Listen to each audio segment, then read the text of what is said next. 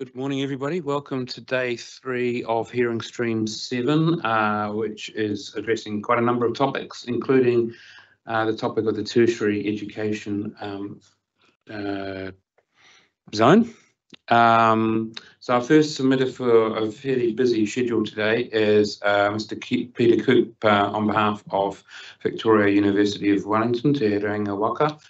Welcome, Mr. Coop. We have seen your pre-circulated evidence and read it. If you're more than welcome to talk to the main points, particularly anything that's changed since the council officer's supplementary evidence that was circulated the other week, we'll be very interested in, and then of course open questions. So over to you, Mr. Coop. All right. Thank you, Commissioner. Good morning to the panel. Firstly, David Stevenson, who's the Director of Campus Development, he sends his apology. Unfortunately, this morning events have meant that he can't attend. He was wanting to, and so unfortunately you've just got me. So I'll do my best to communicate some of the messages that David wanted to convey to the panel on his behalf. What I thought I'd do is to just touch on the conclusions that are in my evidence in chief. And so I'll go through those. And the first one is this change to the rules and standards to the tertiary education zone, and in fact throughout the plan, and it was to replace this phrase "cannot be achieved" with "is not achieved," and I persuaded the university to lodge that submission because it was my view that phrase "is not achieved" is preferable, and I'm pleased that that matter has been heard and addressed by a previous panel, and they've agreed to "is not achieved," and I think that's more appropriate than the more directive phrase "cannot be achieved." Second issue, and this is pertaining directly to the tertiary education zone, is the changes to the definition of tertiary education facility. And on the face of it, you might think that the changes are a bit, I don't know, picky, but on behalf of the university, but they really are important. And the first one is to seek the change to explicitly provide for research institutes and research partners to occupy space within the tertiary education facility zone. And there are some already, but the university's challenge is really to attract more of these research bodies and institutes to the campus. And the reason for that is that the university really struggles to retain graduates and encourage them to continue on to higher education. And what that means for the city is that those people are lost to Wellington, and so they go elsewhere. And the research institutes, on the other hand, they are important because firstly they offer academic challenge at a much higher level than undergraduate training. And then secondly, they provide the opportunity for postgraduates to actually engage in practical research, which is important for them because, of course, they've got an eye to later employment. So it's those two things which is critical for if the university is going to thrive and really deliver the outcomes that the council and the city want for the university, that those research institutes have the confidence that they can come and occupy space on the campus. And so it's about giving them certainty. The other change is a relatively minor one, I guess, and that's to acknowledge that that retail shops and that sort of ancillary activity is appropriate on the campus, and it was brought into focus when the university signed the lease for Subway. And there was a bit of a kerfuffle because when the building consent was lodged, the compliance officer looked at it and said, "Hey, is this really a university function?" And of course, what it does do is it's one of the many food outlets that are up there that cater for the students and the employees on the campus, and so they don't all have to walk down to the central area or go to the Kelvin shops to get their lunch and morning tea and that sort of thing. And so that's why that is important for the university, to just make it clear that those sorts of ancillary service activities are part and parcel of a efficient and effective campus. The third aspect of the submission is the request to change the zoning of 302 The Terrace, which is the Wellington electricity substation, from high density residential to tertiary education. And the history for that is that it was when the university was proposing and is proposing, still proposing, a comprehensive redevelopment of that site. And you'll probably see from the material that's been lodged, and it's attached, mainly the officer's report, that the shape of the substation and the location of it is firstly, it's a bit difficult for the university because it juts out into the university site. That's the first thing. And then the second, I guess, adverse aspect of the substation is its appearance, which it's nearing the end of its life. It's not an architectural gem, and it's right at the place of the site where pedestrians and when the site is developed, it's really going to be where the front door of that part of the campus is going to be. And it's not a great look to have electricity substation right at that front door. And so that was really the genesis of the conversations that the university have had going back at least 3-4 years now with Wellington Electricity.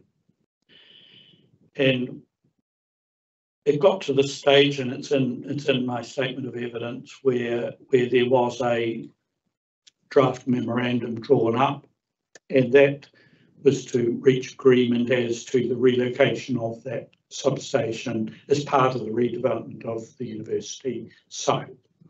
And in the end, that was not signed, and it was not signed because of COVID and just this whole uncertainty associated with Gordon Wilson Flats, and then the changed financial position of the university.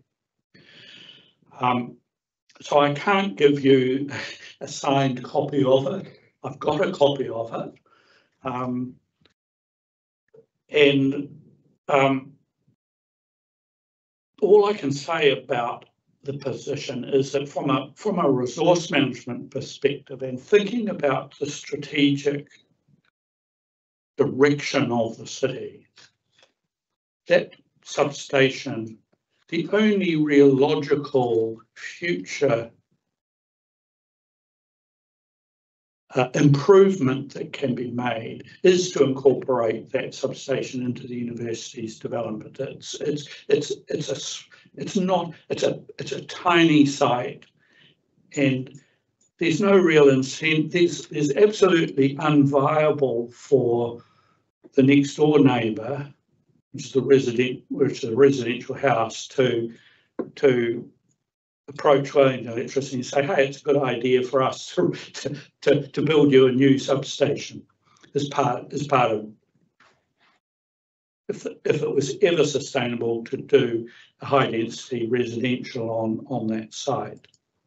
So I think the question is, I think my view, the question for the panel is, isn't it better to give some incentive for the parties to create a better situation for the city when the university redevelops the site? Now, the argument against that, I guess, that you could put to me is, oh, well, there's no guarantee that when the university comes to redevelop the site, they will decide to incorporate substation. So wouldn't it be better just to leave the zoning as is? And my answer to that is no. I think it's better to change the zoning to tertiary education. And that's for the reasons I've given in my evidence. The other thing I'd say about the matter is that these substations are common throughout the city, and Wellington Electricity doesn't take any interest really in the zoning of them.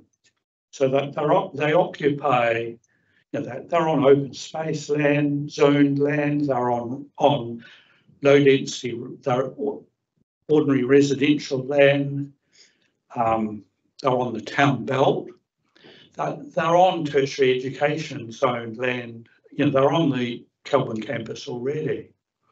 So the zoning doesn't prevent Wellington Electricity from building new substations if they want to. So yes, the university hasn't got a letter that I can submit to you saying, well, electricity agrees to the rezoning, because I think that's what Lisa wanted, but that's not the reality, and it was so hard to get Wellington Electricity even to get to the position of the Memorandum of Understanding. So for all of those reasons, that's why I support the proposed rezoning to tertiary education zone, and I commend that to the panel. I mean, the other advantage is that it clears up this issue about the various height control lines and setbacks from the residential zone, which adversely affects the tertiary education zone if you have this bit poking out. But again, I guess that could be addressed with an agreement with Wellington Electricity. But I think from a strategic perspective, it's better to address it by the rezoning. The next issue is the question of what should be the activity status of applications for resource consent for additions and alterations to campus buildings and new buildings on the campus. And what the submission is that the activity status should be retained as controlled activity and not made more onerous as recommended by the officers, which is discretionary restricted. Now, the reason why I consider that controlled activity status should be retained is firstly for the point that I made in my evidence, and that point is unchallenged by the council officers, and that is that the controlled activity status has worked well for both parties over the years. And there's no adverse urban design outcomes that I'm aware of, and the council officers haven't pointed to any in their rebuttal evidence about suboptimal outcomes that have resulted on the campus because of the controlled activity status. And why controlled activity status is appropriate for the university and not any other property developer in the city. So it is because of the special importance of the university to the cultural and economic and social life of Wellington. And that's acknowledged in the council, for example, in the council's economic strategy and policy, where it advocates for and promotes the growth of the university for obvious, economic, social and cultural reasons. I mean, it's the most long-standing institution in Wellington, apart from the government and the council. It's over 100 years of providing the community and meeting the needs of the community for education and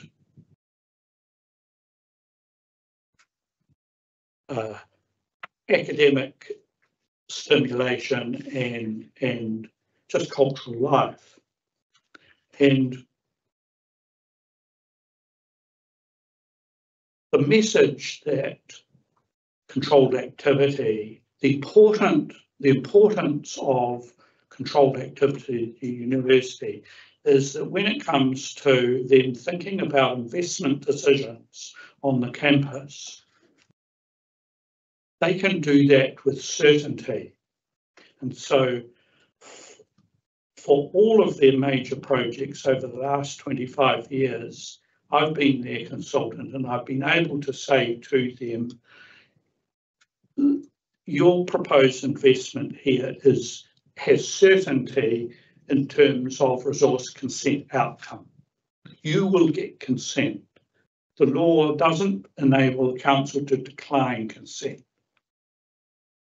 And that's incredibly important for the university to retain. And that point has been made clear to the officers through all the meetings that have been attended with them leading up to the draft PDP, and then the meetings subsequently. And that has also been made clear to the officers in the meetings held that I've attended on behalf of Wellington Hospital, who were in the same boat.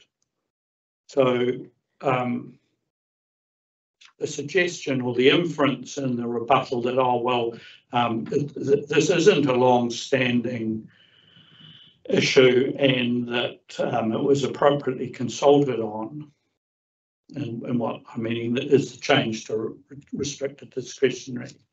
It is long-standing and it was consulted on, and the consistent feedback from both the university and the Wellington Hospital was, please retain controlled activity status. You don't need it for urban design reasons, and it's contrary to the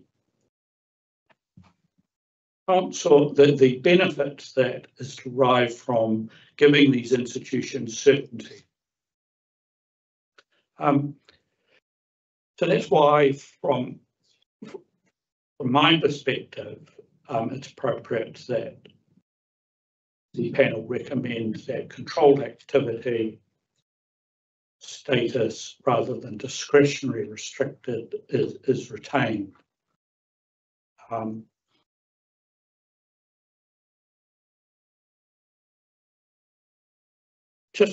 then the only other thing I would, and probably Commissioner Day should remember this, and perhaps Commissioner Black, I'm not sure, but even going back 30 years, these institutions were designated. So the council had no decision-making role in relation to the campuses and the hospital. And when that position was changed by government, that's when they were exposed to the zoning, and when the council said, look, okay, controlled activity statuses, it will meet the needs of both of the parties. And what we're now seeing is an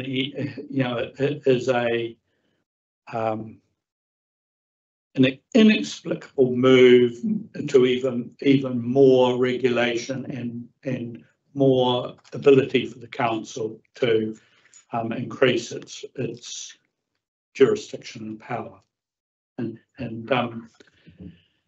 I think really, certainly from my perspective, and it's probably not relevant to the submission, but if you think about the hospital, for example, I mean, making it harder for the hospital to develop and less certain, it's really just going to, it'll probably inevitably lead to government reassessing that whole position of should it be exposed to the council's district plan and the council as a decision maker.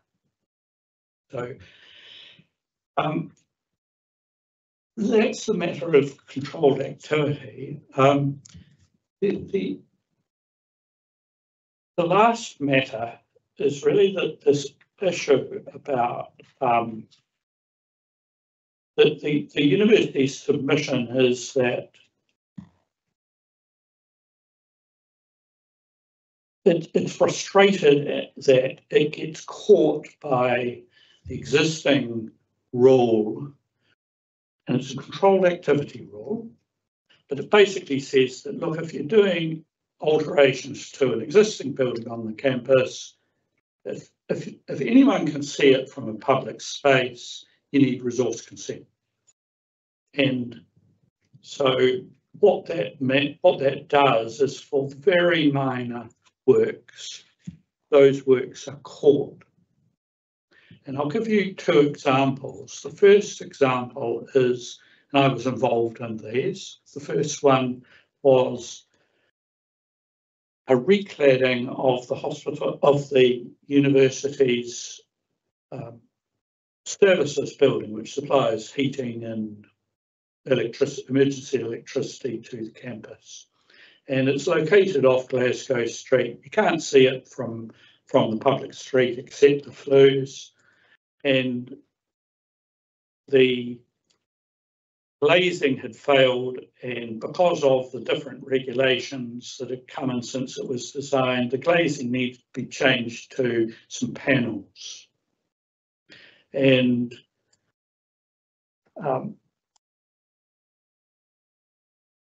that was lodged for building consent by and the council's compliance officer said, hey, look, we can't issue, that's got to be tagged because you can see it from a public place and therefore you need resource consent. And you can see it because there's a little track that goes down, and from time to time people walk down through it, and I do. It's an important thing. But you can see the back end of the building. So the university had to go through the resource consent process, and it achieved no benefit to anyone except for myself, because they had to pay me to do it. But the university, that's one example. Other example, there's other ones around the campus where there's additions and alterations tucked around the end of a building. No one really walks by it, but it is public space and it's accessible. Again, an example that I was involved with at the hospital, where and the hospital was caught by this. There was an alterations to the entrance to one of the buildings, and to accommodate the COVID,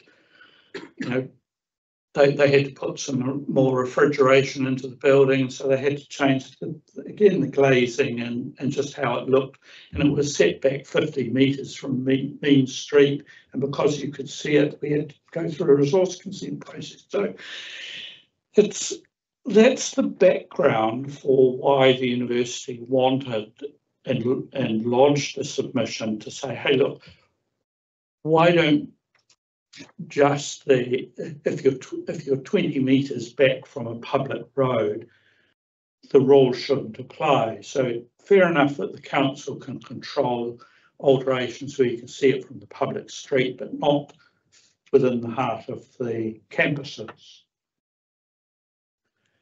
And what the council report says is, oh, well, look, no, there are important thoroughfares through these campuses, and therefore it's appropriate that council should have control about changes to external design appearance of buildings. And I can get that. I think that's a fair point. So, how can you strike a balance? Is there any middle ground between the very wide definition of public spaces in the plan and the key routes that the council want to control? And I thought about that, and look, I think it's just too difficult, and it just gets down to too much detail. And so where I've landed with it is an option. My preference would be that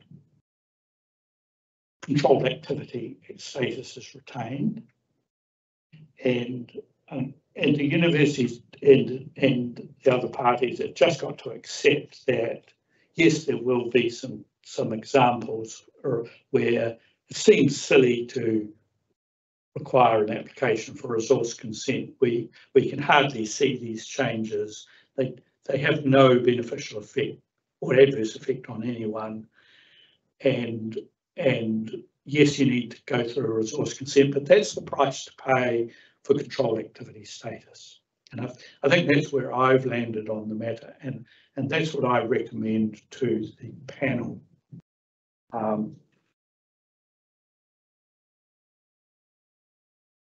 So that's the other matters that I wanted to speak to. There's other matters in the council report in relation to, for example, the building setback in relation to 324 the terrace. And where I've landed with that is I think just that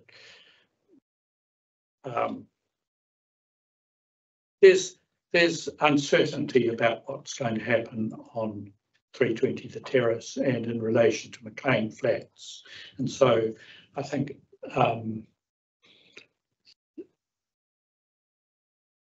it wouldn't surprise me if the panel just went with the recommendations of the officers in that respect.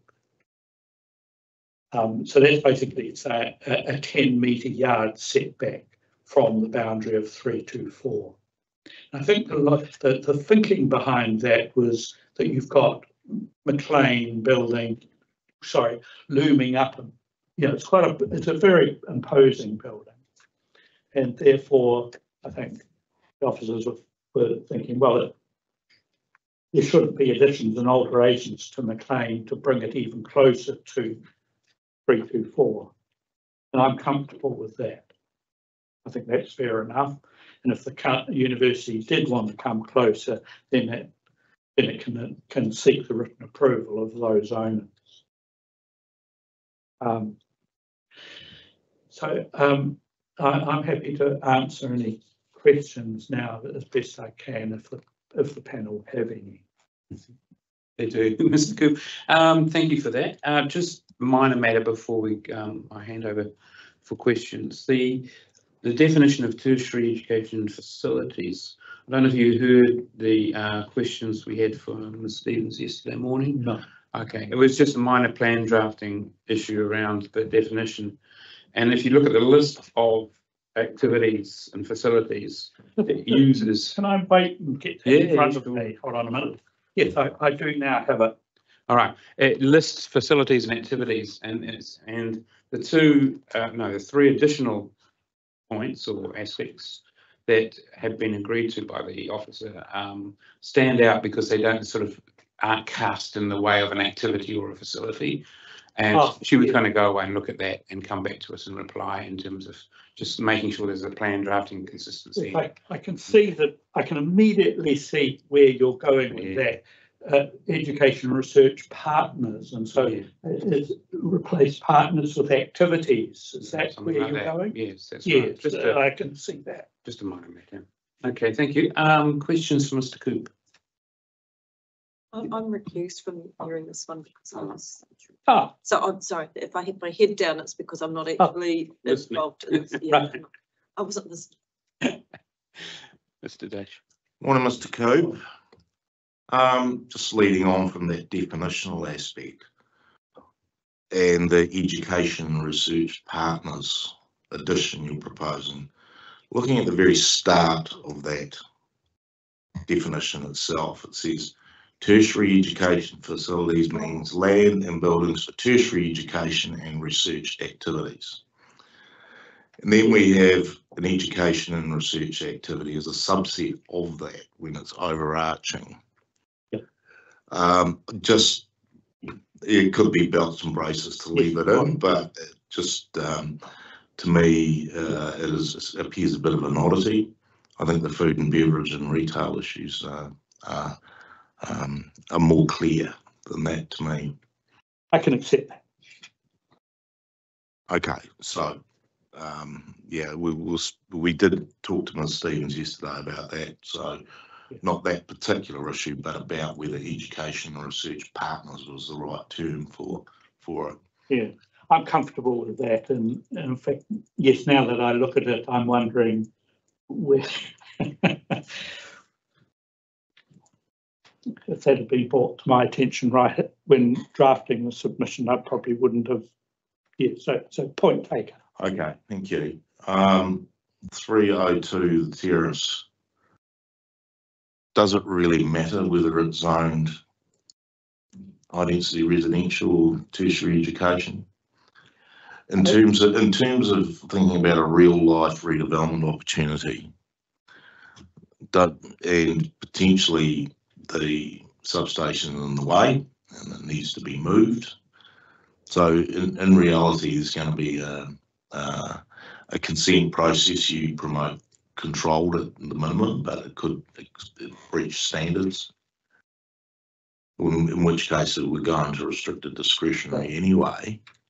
So my question is, does it really matter whether it's zoned one way or another in terms of the reality of redeveloping that site? I think the point that you're making is a fair one, but and that's why I really spoke to what strategic message does the zoning of the site send to the parties, and I think that's the key one. That firstly it communicates and supports the university to incorporate that land into its development for the positive reasons that I outlined, that it's not an attractive substation, and it's right in the front door of the site.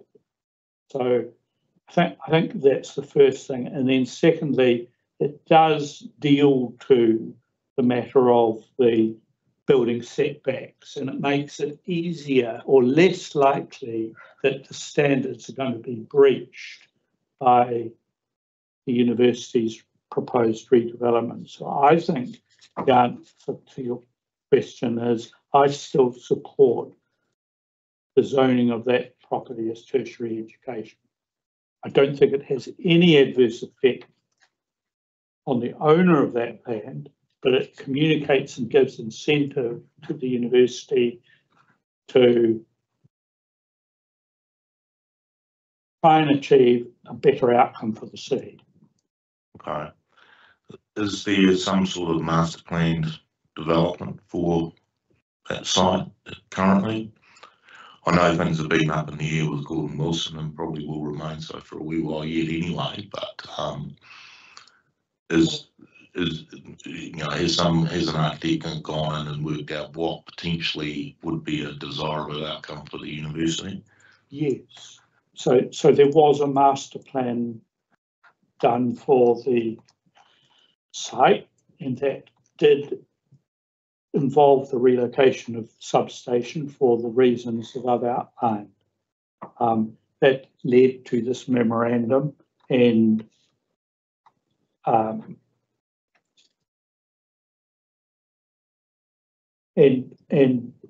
why then the university realised that to have a zoning consistent with 320 was desirable and positive. Of course,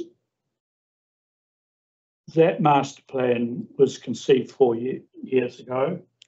COVID has now happened, and then the more recent change, just in the last 2 weeks, with the delisting, has significantly changed. So the university, I am sure, will embark on another master planning process for the site, given the prevailing circumstances. And that master plan will be encouraged to consider the substation site and look at it and make decisions about it if the zoning was tertiary education. So I think it gives an incentive for that to occur. There's no guarantees, Commissioner. The university may, in the end, for various reasons, think, look, it's too difficult, let's leave it. Yeah, it is. No, I accept that position. Yeah. Well, I guess the reason for the question was, is there a reasonable amount of certainty from the university about what they wish to do with that site within their ownership? And obviously the Gordon Wilson issue will be in play there, but it's been the issue's been hanging around for a wee while now. It has. Well, there is certainty about what the university want to do. There's certainty in terms of how important that land is to the future development of the campus. And if Mr. Stevenson was here, I'd ask him to comment on this. But I can say to the panel that there's no suggestion that the university is going to cut the site or not propose development on it. It's incredibly important. It's one of the only, it is the only adjoining large site on the campus which is available for its expansion. That's really why it purchased property in the first place, with the significant constraint on it. I think the council are to be congratulated, as the Vice Chancellor said, in its decision to remove Gordon Wilson from the heritage list, because that is a huge shot in the arm to the university to again reactivate its master planning and to get cracking with actually proposing an improvement to the site and to address its derelict nature. And so again, the rezoning of the substation is again an incentive for the university to think strategically about what's the best design for that site, including the substation. Okay, accept that. Yeah. Restricted discretionary versus controlled. And you made the parallel between the hospital site and the Kelvin campus as well. Again, in terms of, is it purely just restricted discretionary can be potentially declined? Is that the only reason for still promoting control? Because you're still going to have to prepare a resource consent application. It's still going to have to go through an assessment process. There's still going to need to be a consideration of appropriate conditions. And with the restrictive discretionary, very much the same assessment would apply with the matters of discretion which have been laid out to us. So in terms of, you know, is it a perceived risk which is the main issue, or is there something more? No, there's three things. The first is the point that I've made, that it sends the wrong message, in my view, to the university to treat it exactly the same as a private developer, a commercial developer in the central area. So from a district plan perspective, the council is saying, Victoria University, you're no more special. You don't have any added value to the city in terms of district plan than an ordinary commercial developer. That's the message it's sending. And so that's why, from a strategic perspective, it's important. The second is the fact it's investment certainty. That when the university needs resource consent, I as a resource consent consultant can say to the university, this consent will be granted, your risk is low. And then thirdly, restricted discretion, it does alter the landscape when you sit down with the council to discuss proposals. So for those three reasons, I remain of the view that controlled activity is appropriate for the university, and just because, I mean, really the only reason that I see when I read the council's rebuttal evidence is, oh well, it's in line with the planning standards. I don't think that stands up against the three matters that I've just described. Well, it is a very large prominent site within the city as well. So whether there is, you were looking to develop on your Vivian Street campus, or you're down at the Lambton, down the other end of Lambton Quay part of the campus, well, they are subject to central city provisions. And I'm just because of where it is and how large that site it is that the differentiation for the Kelvin campus that you're saying, and the overall importance? Whereas Massey University, they haven't opposed the restricted discretionary.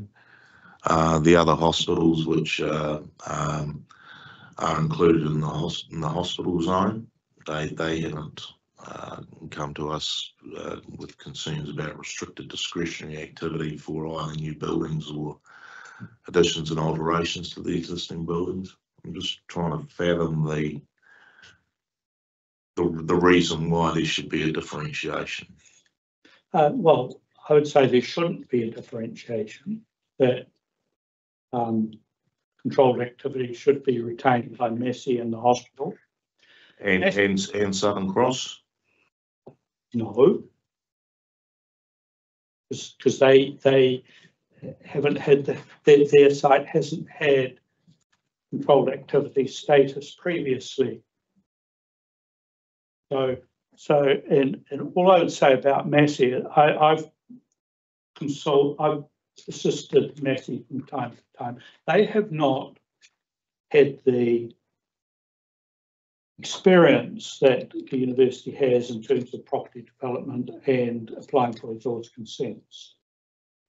Whereas the Victoria University has been very active over the last 25 years. So and I think that's really, you know, I'm speculating, but why Massey has taken a more, a less proactive view. I don't believe that just because the Kelburn campus sits up on the Kelburn Ridge, that's a justification to make the resource consent regime more onerous. The council's has already turned its mind to the height, bulk, location of buildings up there and has determined an appropriate regime. And again, quite large buildings have been constructed quite happily under the controlled activity provisions that can be seen from the central area. So I'm referring there to the Alec McDermott building, which is on that skyline, and then the Te Puni Village. And again, no adverse outcomes commissioned just because it's up on the skyline. But isn't there a real difference in terms of context, though, where you've got high density residential on the terrace side, and you've got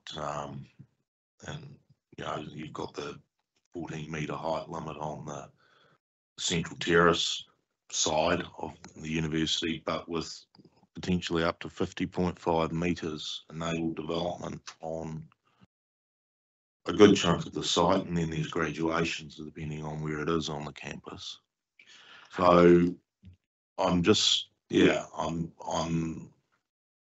something to think that we will have to think about very, very carefully about whether or not there is a necessity to change it from what would be applying, say, in the central city. Look, all I would say about that is that the central terrace residents have been active in relation to the university over the years. The council officers and the PDP have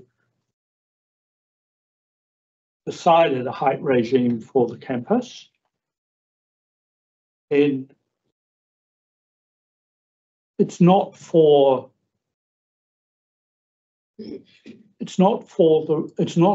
a role in relation to the design guides, for example, to then second guess the height and bulk of those buildings. It's a relevant, that's been determined by the standards. And that is why, for example, I support restricted discretionary activity status if those standards were departed from.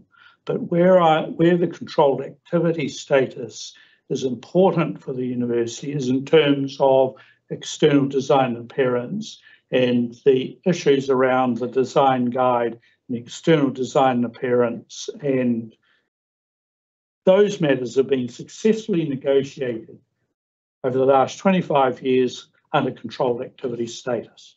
And it doesn't need restricted discretionary status to achieve that. Okay, thank you. Murray. Good, Mr. Critt. Thanks very much for your submission. Just to pick up on the discussion you've been having with my colleague in relation to the activity status issue, I do acknowledge your point about the historical importance of the university and serving the educational needs of the community for over 100 years now. And the point you made about historically the campuses were designated, and so decisions around design and those sorts of things were obviously solely within the domain of the university itself. And I take your point about the controlled activity status intending to reflect in the context of the district plan that historic position to some degree, and so I understand where you're coming from in terms of now feeling and making it very clear, I think, to the panel that in your view the PDP goes too far in seeking to influence design outcomes, which would have been the universities within the university's domain. But by the same token, do you accept that there has been a need for updating and modernising the provisions in the district plan to ensure that it keeps in step with the changing needs and aspirations of the community and the very communities that the university serves, including, for instance, matters around design that that do go to the heart of a sense of belonging, a sense of identity for many of our communities, and obviously trying to encourage and inspire as many of our communities as we can to take up tertiary education. I mean, that can actually be quite an influential factor. Do you, in that context, given the dynamism that we are experiencing and the uncertainty to some degree as a result of COVID and looking forward to the future, that there may be not just a need, but it might in fact be advantageous for the university to to have to remain nimble and keep in step with the communities that it serves, by ensuring that there are proactive measures, if you like, in place to enable different aspects of the community, for instance, mana whenua, to be involved and participate in design outcomes, which the PDP has a role in facilitating. I know it's a really long-winded question, but I would be interested in your perspective on that. Well, there's nothing that you've said I disagree with. There's a leap between that philosophy and the outcomes that you're talking about, and the issue, well, what regulatory framework would be appropriate to apply to the university in order for the council to achieve urban design outcomes. And so from a resource consent and consenting perspective, I say that the existing regime works for both the university and the council and its various partners, because and you can see that on the campus over the last 20 years. If in fact there were examples where all of those outcomes that you've just articulated weren't being appropriately reflected on the campus, then I wouldn't be advocating what I am. So you know, a good example is the Living Pa building. Now that has been designed, that's a co-design process. That has nothing to do with what the district plan says or doesn't say. It's all about the university's commitment to the treaty and its relationships, and trying to encourage just what you've just said, Murray, to come and see the campus as a place where they are comfortable and can achieve their aspirations.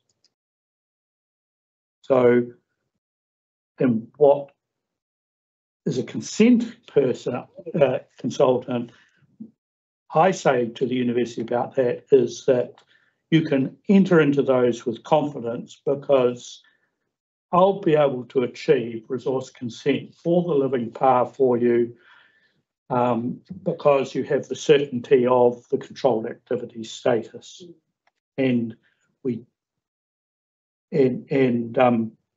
that's really important.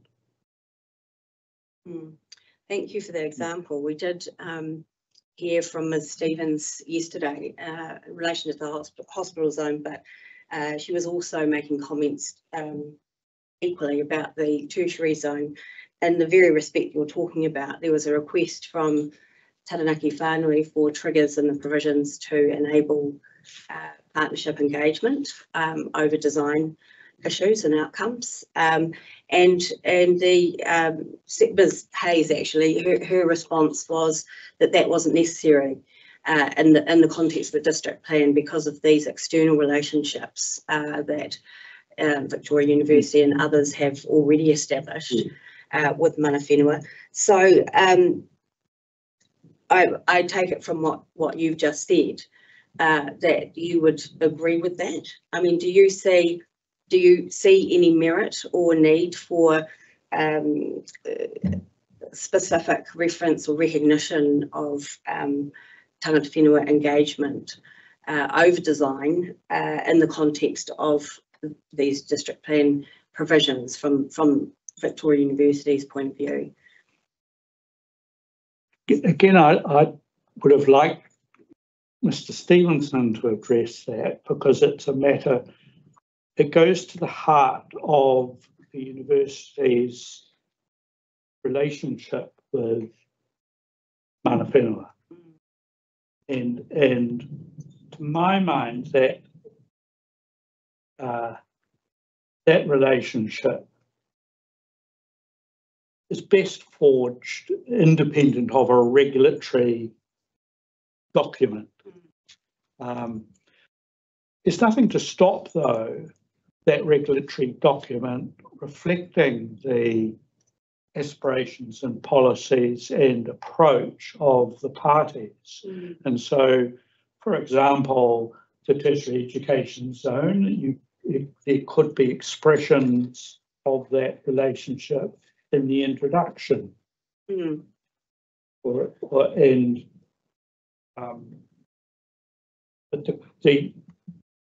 I don't believe that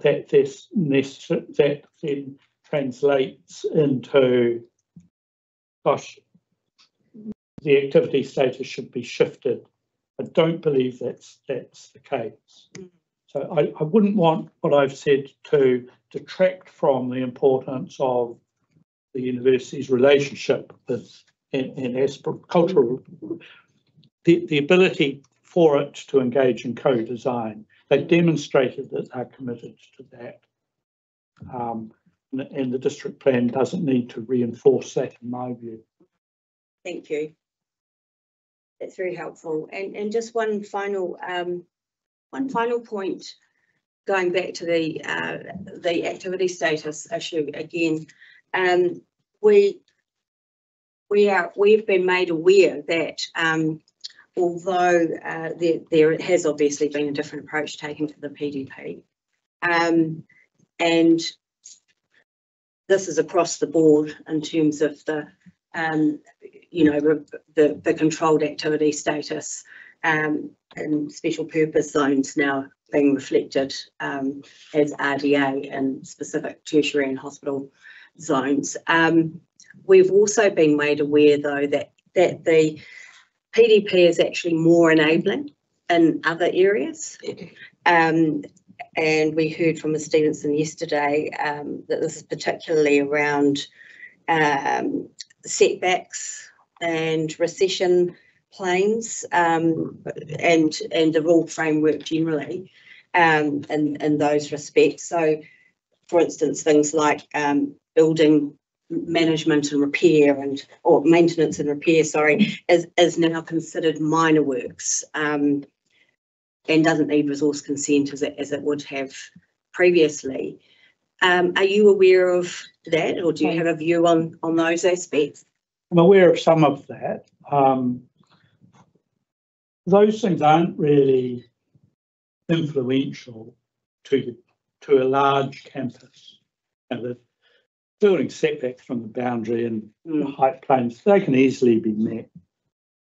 So it's really the issue around the design negotiations with the council urban designers and the and how that plays out.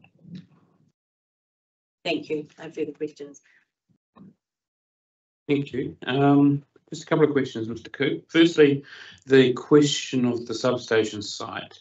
Can you understand Ms Hayes and Ms Stevens' reluctance to recommend rezoning in the absence of a clear definitive approval from the landowner of that site? I can understand that if it was, for example, a residential property where, there's a,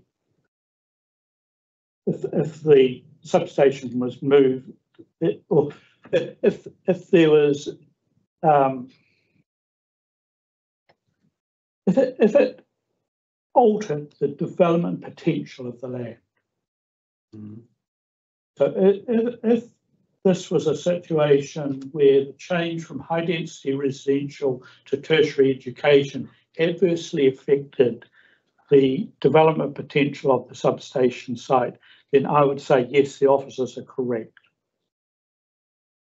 But this is a case not that, because there's no realistic prospect of this very odd shaped site being incorporated into the high density residential zone. The only realistic scenario is that it's going to come to the tertiary education zone. So that's the first response. And the second response is the one that Wellington Electricity, their substation sites have multiple zonings, and my observation is that they tend to be small, and so that they don't really have a significant redevelopment potential. So the effect of changing the zoning is at best no difference, and in this case it's potentially positive for Wellington Electricity. But look, I take the point, and the panel will make its decision. I will observe that our reports aren't due to be prepared and released for quite some time. So in terms of, there still is an opportunity to obtain some sort of written approval in that period, notwithstanding whether the hearing is still going on. The other question I have is around this controlled activity status, and you're saying there's no example where it's had an adverse effect, although we are relying on your opinion for that in terms of the outcomes for the design, which we can see from through the window here. I'm just going to ask you, in your broad experience across development throughout Wellington City and beyond, Are you aware of a restricted discretionary activity that's been turned down, declined, other than if it was bundled up with something that is discretionary and non-compliant? Are you aware of an RDA that's been declined? No, but I'm aware that there's been compromises that developers have made in order to avoid that scenario. See, the reason why developers don't go there is just the time delay and cost. So they'll agree with the council urban designer, even though it's a bitter pill to swallow. So that's the reality of the position. You say you've only got my evidence to rely on in relation to no adverse outcomes on the campus, but that's not correct. Lisa Hayes, in her rebuttal evidence, had the opportunity to put before you any examples, and she hasn't. And my view is she hasn't because there aren't any. And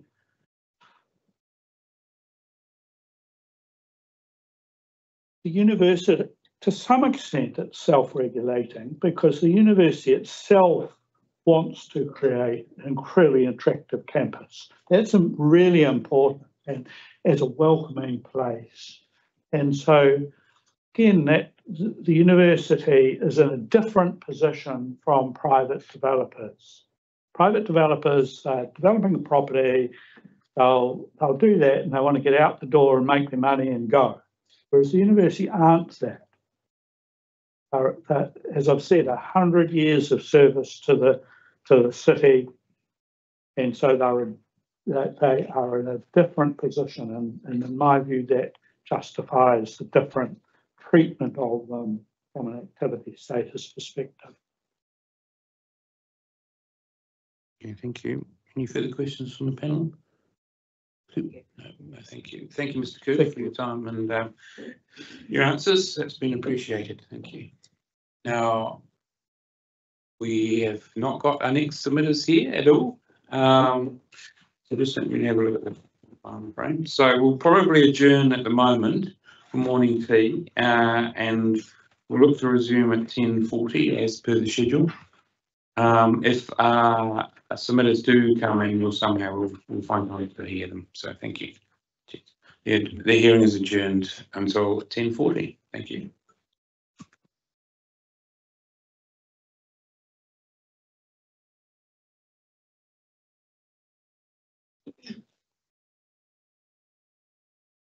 We have another submittal.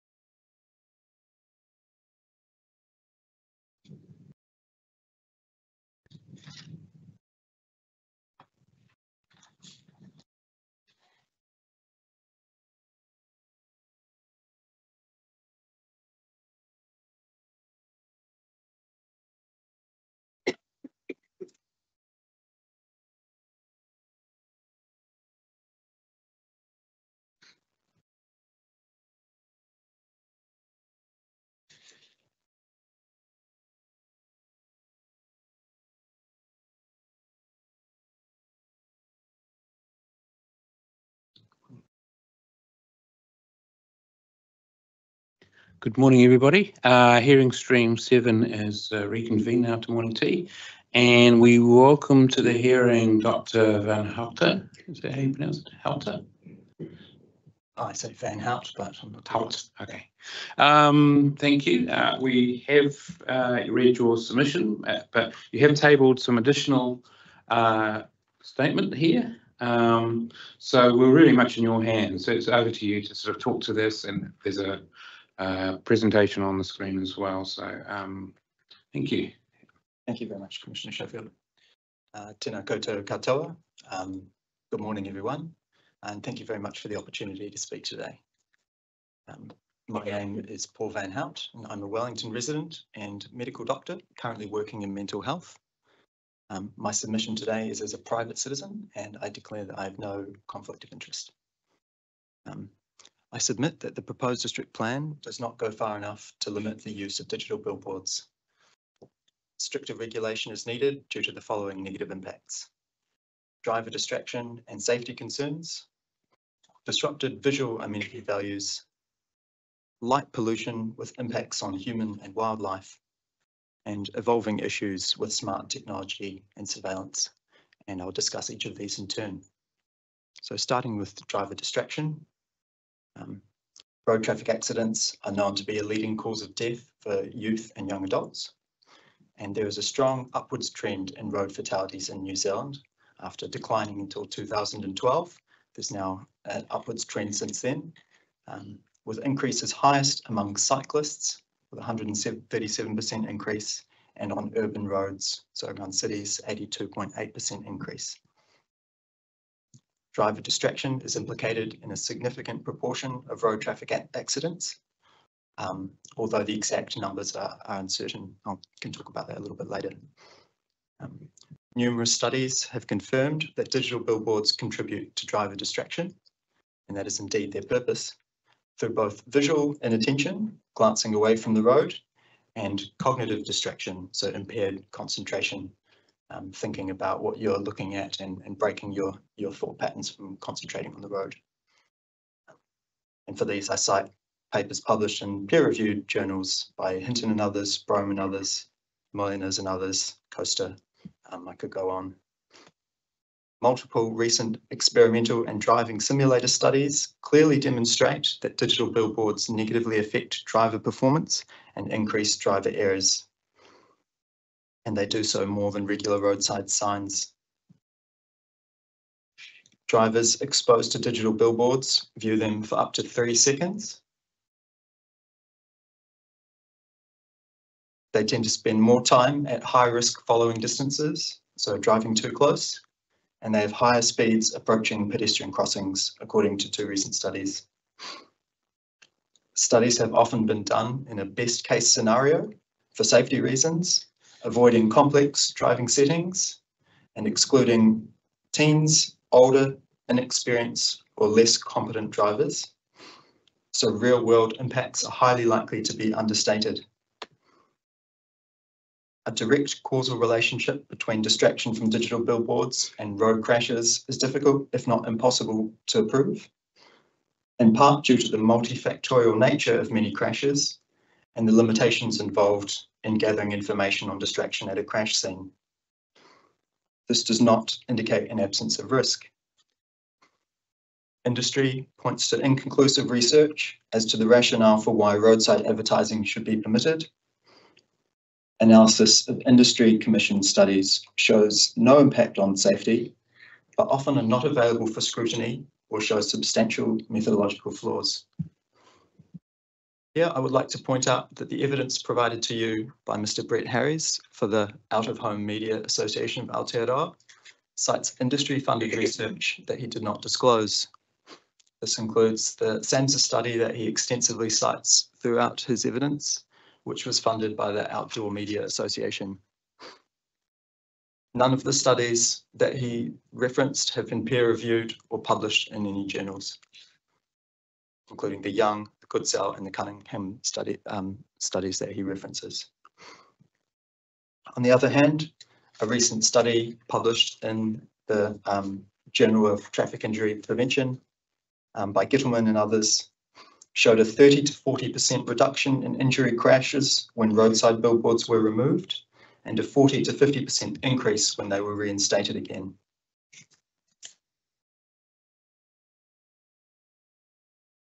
Sometimes it's just easier to see for yourself amidst all this sort of uncertain evidence. So I would like to draw your attention to this photo that I took on Adelaide Road.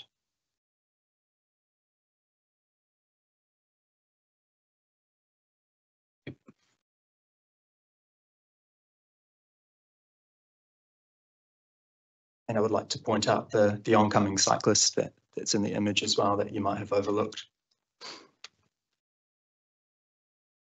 There are major safety issues with this sign and many other digital billboards already placed in Wellington in close proximity to traffic lights, pedestrian crossings, and intersections. Image transitions on digital billboards activate an automatic visual reflex, influencing drivers to look at the sign and away from the road. Reflexive responses cannot be disengaged, and at best the negative effects can be minimized by intentional inhibition, so really forcing yourself to look away, which again is a cognitive effort. They make you look and clearly constitute a road hazard. Driver distraction is just the start of the issues with digital billboards. They also significantly disrupt visual amenity values, and we are experiencing a rapid takeover of Wellington's visual sphere, similar to what has been described as an infestation in Auckland. This is also a developing research space, but digital out-of-home, or DOB billboards, are increasingly becoming recognised as visual pollution, affecting visual pollution indices, and may be detrimental to public appreciation of urban environments through visual discomfort. They also detract from areas of architectural interest, and I'll bring up the next photo of the famous MC Theatre in Wellington. Due to their adverse effects, it has been recommended that they be treated as a component of urban quality of life indicators. Digital billboards also increase light pollution and have a significant impact on the natural and built environment, often producing glare, light trespass, sky glow, and substantially changing the nightscape. They can affect residents inside their homes as well as in public, and neither support visual well-being nor the circadian rhythms of humans. And I would like to draw your attention now to the image in Appendix 3, located on Rugby Street near the Basin Reserve. And that's somebody's home right there that the billboard is situated less than a metre away from. They also likely disrupt wildlife. An Auckland study of artificial light at night showed a correlation with artificial light levels and seabird groundings, with the central business district being a grounding hotspot. Wellington is known as an important bird area, a site of global significance for seabirds on land, and the city supports a number of nocturnal species. Finally, there are numerous further issues with the advent of digital billboards and digital out-of-home using smart technology. According to the industry document, Programmatic Digital Out-of-Home Explained, many digital billboards in New Zealand already use vehicle and facial detection cameras, cell phone location data, and financial transaction data of passers-by. Furthermore, and I quote, audience-specific targeting, i.e. age, gender, location behaviour developments are in the pipeline. The widespread use of profiling technologies by corporations for analysis and prediction of group or individual behaviour is known as surveillance capitalism. This has the potential for psychological manipulation. Although targeted advertising is already widespread on our phones and computers, digital billboards and dole panels introduce surveillance into the public domain where people do not have the choice to disconnect, put it down, or avoid exposure. They make you look. In summary, digital billboards have a number of significant adverse effects, including on road safety, loss of visual amenity values, light pollution, as well as numerous issues from surveillance technology. I propose that there are also unknown psychological impacts from these combined effects, which urgently need further research. Due to their high level of intrusiveness, an ethical case could be made that they contravene the New Zealand Bill of Rights protecting freedom of thought. It is not right that we should be exposed to this intensity of marketing in public. This is an evolving field with rapid spread and technological advancement. Its complexity makes regulation difficult, with opportunities for exploiting loopholes. I cast your attention, please, to the final image that I've provided, where clearly billboards are being used as a proxy for cell phones to expose people to advertising while driving. I'd also like to note the road modification hazard in the bottom right. Harm minimisation efforts are paradoxical, given the intended purpose of digital billboards is to draw attention more effectively. They make you look. The proposed district plan may be the only opportunity to curtail the spread of digital billboards before they become too entrenched and difficult to remove. Digital billboards are materially different to other signs and must be regulated as such. Therefore, I urge you to recommend digital billboards be designated as generally not permitted, or at the very least, not permitted to be visible from any road. This would in no way limit advertisers' freedom of speech. They would still be free to advertise using less invasive and distracting means. If we want people to be well in Wellington, then it needs to be a safe and pleasant place to live. Advisors and councillors are entrusted with this task, and I have faith in you to make the right decision. Many thanks for your time. Thank you, Dr. Van Houtte. And could you just give me a little bit more background about yourself in terms of your experience and knowledge around this issue? Have you, in your own professional career to date, sort of had a particular specialisation or something in this area? My field of interest is mental health. I'm a psychiatry registrar, currently working with mental health services for older people. I don't have any specific expertise in digital billboards or roadside advertising or anything like that, but naturally I do have a concern for road traffic accidents. I've worked in emergency departments both in Wellington and in Masterton, and I also have a concern for general mental well-being of people in cities, and my sort of specific interest would probably be the subconscious and the psyche and things that influence us on a sort of a deeper kind of personal level. And I believe advertising and signs such as these do have an influence on us.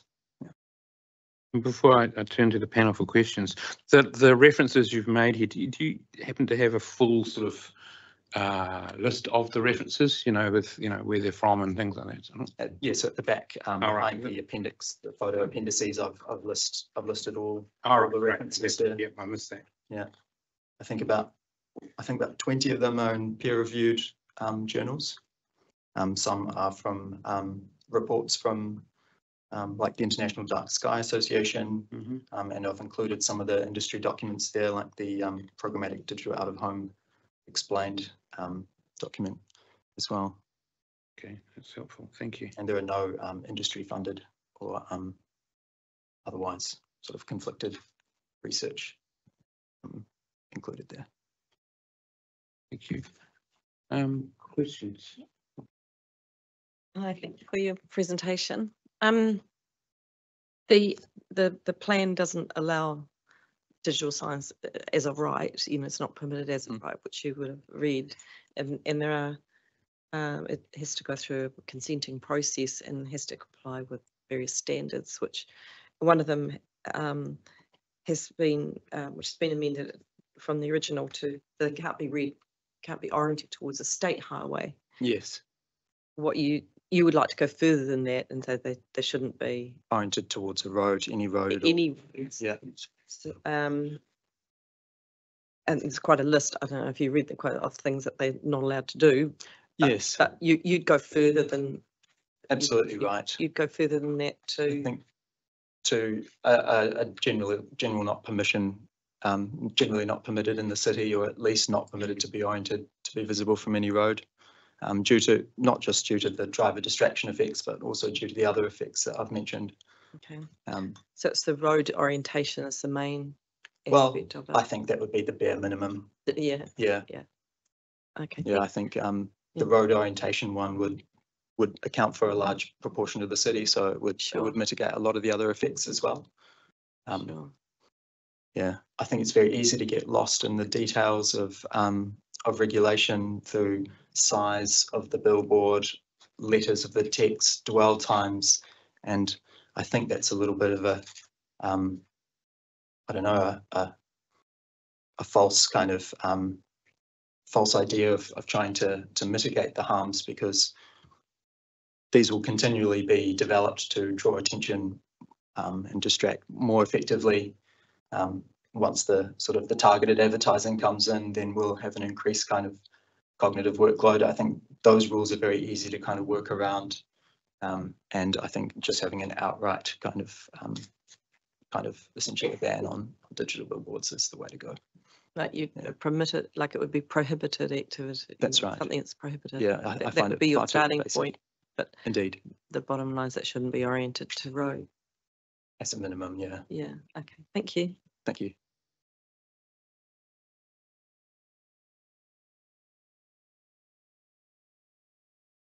Kia ora. Thank you very much for your submission. You raised some really important and interesting issues that could easily, I guess, despite the distraction that these digital billboards can cause us, they could easily sort of slip through the cracks if not, properly focused on through provisions such as these. So thank you for raising them. I'm interested in the studies that you've referred us to, and note that many of those have an international sort of context, as opposed to a local one. Are there particular studies amongst those that you've listed that you feel are particularly relevant here in demonstrating some of those adverse effects from digital billboards that you've highlighted in your submission? The study by Milliners and others in 2020 is a very high quality Australian study. Yes. Identifying the distracting aspects of electronic advertising billboards. And the Molu study in 2018. Yeah. I would consider to be highly relevant to the New Zealand setting.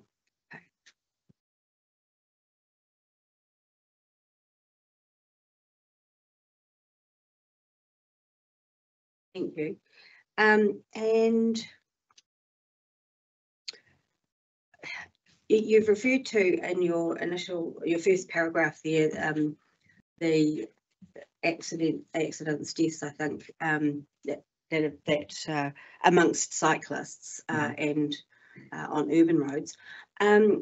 Is there evidence that cyclists are equally as distracted as drivers are? I'm not aware of any evidence about cyclists being more or less distracted by digital billboards. Those are just sort of fatality statistics, comparing 2012 rates to 2024. Thank you. Yeah. So that was going to be my next question. So you're not suggesting that that those heightened deaths were due directly to digital billboards? I haven't got any evidence to say that. This is just that's just some of the statistics. I'm highlighting cyclists because I feel they're quite vulnerable on urban roads, and this is where digital billboards are also most prevalent. And clearly in Appendix 1, you can see the risk posed to a cyclist there by a billboard from any driver who would be turning into Alfred Street there, right, from the other side. Well, just looking at Appendix 1, are you aware of any accidents in relation to these local examples that you've given? I personally haven't got access to any kind of records about that in Wellington City. Yeah. And you haven't, just through your own observations and knowledge of the area, you haven't observed behaviour or anything that might. Like I say, one of the problems with distraction as an element in causation for road traffic crashes is we cannot get into the minds of the driver, and we cannot know what's kind of going on, whether they're looking at the digital billboard. And my understanding is that things are also multifactorial when you add distraction as an element to a complex situation such as this one, and add potentially another risk factor such as speed or some alcohol or anything else. These are compounding effects that distraction is often an underplayed element in that. Absolutely. Thank you. Appreciate it. It's a very difficult issue to fully grapple with and be able to get some really solid, establish a solid, sort of understanding of what's going on there in order to regulate it to the extent that it needs to be. And that's why I'd certainly like to recommend a lot of caution before sort of a broad approval of things like this. And we just don't know enough about it. Absolutely. The smart technology issue is one that's particularly alarming. Indeed. And you do note that billboards in New Zealand are already being used for this purpose, surveillance and gathering data about passers-by. Are you aware of to what extent this is occurring in New Zealand and potentially here? Yes. So this was highlighted in a Radio New Zealand article in 2022, and I believe there are already numbers in the thousands billboards that have these capabilities to varying extents. I've got the article here. Is that one included in your list? It is indeed, yeah. So that article is also where I accessed the industry document, Programmatic Digital Out of Home Buyer's Guide Explained. So under my references is the article that talks about the use of smart technology in digital billboards and digital out of home placards sort of across New Zealand. Oh, great. Yeah. I've also got that document here if you'd like it. Thank you. No further questions from me. Thank you very much. Thank you very much. Yes, a couple of quick ones. I think I know what you mean by circadian rhythms of humans, but can you just explain to me what that actually means? So in our brain, we have something called the pineal gland that releases melatonin as it gets dark, and that supports our sleep. Sleep is probably the number one thing for our mental well-being. Something that I focus on all the time at work is sleep, and always talking to people about reducing their light exposure at night, not having exposure to any screens or blue light in the hour before they go to sleep. Obviously, this is in the kind of public domain and sort of general, so people don't actually have any kind of control over that. Okay, thank you. Second question, is your problem, issues that you've identified only with digital billboards? About static billboards which display one message, are they in the same boat, or are they a lesser problem to you? Well, there are sort of different degrees, and sort of it depends a little bit whether these sort of static billboards are internally illuminated to sort of stand out at night like this. Very often it's the transitions that do capture attention that activate this sort of visual reflex. So a static billboard would reduce the impacts to that. But obviously, if it's still internally illuminated in a manner such as this, it's going to be highly distracting as well, and have all the other kind of flow-on effects. When I'm comparing them to regular roadside signs, I'm talking about sort of the pasted posters rather than anything that's kind of backlit and illuminated, which I would consider in a very similar category of harm. Okay, thank you. Probably the last question is, you've been through Mr. Harry's evidence, which that's right, on traffic safety issues, in that he states that there's been monitoring, road safety monitoring, traffic safety monitoring of 1,000 sites now in New Zealand, and he's been involved with some of those. So is the research which you're pointing to contrary to those findings that they're in terms of road safety? Yes, it is. Yes, I feel Mr. Harry's evidence is conflicted, given that he didn't disclose that he's been using industry-funded research to support his argument. And I would also like to refer to sort of that commonly understood difficulty of attributing causation in distraction. A good paper that talks about that, which is a New Zealand one as well, is by Gordon. It was reviewing how distraction involvement is coded in the New Zealand crash analysis system in 2009, which talks about some of the difficulties around actually attributing that kind of causation.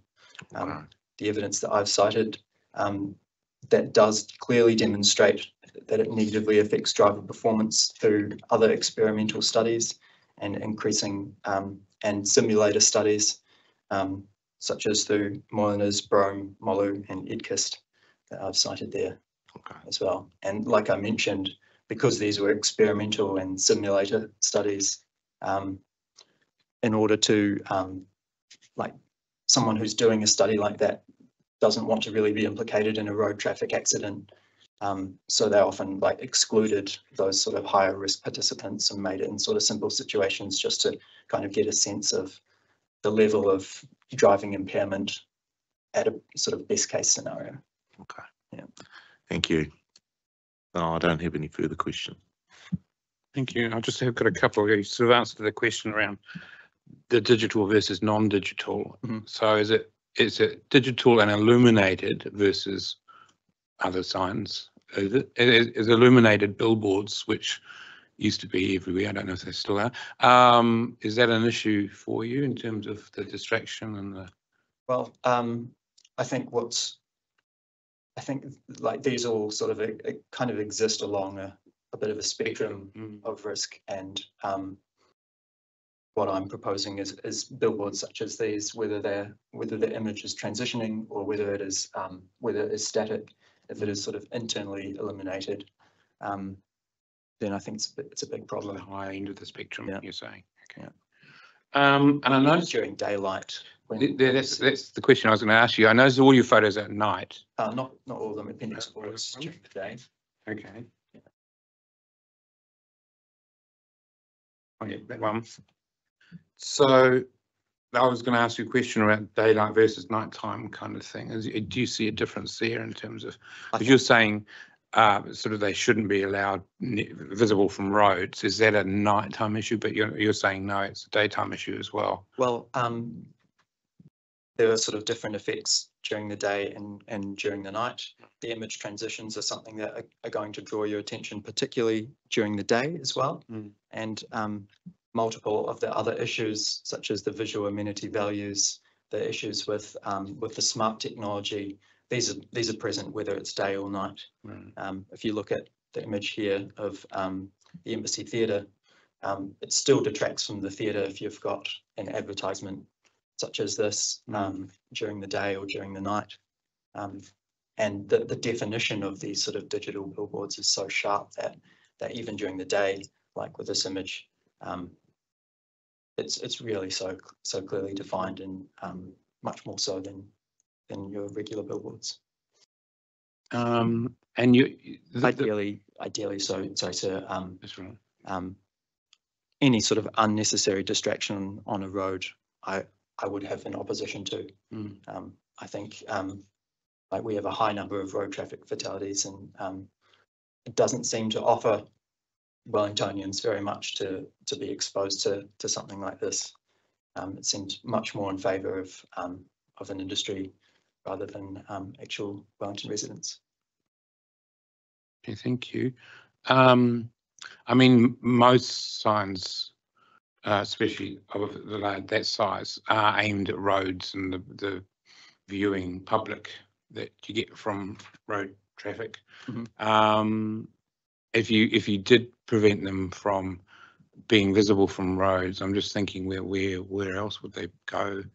Because that's their key market, really. Yes. That. Well, perhaps there's something wrong with that being their key market. And if we go back 20 years, we didn't have these, we didn't have such pervasive billboards, and people were still able to advertise using other means.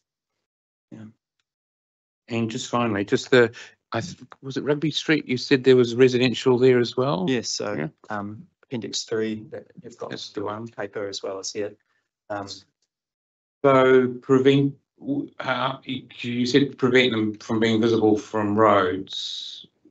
Do you also think that should apply to residential properties? Absolutely. As well? And that's why when discussing this with Commissioner Black, my starting point is actually that they shouldn't be permitted at all in Wellington, because whether this is visible from a road or not, it's shining directly into somebody's home, which is going to be severely disruptive. And I don't know how you would feel, sir, about having that outside your window, but I would feel quite upset to be having that outside my living room or bedroom window.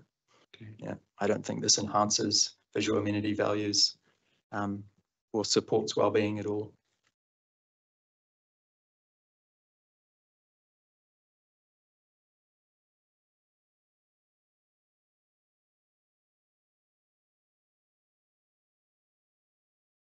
Okay, thank you. I don't have any more questions anymore from the panel.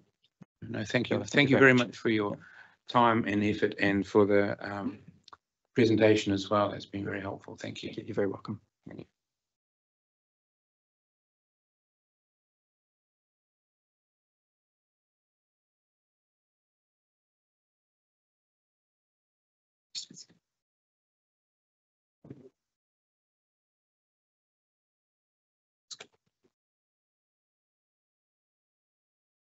So, do we have Mr. Wells and company to come in, or are you? So, what's the?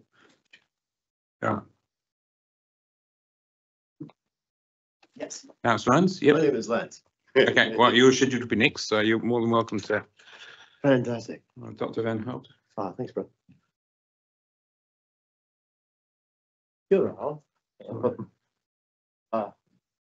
I firstly just want to thank you all for taking the time to hear me today. My name is Lance Lennon, and I'm here to talk about a little bit about the Section 42A report on open space, paragraphs 144, 145, and 146, as they relate to Mata Moana and Herenga, otherwise known as the Watts Peninsula.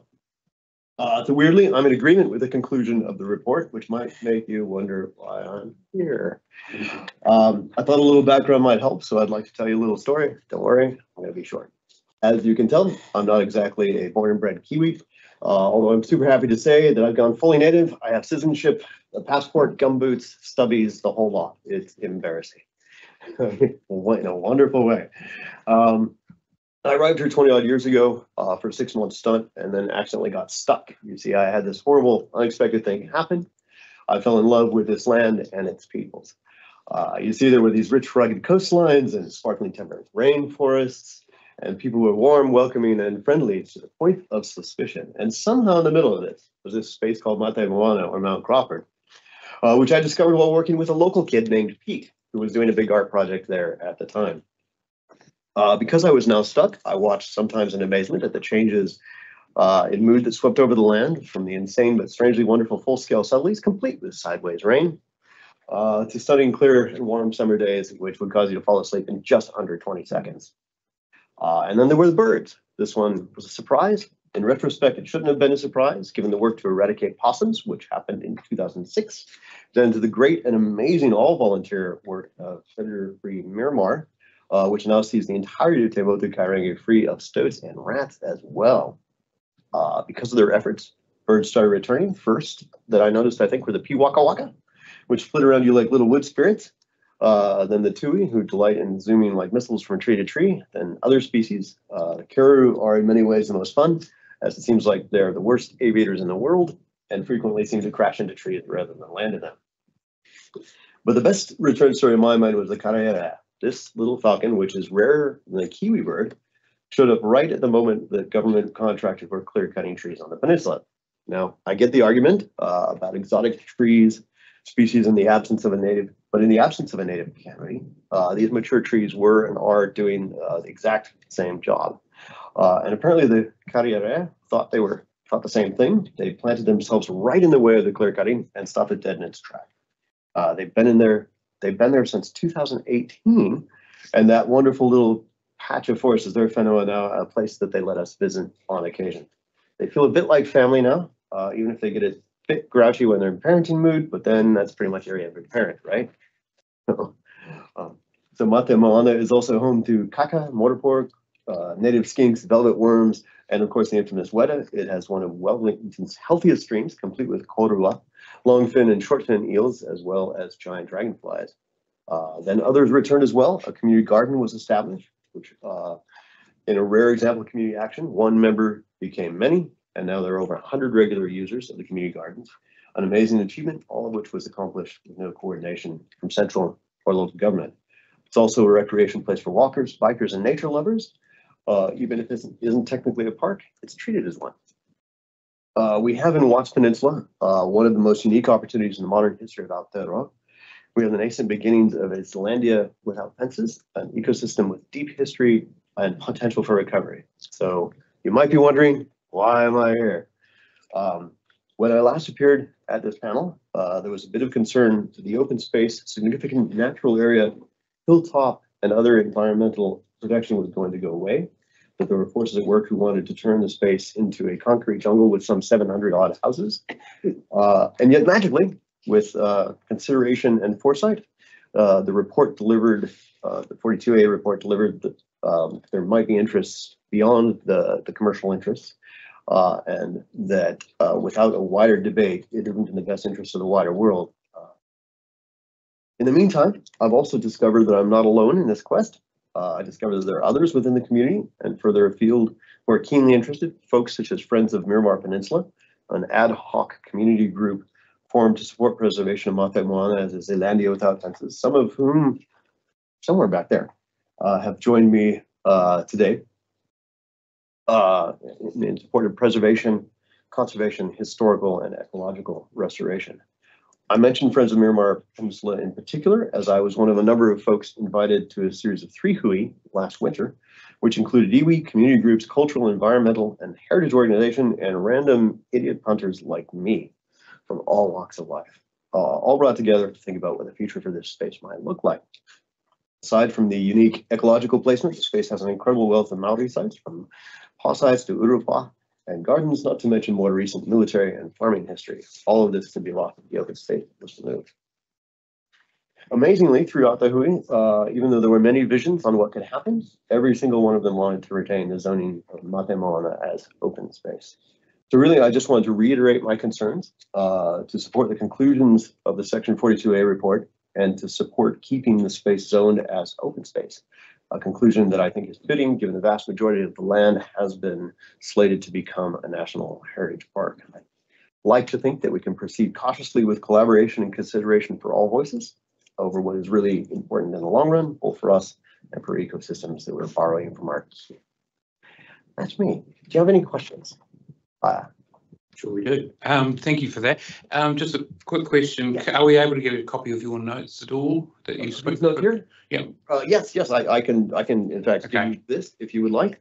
Yes, please. If you could coordinate through Jazz. Okay, that'd be I will great. do that. Just for the record. Yeah. Absolutely. And then there was the former submission that I made, and I don't know if that. Yeah, no, I've got that in front of me. Yes, thank you. Yes.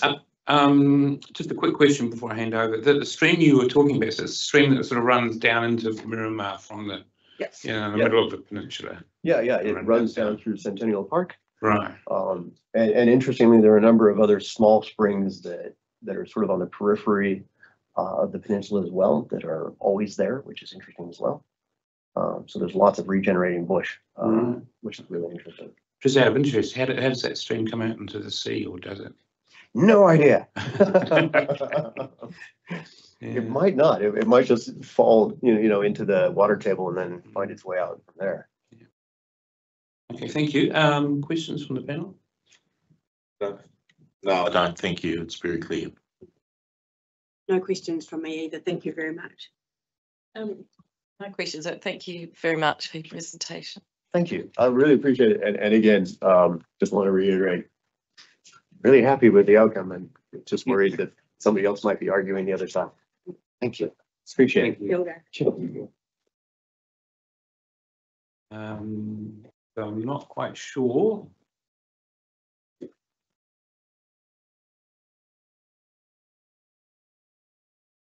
Yeah, that is. Wait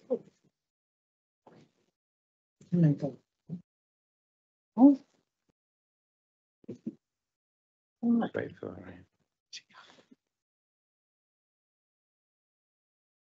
We'll just pause for a moment while we wait for our next submitter to come to the table. So your presentation goes.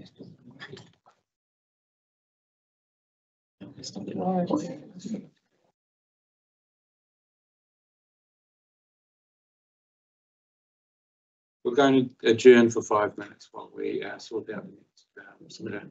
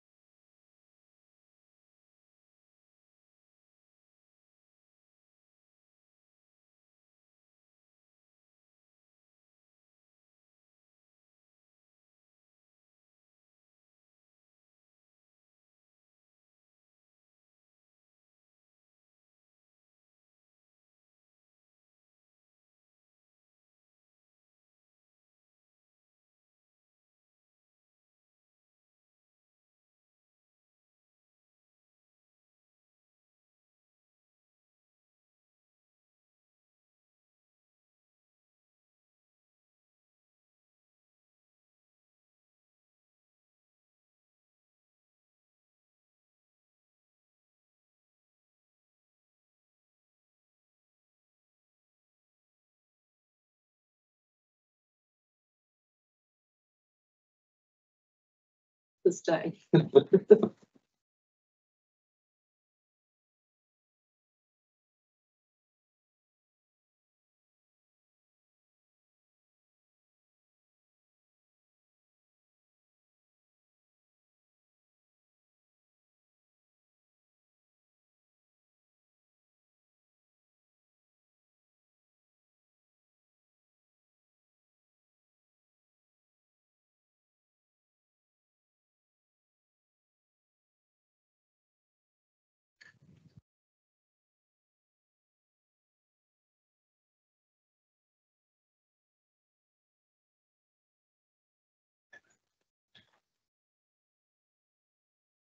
Noted that post filing. And it's a good typo here somewhere as well. Yes, I think I spotted that one as well, post filing. Thank you. Good morning. Hearing Stream 7 is been reconvened after a short break. We have had a submitter not turn up, so it's kind of caused a little bit of disruption, but nevertheless, we have our next submitter, representatives for Panorama Property Ltd, who have agreed to appear earlier. So welcome, Mr. Gordon, Mr. Shilton and Mr. Lewandowski. We have seen your pre-circulated statements and evidence. Thank you very much. And we did take the time yesterday when we finished early to go up to One Upland Road and have a look around. So we have that benefit. So otherwise, the floor is yours until we turn to questions from the panel. So thank you. Kia ora tātou. This is one of those rare occasions, commissioners, where the lawyers and the planners are in agreement.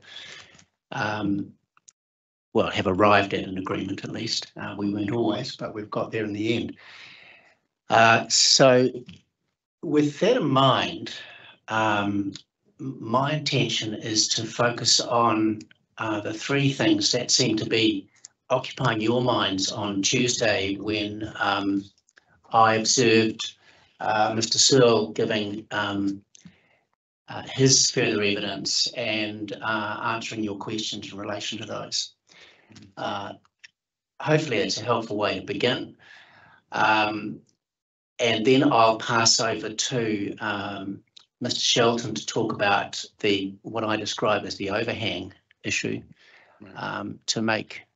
to clarify that, and he's got a plan that might help us all understand that. And then I'll ask Mr. Lewandowski to elaborate on his final views. So hopefully that'll be a helpful way of dealing with it. The position at law is, as per Mr. Whittington's submissions to you in writing of last Friday, and he's helpfully reviewed the case that I found for him in relation to the Te Rewhiti Licensing Trust and residents of Upland Road. I'm not sure if he provided you with a copy of that, but I can if you need one. It's just a fascinating read, really. But what it's important for is the discussion of what we call the Rolled Act, the Reserves and Other Lands Disposal Act of 1964. And in 1980, the Chief Justice looked at that and said, well, that enables the council to lease these premises, this land and these premises, for any purposes within its discretion. And of course, the discretion has to be exercised reasonably. But that's what he decided was able to occur, and he observed that the Reserves Act played second fiddle to the Rolled Act.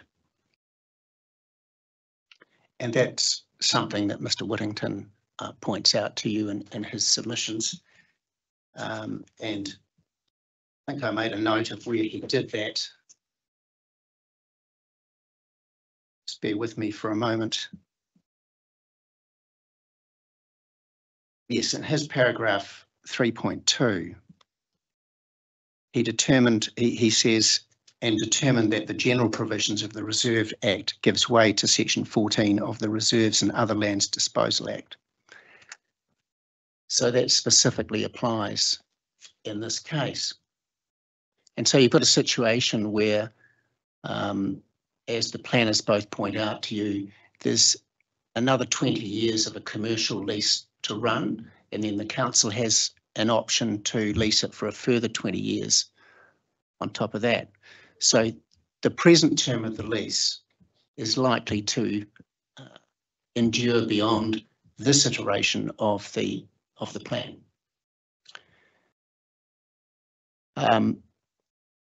Second thing I want to say in general terms is in relation to Section 32 analysis. It seems that the planners are in agreement that the only real Section 32 analysis is the one undertaken by Mr. Lewandowski. The site didn't get a mention in the original Section 32 analysis. Both Mr. Lewandowski and I couldn't find it.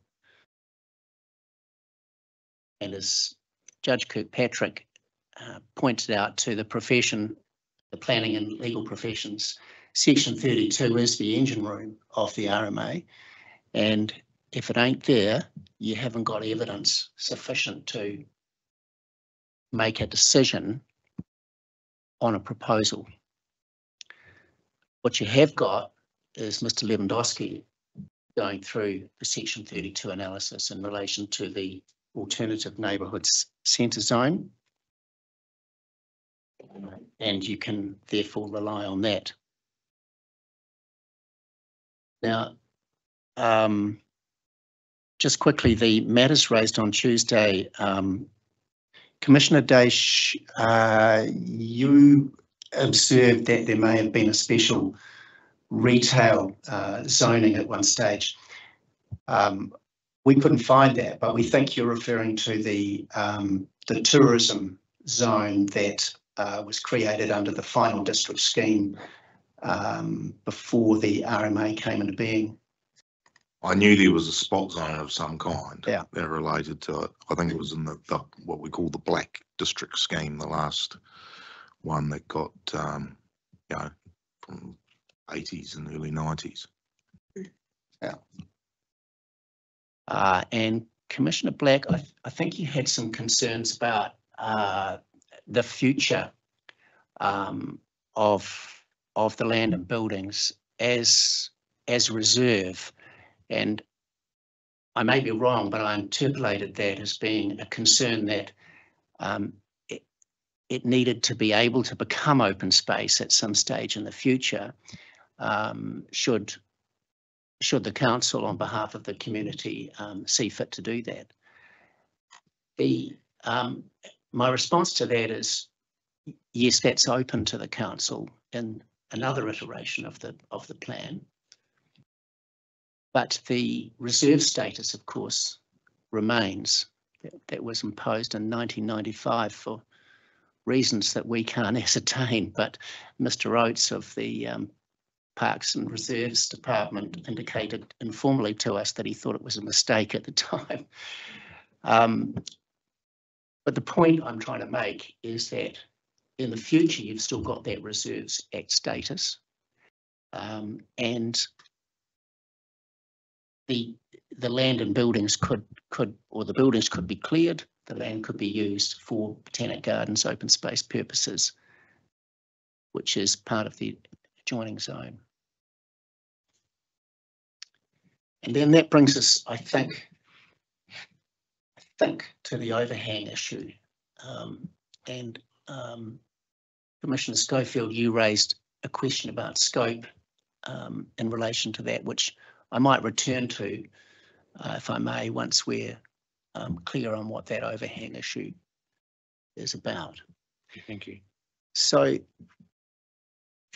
the first place to get a bead on that issue is in Mr. Shelton's statement at page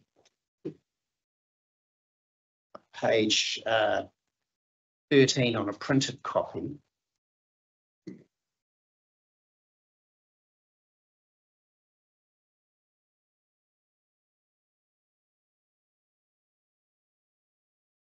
And Mr. Shelton happily made a new plan of that, which is being distributed. It's more of a close-up plan.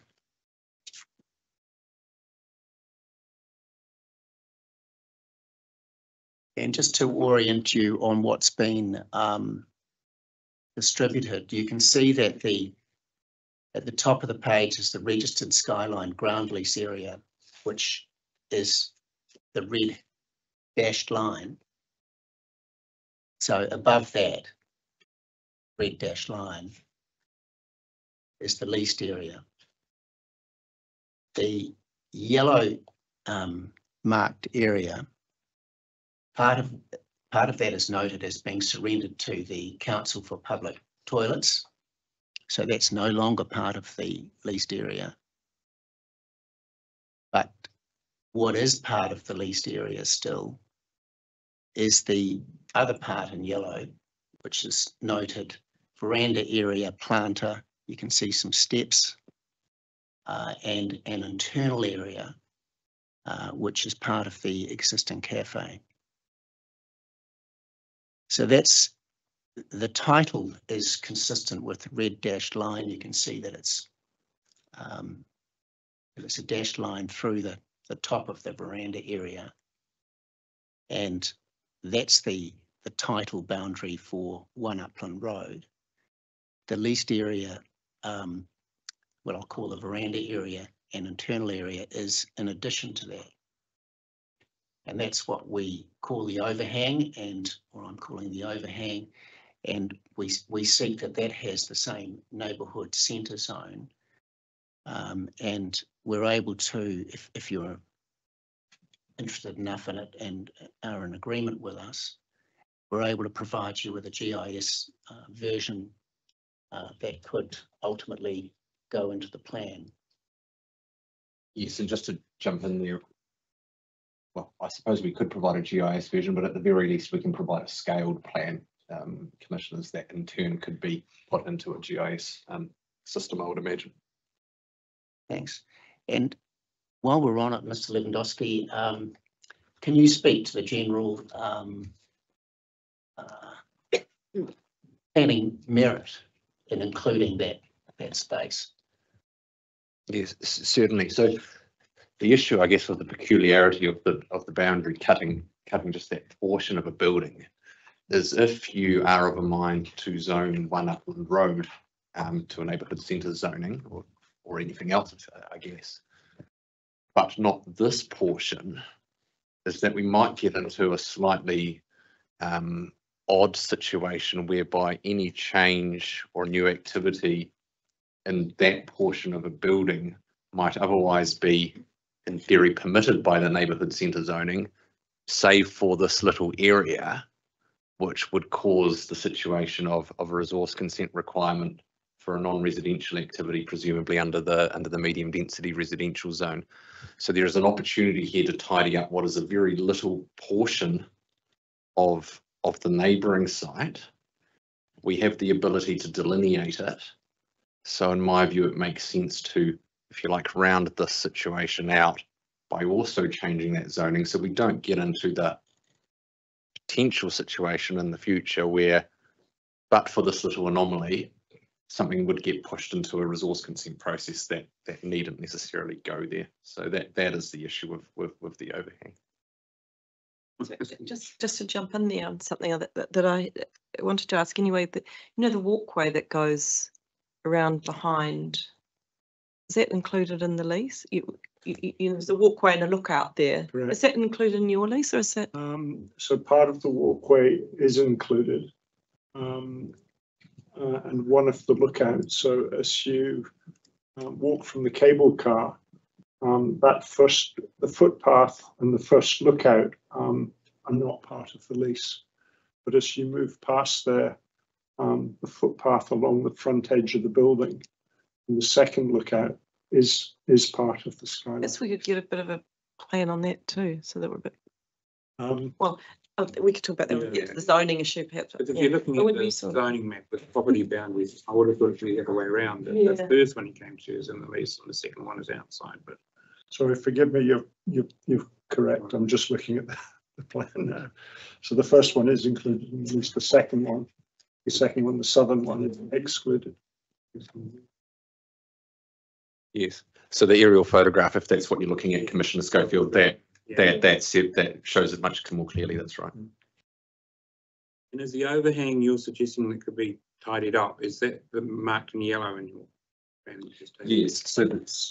So the area marked in yellow that isn't then doesn't have that solid colour on that says surrendered to WCC. I think we could exclude that.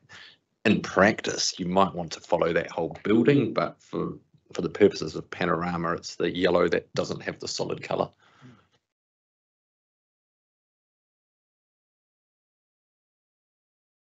Testing for the bit that's council public toilets?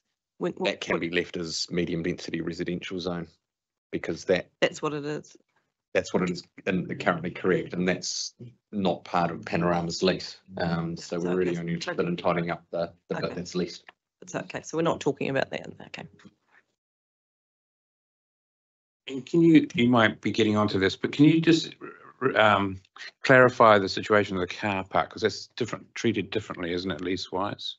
The car park on the site. So the party that held the ground lease for Poor Panorama was in financial difficulty and negotiated with the council to surrender the car park and reduce its ground rent, which it did. And council surveyed the car park and excluded it from the ground lease.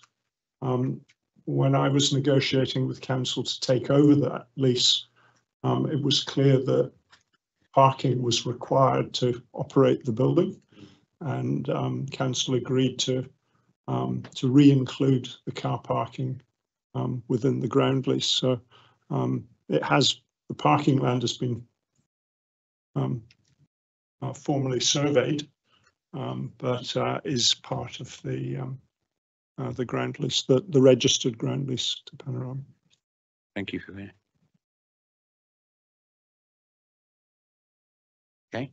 And on the question of scope, I just want to point out 2 or 3 things. Firstly, the original submission refers to the leased site of 4,645 square metres.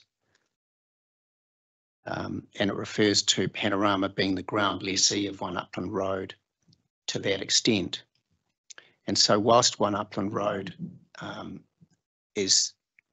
accept is referred to as the site in that submission, it also refers to the ground lessee and the leasehold area of 4,645 square metres, which includes the overhang area.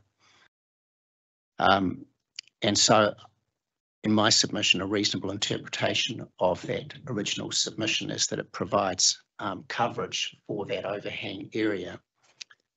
The other thing that the submission does at paragraph 11, it records that the relief sought by Panorama as outlined above with all consequential other amended or alternative relief that may better give effect to the issues described or touched on in the submission. And so it's a catch-all that I use when drafting submissions, because it's been approved by the Environment Court in the past as enabling mapping issues like this to be included. Then Panorama filed a further submission, and it again referred to the leasehold land of 4,645 square metres for commercial purposes. So again, in that process, and that was dated November 2022, again, that submission refers to that wider area rather than just the address of One Upland Road. So in my submission, that should alleviate any concerns you might have about scope in relation to this potential tidy up issue. Well, there is another question as well, which we traversed on another matter this morning, is the landowner approval for zone changes and things, or at least awareness and knowledge and acceptance of it. Because the council is the landowner for that overhang area. Has there been any thought around that aspect? Council's the landowner for the entire area. And Mr. Shelton has spent considerable time and effort trying to persuade the property department of the council to support him with the zoning matter, for the simple reason that the ratepayers benefit from his enterprise there. And they've just shrugged their shoulders and walked away from it, which in my submission to you is a disgrace. But it has been pretty thoroughly communicated. Is my summation of the situation, and Mr. Shelton is nodding in relation to that.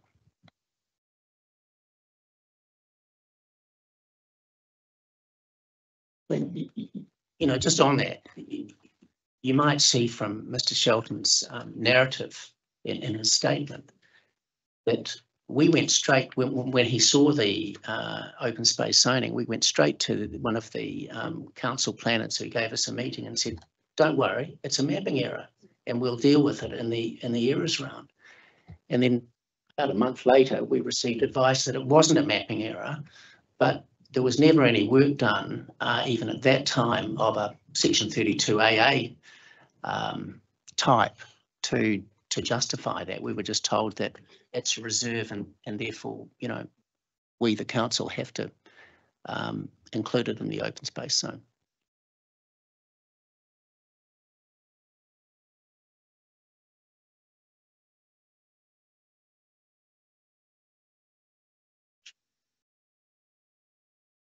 Can I just ask a clarification question about scope? Just had another look at the submission, and it mentions the numbers, if you like, the square meterage areas, but it doesn't actually, unless I've missed it, say rezone from open space, rezone from residential to another use for the overhang area. It's a little bit murky to me. If it was accompanied by a plan which showed those areas, it might have been a lot clearer. It would have been a lot clearer, I agree, if we'd submitted a plan. But the actual submission itself doesn't say, well, rezone the overhang area from residential to something else. No, it talks about rezoning the site. Yeah, but it's the site known as One Upland Road. Well, yes, but we make it clear that there is a leasehold interest of a much bigger area than just One Upland Road. That's clear in my submission on the face of the submission. And look, it's not black and white. I accept that, but when dealing with this issue of scope, the courts have said, well, you know, we're not looking for black and white answers. We're looking for a common sense approach to what's in front of us. And if it's there and mentioned, then in the motor machinist case, that was what, I'm trying to remember who the judge was, but it might have been Justice Koch. But that was held to be sufficient. And there's a line of cases that follow. Okay. Well, yeah, just to me, it's not entirely obvious that was part of the relief sought. An additional rezoning. It was clear that you were opposed, or Sheldon was opposed to the open space zoning, but it certainly wasn't clear that there was an additional issue. The overhang, as you call it. Yeah, I accept that. I accept that. But what I'm saying is that if you look at it, stand back and look at it, there's sufficient there for you to do this by way of consequential relief. Okay, we'll do some thinking about that. Sure. Thank you. And just in scope, just to clarify, it's only just occurred to me. So if the submission is to rezone the leasehold site overhang, no overhang. It's not seeking to rezone the outside strip, the eastern and southern strips. So you're not looking, so there's no scope to rezone that. The rezoning is only confined to the leasehold site area. So it's only just dawned on me because I was thinking about that entire block of open space zone, but it's actually not. It's actually only the leasehold site. You're correct. There is no issue with that outside sort of eastern and southern and eastern strip that wraps around the built-in car park area. There's no issue in leaving that as open space zoning. Yeah, probably no scope to change it easily, maybe. I hadn't considered it, Commissioner Schofield, simply because there is no interest in rezoning that. That can remain as open space for the purposes of Panorama's interests. Yeah.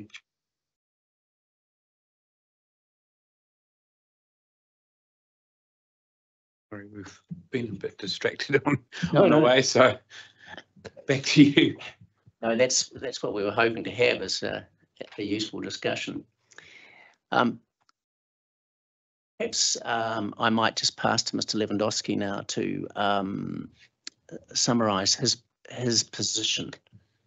Yes. Morning, Commissioners. Similar to Mr. Gordon's comments, I guess the situation has moved on somewhat since my evidence was provided, so I don't really propose to take you through that, save for any questions you might have.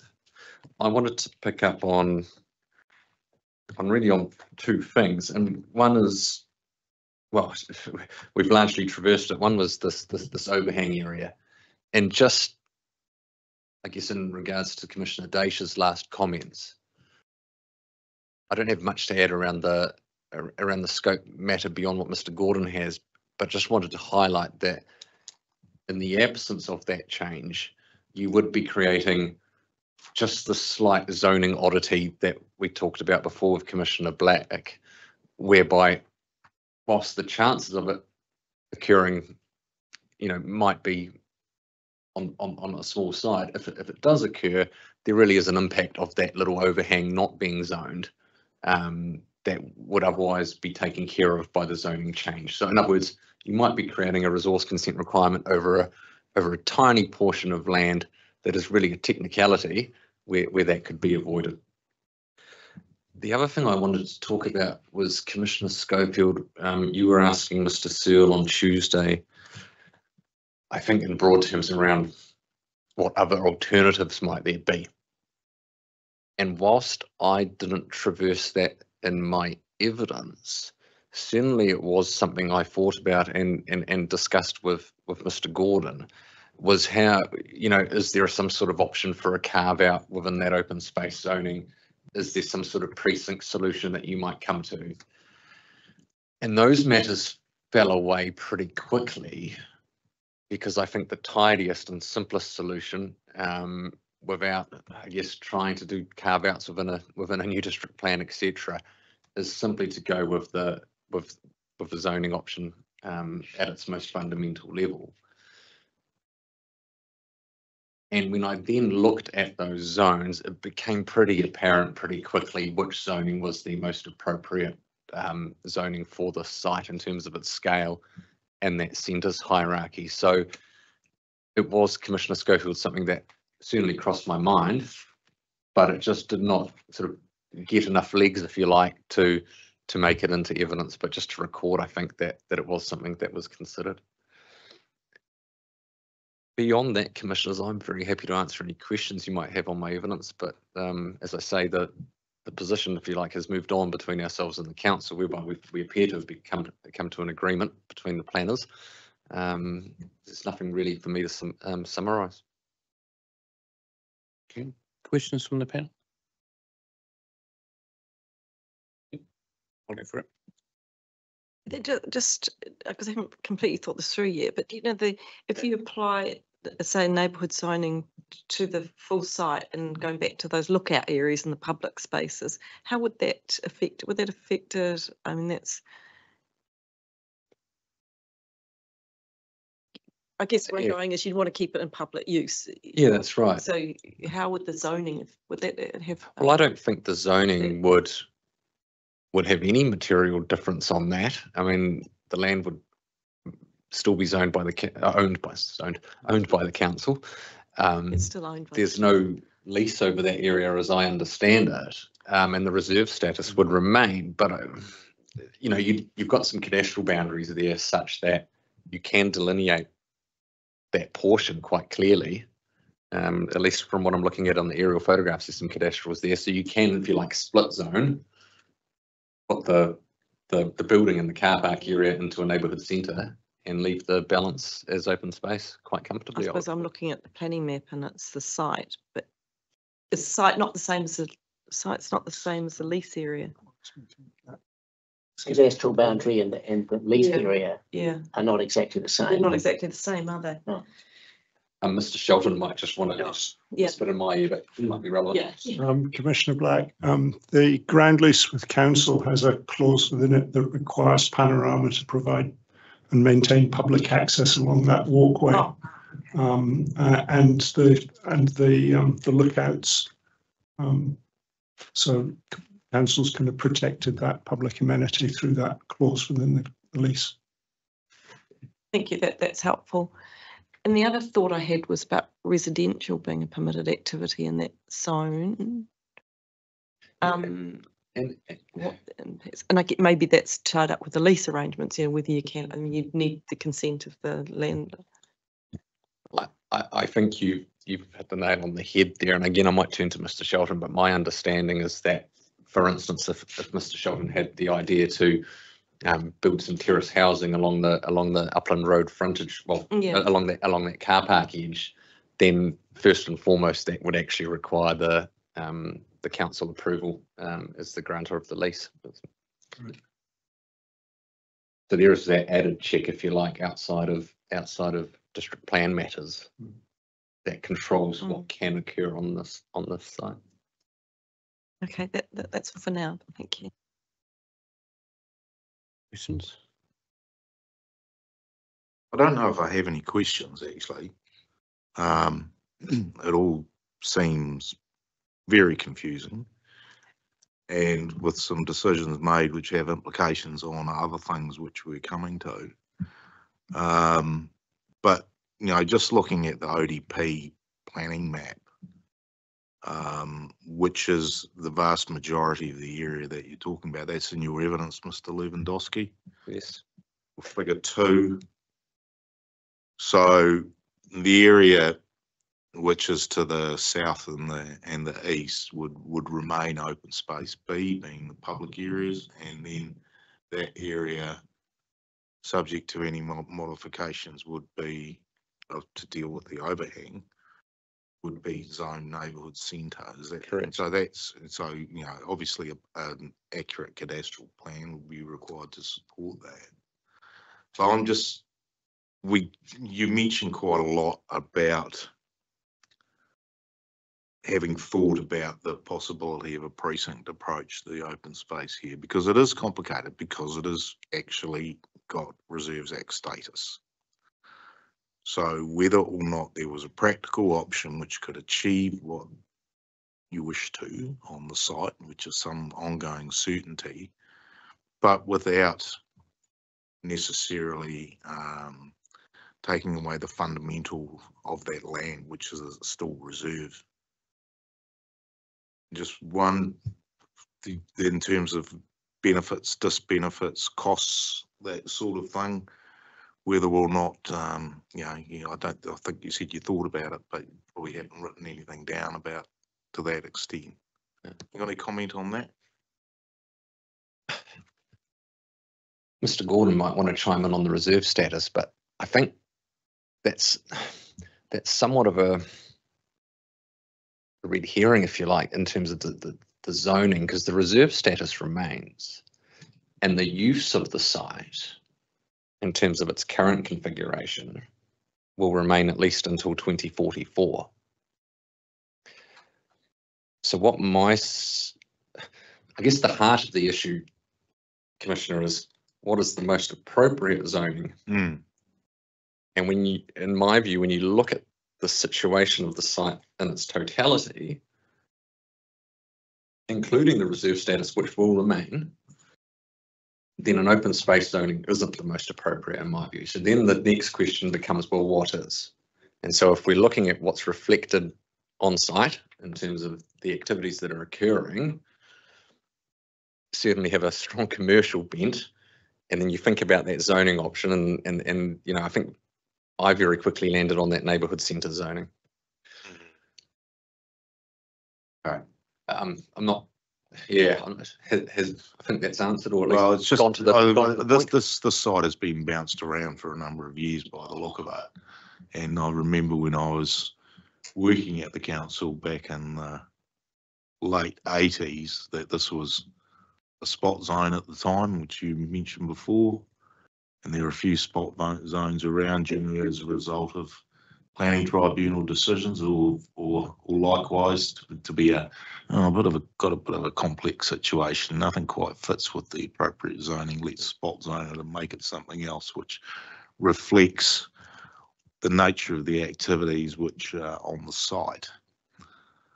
So I'm not in big favour, personally not in favour generally about spot zones, but they can serve a purpose when things do get complicated. Can I, two more things, Commissioner, and just for the record, I think it's at paragraph 4.3G. So the zoning then was tourist A skyline special development zone. So just to record that. Yeah, that's all coming back to me now. And just on the sort of spot zoning or some sort of carve out, when I started thinking about that, my instinct took me, well, if you left it as open space and tried to, you know, have some sort of particular provision to it, in practice, one would probably just point to a neighbourhood centre type zoning or some of the activities within it and effectively cross-reference. So I think that's a less tidy way than actually just doing that zoning up front, or you would be trying to list particular activities for that site, and that gets a little bit cumbersome as well. I think it's a much tidier, efficient, effective way to go with that zoning if at all possible. Okay, we've still got some things to think about with this, I think. If I could add to that, it is complex, and we accept that. It's complex because the land was part of the parcel that was donated to the city for Botanic Gardens purposes. And then it became more complex because it was utilised for a building, a tea rooms that was more associated with the tramway cable car and the commercial activities that happened in that building for over 100, well, almost 120 years now. So it's never actually been part of the open space of the Botanic Gardens, and it became more associated with the, at least in my submission to you, with the use of the cable car by residents and tourists than people who were using the gardens for open space, passive and active recreation. And so that is a complex history, and then the old building burnt down in 1982, which I happened to witness from the window of my flat. It's very spectacular. But it was Easter actually, yeah, about this time of the year. And it was rebuilt again and used for commercial purposes. So an opportunity existed at that time to reclaim it, if you like, as Botanic Gardens.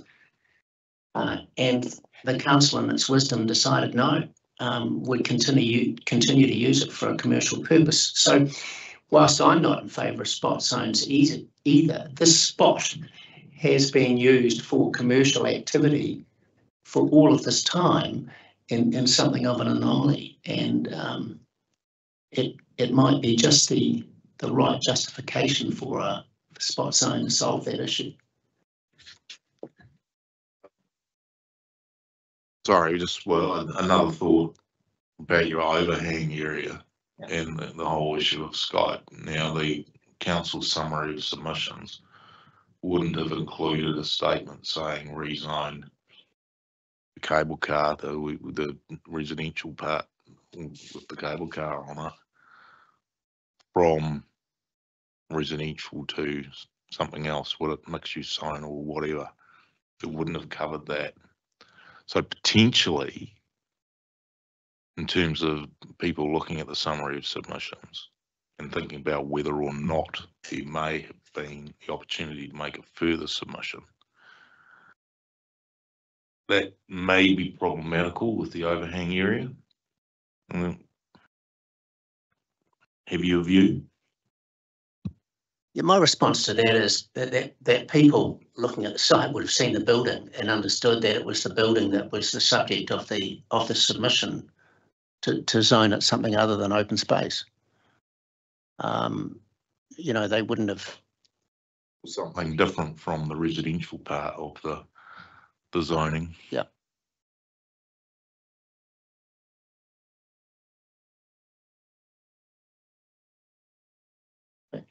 I guess it seems slightly anomalous that the cable car is zoned for residential as well, and Absolutely. I've never understood why either of these sites were zoned medium density residential. Oh, sorry, outer residential. Yeah, yeah, yeah. Don't know what the thinking behind that was. No. No, section 32 on that. No. Just a wild guess. Just a wild guess. When the lease comes to an end, council would govern the Reserves Act. Yeah. It's only if it chooses to lease it again that the rollback comes into play. Since the Mr. Shelton's just reminded me of something that might assist you. When the lease comes to an end, if the council seeks to re-let the premises, Panorama has the first option for another 20 years. Yeah, and so that would take us through to 2040, sorry, 2060. 64. And at that time, of course, at that time, the Rolled Act, the Reserves and Other Lands Disposal Act of 1964, you know, continues to apply to enable the council to lease it for any purpose. So the point I'm making, probably badly, is that the reserve, you know, the lease comes to an end, reserves status is still there, and council can make a decision then as to whether to use the reserve status and rezone it open space, do something botanic gardens with it, or continue to use it for commercial purposes to raise, you know, to generate income, including rates income that the tenant pays. And fall back on the Rolled Act for that purpose. And presumably that's why the council went to the government in 1964 and said, can we include this site in this Reserves Disposal Act, because we want to continue to use it to generate income and rates.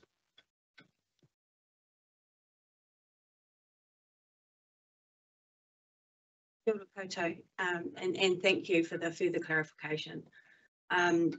I don't think I do have a question now, other than to acknowledge, as we all are, the complexity of the site. But I think it's been really helpful to have the opportunity to discuss those issues with you, because I'm now a lot clearer on the apparent anomaly, you know, in terms of the reserve sort of status of the site. In relation to the commercial use of it. So I've now got, I think, a much better understanding of how all of that's come into play and what it actually means going forward. So No, I don't think I have any further questions for you. Thank you. Thanks, Commissioner.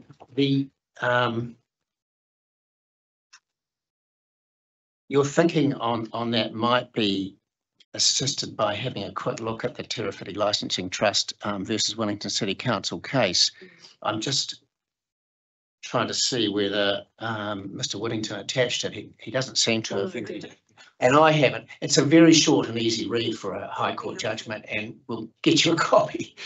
Thank you. Yeah, I apologise for not bringing one with me.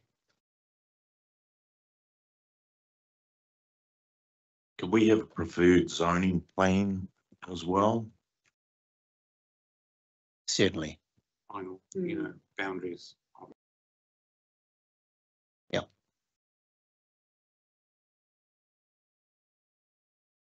Can I just jump in and ask a quick question? What I'm just thinking about the future and what sort of state's the building in now? Is the building well maintained? It's all, is that your responsibility? I know it's not specifically about zoning, but I'm just thinking the future and potential and what could happen there. Yes, so Panorama is responsible for maintaining the building.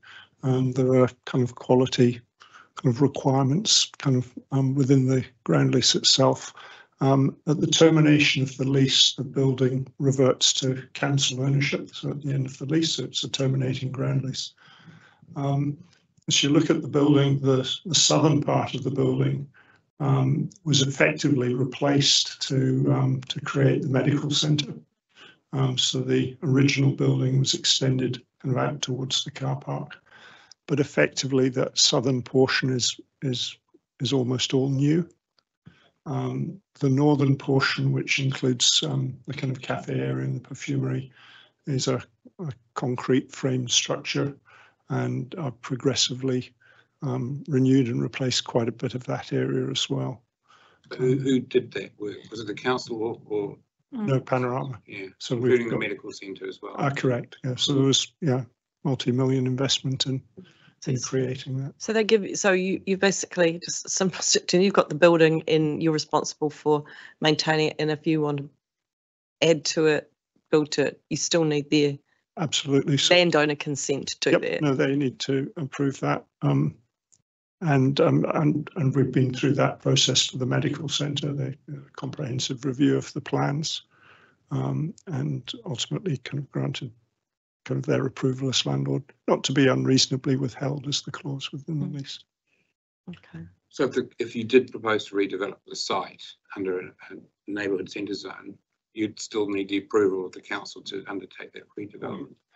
Yes, so within the ground lease there are permitted activities, and any change to the existing building form would require their formal approval. Okay. Thank you. Just maybe to wrap up question. Hindsight's a wonderful thing in the world of Section 32, isn't it? Because you could always go back and fill holes and things. I suppose you heard me yesterday ask Mr. Searle around giving consideration to those other options, like a open space zoning with a precinct on it, or some carve out of some special, as you mentioned. It seems to me you didn't think they were feasible enough to put on the table in terms of Section 32, primarily because it would require, you know, a separate objective and policies and things as you do with a precinct these days. Is that the main reason why you didn't think that option was a viable one in terms of Section 32? Yeah, I think in the round, Commissioner, that's right. I thought that option was unnecessarily complicated as compared to simply the use of a neighbourhood centre zoning, which covers the range of activities that you might associate with the site, and is simply a tidier way, in my view, to do it than to pursue some of those other options that you've covered. So if we're thinking about effectiveness and efficiency, etc., yeah, that's why I discounted them pretty early in the piece, including a special purpose zone and all that sort of that options. That exactly, yeah, that would be another layer of complexity again, I think, Commissioner. Yeah. The only other question I would, and again, it's in an ideal world for section 32, you would cover off the implications of a neighbourhood centre zone in terms of policy 3D of the NPSD. Yes, indeed, quite right. And I see Mr. Searle commented on that. I agree with him in terms of his recording and his rebuttal. Yes, can you just clarify that in your own view? Are there implications, or would there be implications for the adjacent, is the word used, zoning around that site? Can I refresh my memory on 3D, please? Okay. I did look at it post rebuttal. I've got it here. So within an adjacent to neighbourhood centre zones, building heights and densities of urban form commensurate with the level of commercial activity and community services. Yeah, exactly. Yeah. And so we're dealing with a very small centre, and you know, a building that occupies maybe half of it half of that building then is a medical centre. I don't think that would drive the level of activity that policy is suggesting would require density beyond that medium density that's already there.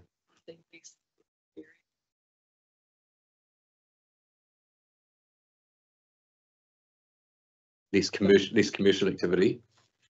In another district. Right, yes. Yeah. In other words, I think, Commissioner, the level of intensity that the MDRZ enables, I think is probably commensurate with the size of that centre. Thank you.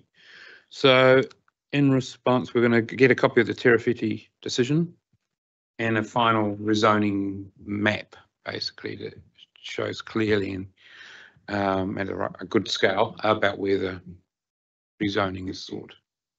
Okay, thank you. Any further questions? Thank you. Thank you. Right, no, thank you very much for your attendance, and that's very helpful for lots of complicated situation. It is, and thank you for what's been a useful discussion. We really appreciate it. With that, hearing stream 7 is adjourned for lunch. We will resume at 1:30, hopefully with representatives from Boston Real Estate Limited. Thank you.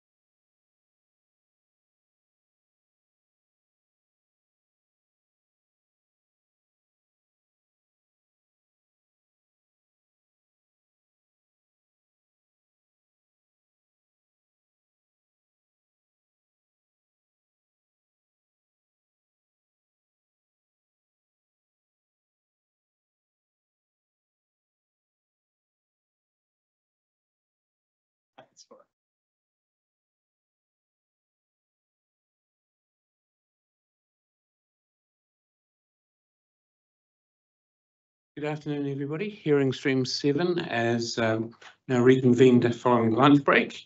And first up this afternoon, we have representatives for Boston Real Estate Limited, and we have Mr. Leary and Mr. Delaya. Mr. Delaya, we have read your evidence, which is pre-circulated, so thank you for that. Basically, you know the ropes in terms of just talking through key points and particularly anything that might have changed since the officer's supplementary evidence. Yeah. Thank you for that. Yeah, we read the supplementary evidence as well and concluded that we're along the same findings of rezoning this to this natural open space to MDRS. We just are here to highlight the importance of getting this rezoned, as this is currently under planning stages for redevelopment as well. So that also probably supports the application that it should be zoned MDRs.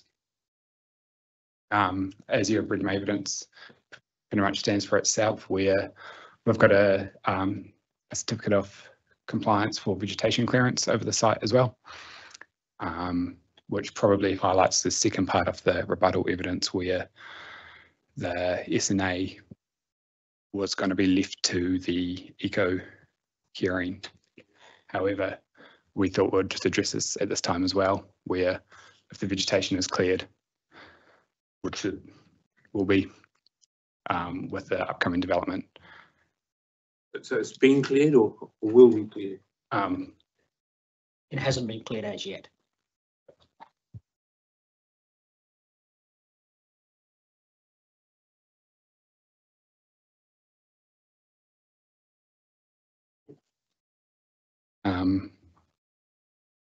Otherwise, as evidence stands for itself, if you guys have got any questions, feel free to ask them. I'll turn to the panel. No questions from me either. Thank you very much.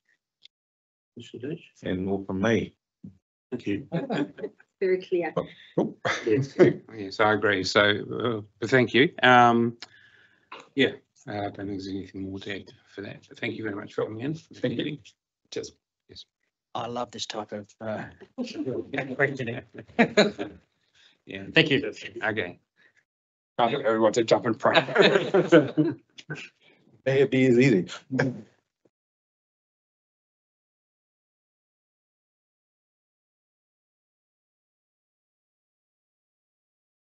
Pause for a moment while we Yeah.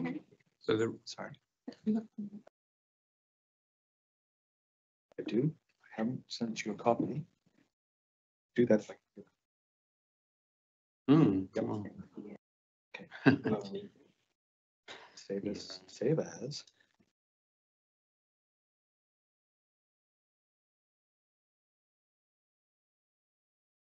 Application.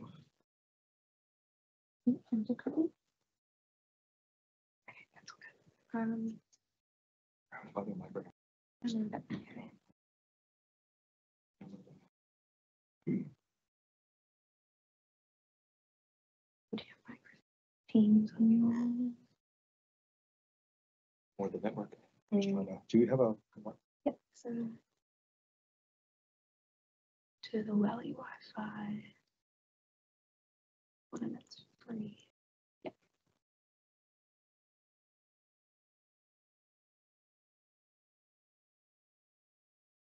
Robert, can we just do no. Robert, can we just adjourn for 5 minutes to get it all set up? Thank you. Cool. Yeah. We'll need some time for the next submitter to set up, so we'll adjourn for 5 minutes and resume at 22:02. Thank you.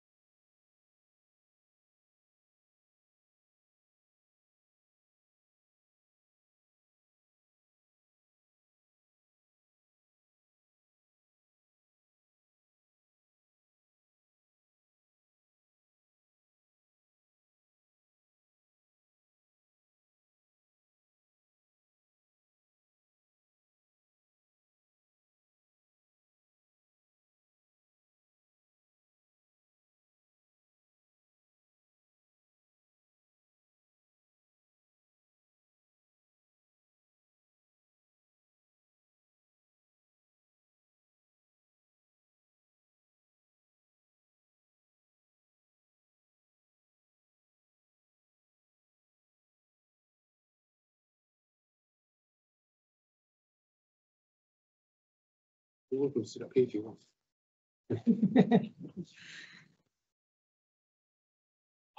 Would you like?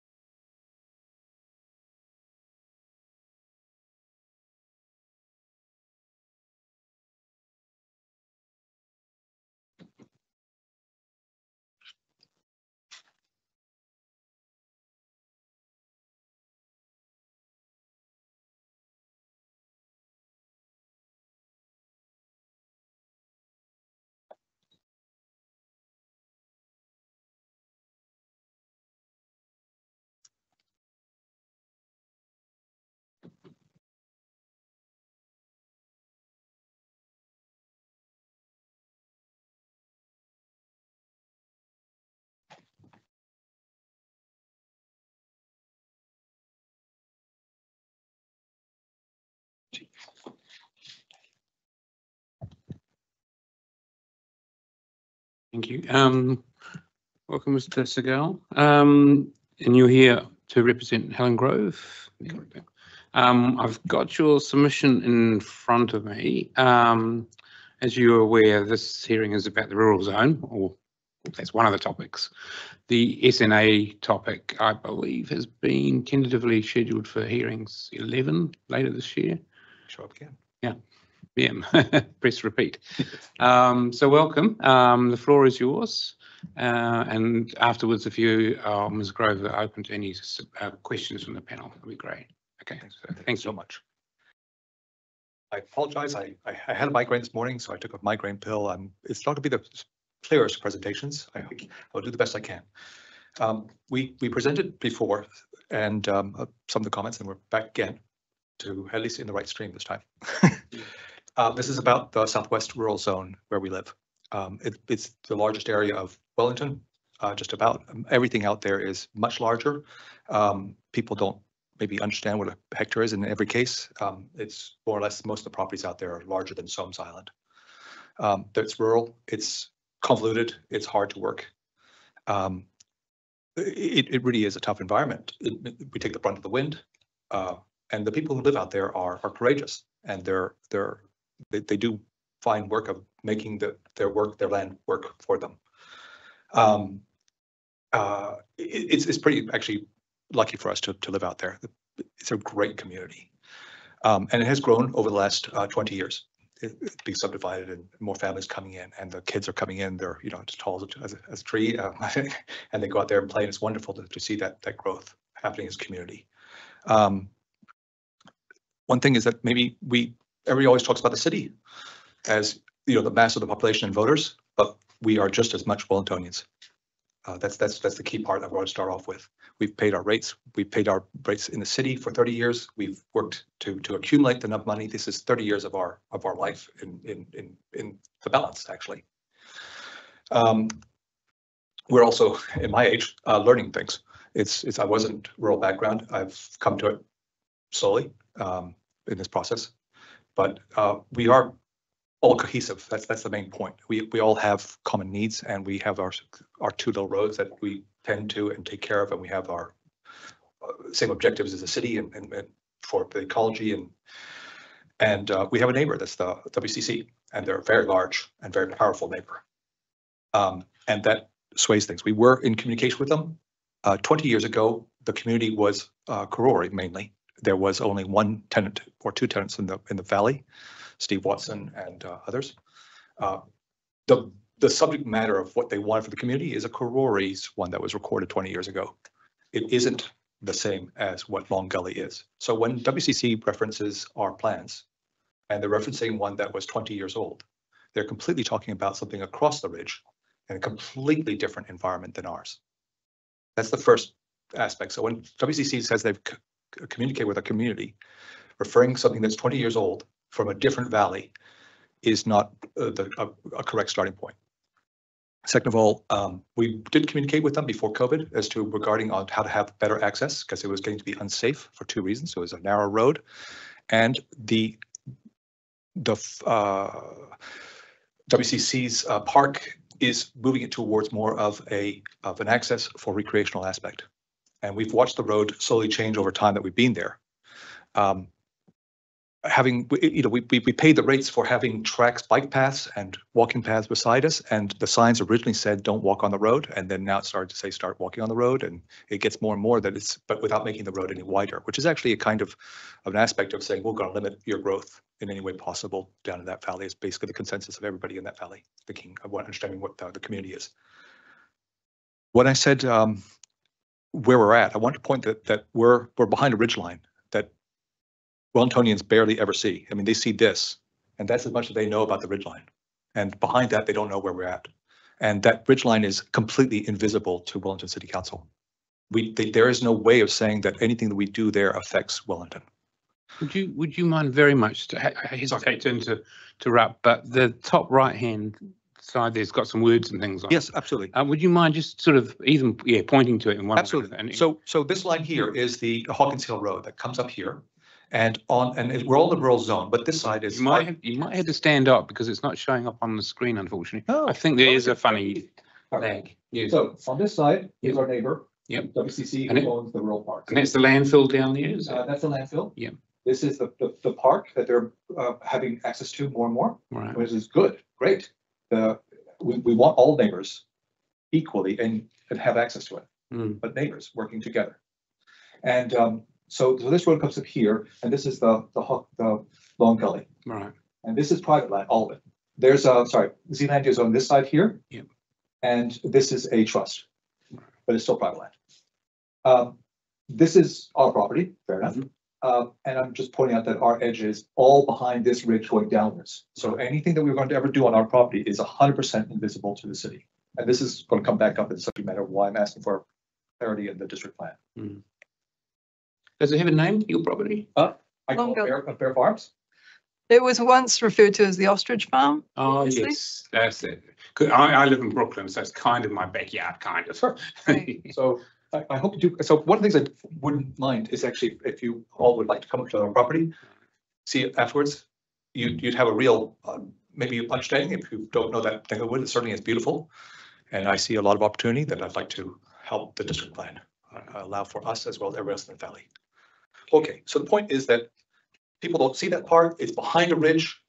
And this is a sort of picture of the general condition that's behind it. It used to be completely cleared and is except for some spots, and has come back as gorse and barberry. Now it's sorry for the photo view, but it's hard work. You know, I'm definitely north of 50, and I'm learning new tricks as I go along. How we got here is it's pretty difficult to summarize our next 20 years of aspirations, but that's what the district plan is for all of us. And we have our aspirations that we'd like to put into the next couple of minutes. I mentioned that referring to a meeting that was 20 years ago for a different valley is not capturing our aspirations. It's intentionally for the rural zone is trying to limit that growth, and it's a difficult area to farm. So one of the things that happens is that instead of doing a large commercial farm, people are subdividing and making micro farming for small families, and I think that's brilliant because it's allowed a whole bunch of new young people to experience the nature, get really attached to their land, work it to the best of their ability. And people are picking, having taking care of goats on one farm. Another one is a little smaller, looking into pigs, and the other one is have trees.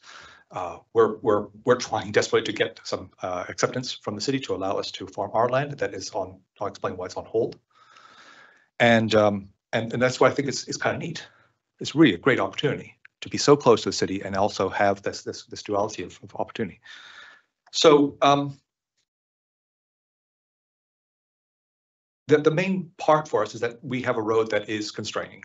It is a tight road that is actually only a road in name. It's a right of way, and it belongs to our neighbor, the council, and that we talked to them about 2 years ago, and we came together, or 3 years ago before COVID, and we said we'd like some more access, and it disappeared.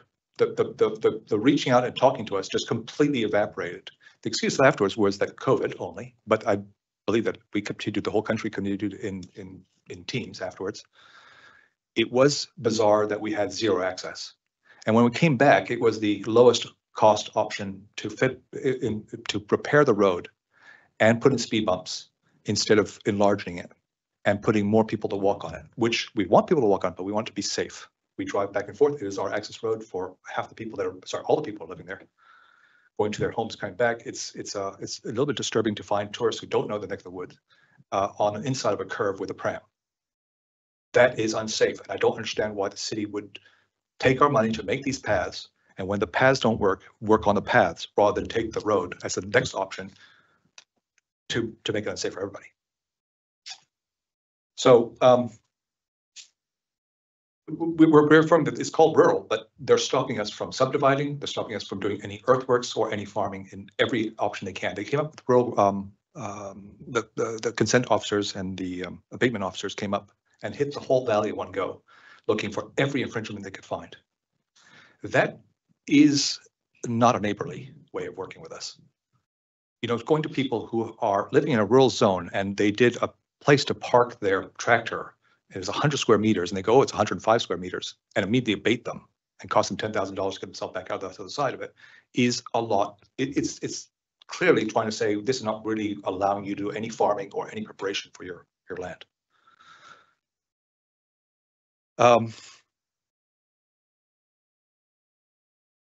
I'd be abated.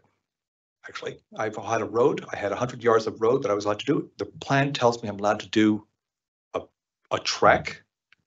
A road, and it's so logical that I would want to get to these places. If I show you some stuff, this land here.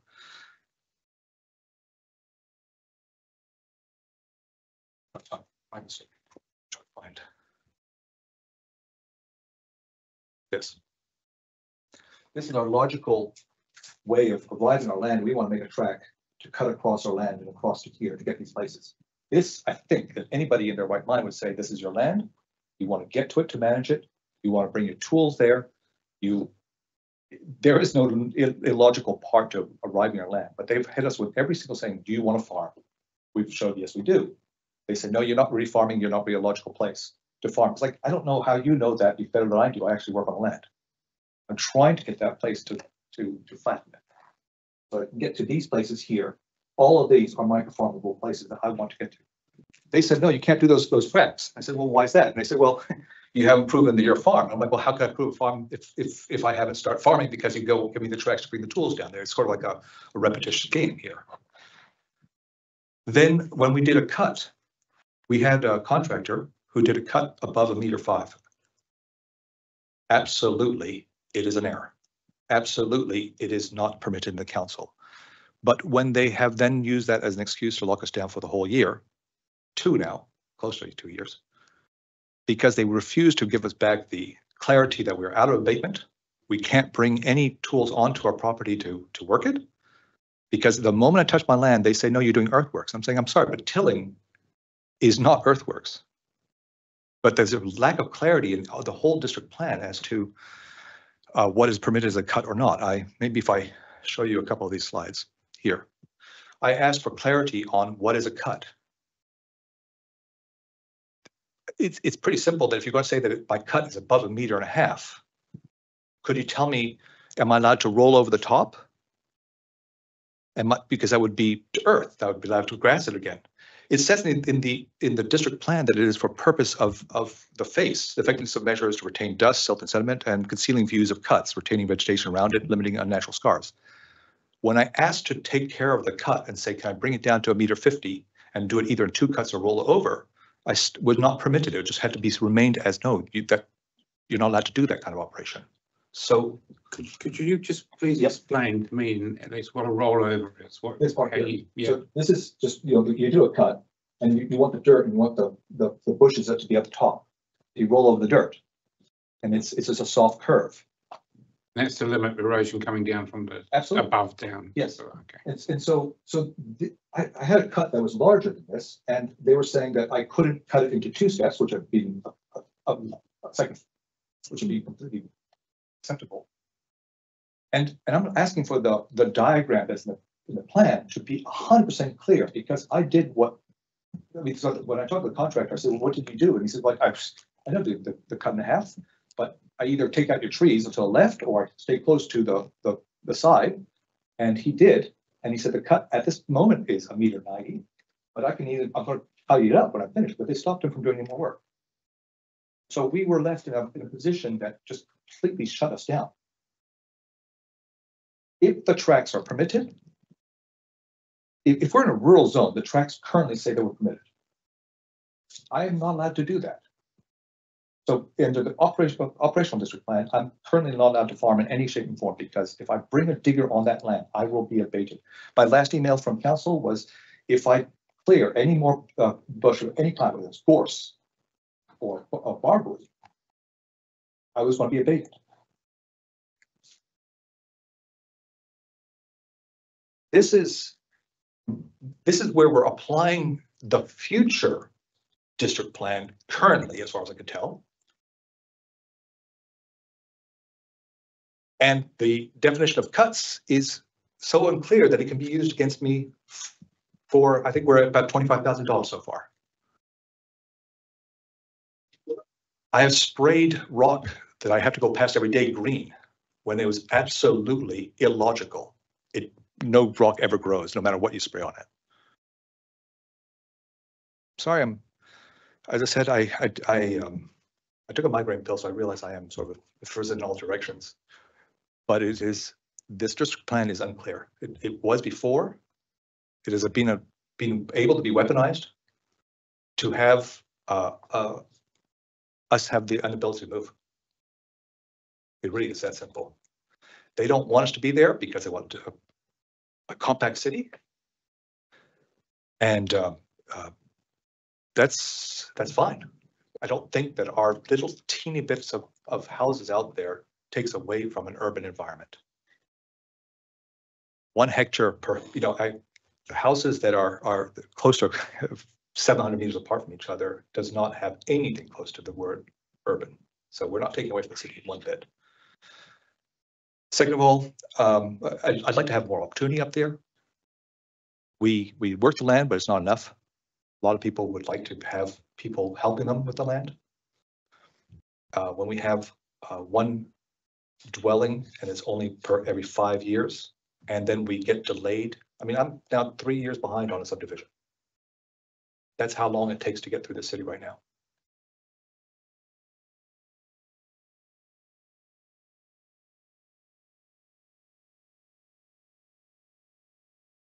If I could summarize most of this, it would be 1, I'd like to have the district plan allow it to both be subdivided, or because that's the logical thing to do with that location. It's not going to be ever a rural zone, as in a Canterbury Plains, where you have miles and miles of stretch of flat land. This is rough terrain, so people are sort of working with the crews they can and need help, and they do. It would be fantastic for them to actually have some of the. I mean, give an example: fencing.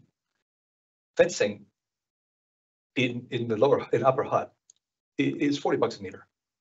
It's not a big complicated thing. You go out, there's plenty of people that have farming ability and capability, and they'll help you.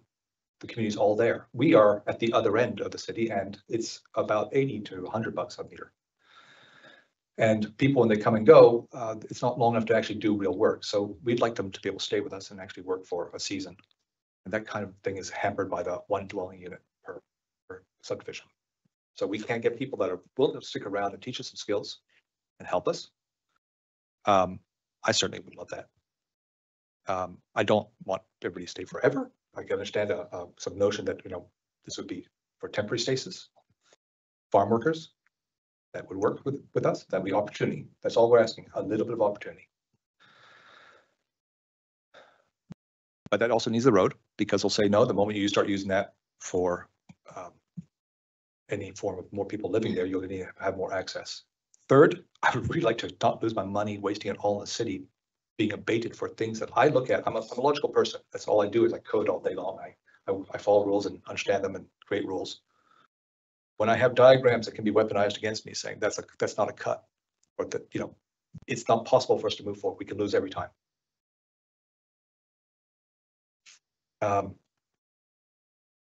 This one here, maybe I'll tell you this. This is the kind of stupid stuff that we're dealing with.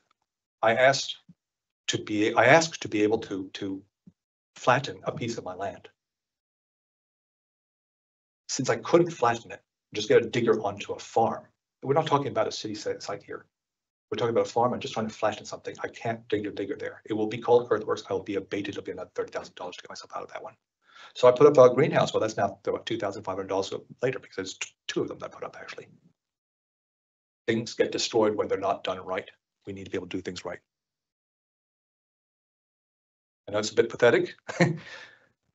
That's what we're stuck with. So sorry, that one on the right is just destroyed. Yes. Flattened. How did that happen? It's because if it's not flat, it's wobbling in the wind. Ah, okay. And so it's getting a lot more stress. All right. Thank you. This would have been sorted in 45 minutes with the digger to go flat. I wouldn't have left it exposed soil. It would just be, the grass would grow back on it. It would be no harm to anybody. It's behind a ridge that nobody can see. This is no harm to anybody else. To me, to be able to work my land like a farmer.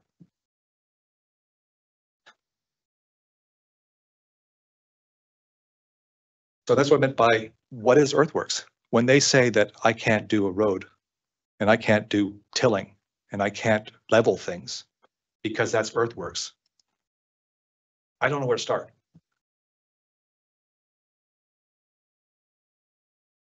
So I'm asking in simple, other than the opportunity for us, that was where the district plan is not trying to shut us down, but actually recognize that we're Wellingtonians and have a chance to succeed at what we're trying to do out there. But 2, that we de-weaponize a district plan that has the bylaws and the earthworks that can be used against us. I mean, I think that in one of the slides I prepared for myself, I'm sorry, they talked about not being able to do more than, I don't know, it's like 25 meters 250 square meters every 5 years.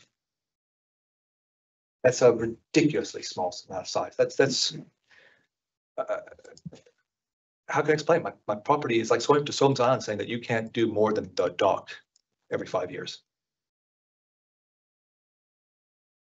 That doesn't make sense. What farmer would ever go and go down to this council every 3 minutes and say, I'd like to do this or that or that? Just it's about where we're at.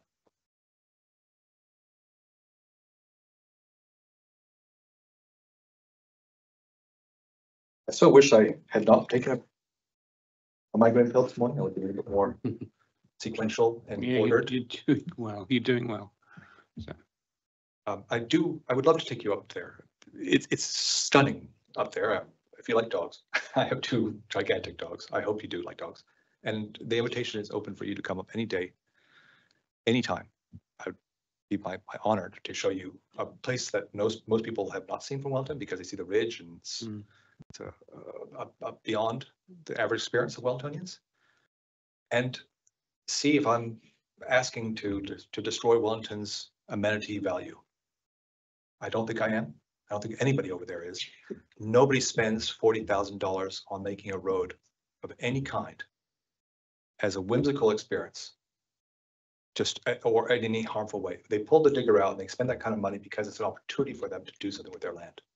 And city council doesn't understand that. They see it as something that is non-urban, therefore not permitted. There's one thing I really want to remove from the council, the district plan, is that we can't do paths in the future without an engineer. That's astounding statement. You want to do a track, but you want to dig a digger through your field to be doing between 2 fields to do a fence post. You want to keep that road so you can reuse in the future, so it's not just a one-time post situation. It says you must have it. It will be considered. It was actually under the consideration of whether there was granted or not, was whether it had been well engineered. Not too sure there's any engineer in town who would know what to do about engineering a dirt road for a rural bumpy situation. It's just not the same field. I'd like to stop being at war with council, but it's cost me so much money. It's put our family in harm's way so much you can't imagine. This is my life's work. My wife's life's work. We're not trying to upset anybody. We're just trying to get on with our property. And I don't want other people to go through what we've gone through. And I hope that you have some influence on this district plan to make it more equitable and have better opportunity for the people. It's my wish. Thank you very much for hearing that. Okay. Thank you, Scott. Did I see some other illustrations that you whipped through? Of course. Or is there anything there that... Helen's family has been around for a long time. I was just going to say. Yes, she's. Don't stop. We're not stop there. We're not on the green things. Sorry, we're not against green things or the change. We'd love to go going. We've been in bicycles for 200 years. Moved on. He also. But anyway, we was at Gusney Street. Oh, Gusney Street. Right. That's true. Gusney. Gusney Street. Yeah. Okay. And there were some other maps or something. I think I saw either aerials. I'm sorry? I thought I saw some other aerials. Yes. Okay. So I'll go back to this. So this was the last, I'm sorry, I was disorganized very much. Let's come back to this part first. We're currently allowed, according to the operational district plan, allowed to go through native bush as well as non-native bush. And yet my email on the right-hand side says that I'm not allowed to do anything in the ridge lines and hilltops and SNAs. And I'm unclear where these rules come from. I truly am. Now, I'm very much, they told me don't cut anything down, that's fine, but I don't know where these rules come from.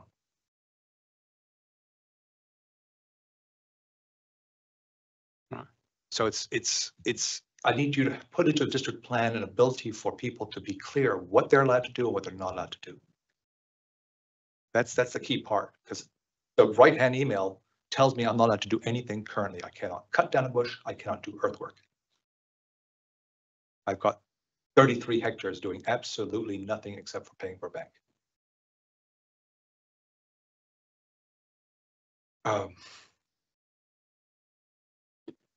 These were the rules that I thought I understood. says that the PDP, that I'm going into the diagrams. I knew you asked for that question. I was just flicking through the email, the slides backwards.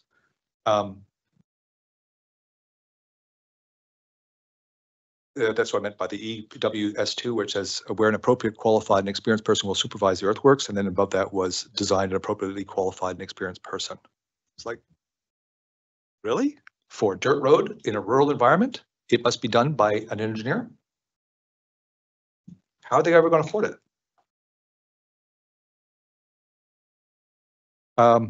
EWS1 was total area of earthworks was also exceed 250 square meter per site in any 12-month period. Sorry, so it wasn't 5 years.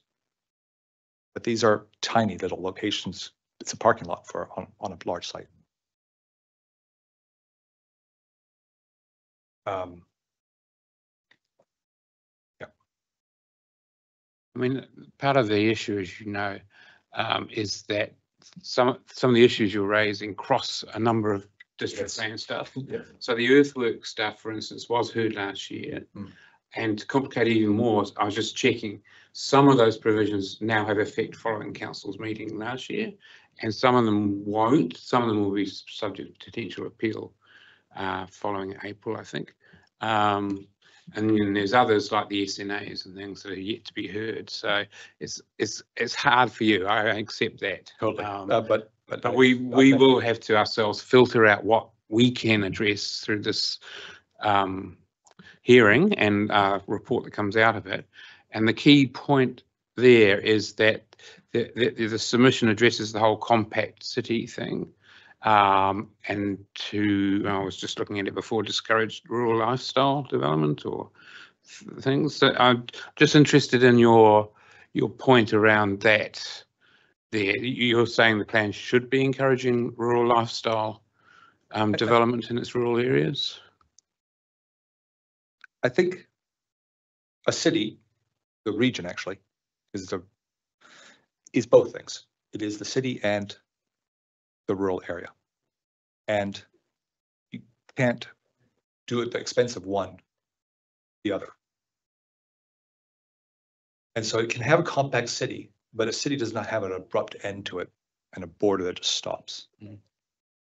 This is a natural extension that has occurred outside of the green belt. And it does no harm to the city's vision. None whatsoever. And there are the subdividing at 30 hectares and trying to stop it is an artificial constraint that gets in the way of actually using the land as effectively as we can. I do think that the road is a large problem, and I think that the city backed away from working with us to resolve it and disappeared into our lower cost outcome at our expense. I would love them to come back to the table and rethink about that problem with us. So how large is the property? Ours? Yes. Oh, ours is 34 hectares. 34. Yep. Okay. Because I'm just wondering about that 30 hectare thing. I know that's a subdivision point, but in just the high level principle there is that you're not looking to farm or micro farm all of your. No. That's it. So this one Looking here, at the area. this one here is an interesting. The one on the left is our whole property, the valley. Right. The one on the right was after they took the ridge lines, which I've always was surprised with, because it's a bit like me coming to your house and saying, you bought a house, you paid for it, you better not arrange rent, someone takes your roof. That's it, can't do anything with it. Your whole attic is no longer yours. Okay, that's an interesting perspective.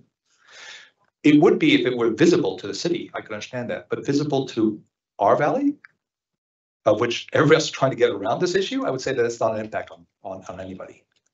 But they put that in there, and that's where it started. Then we saw the draft SNAs and we panicked because, as you can see the middle diagram, we were down to about 20% of our land left.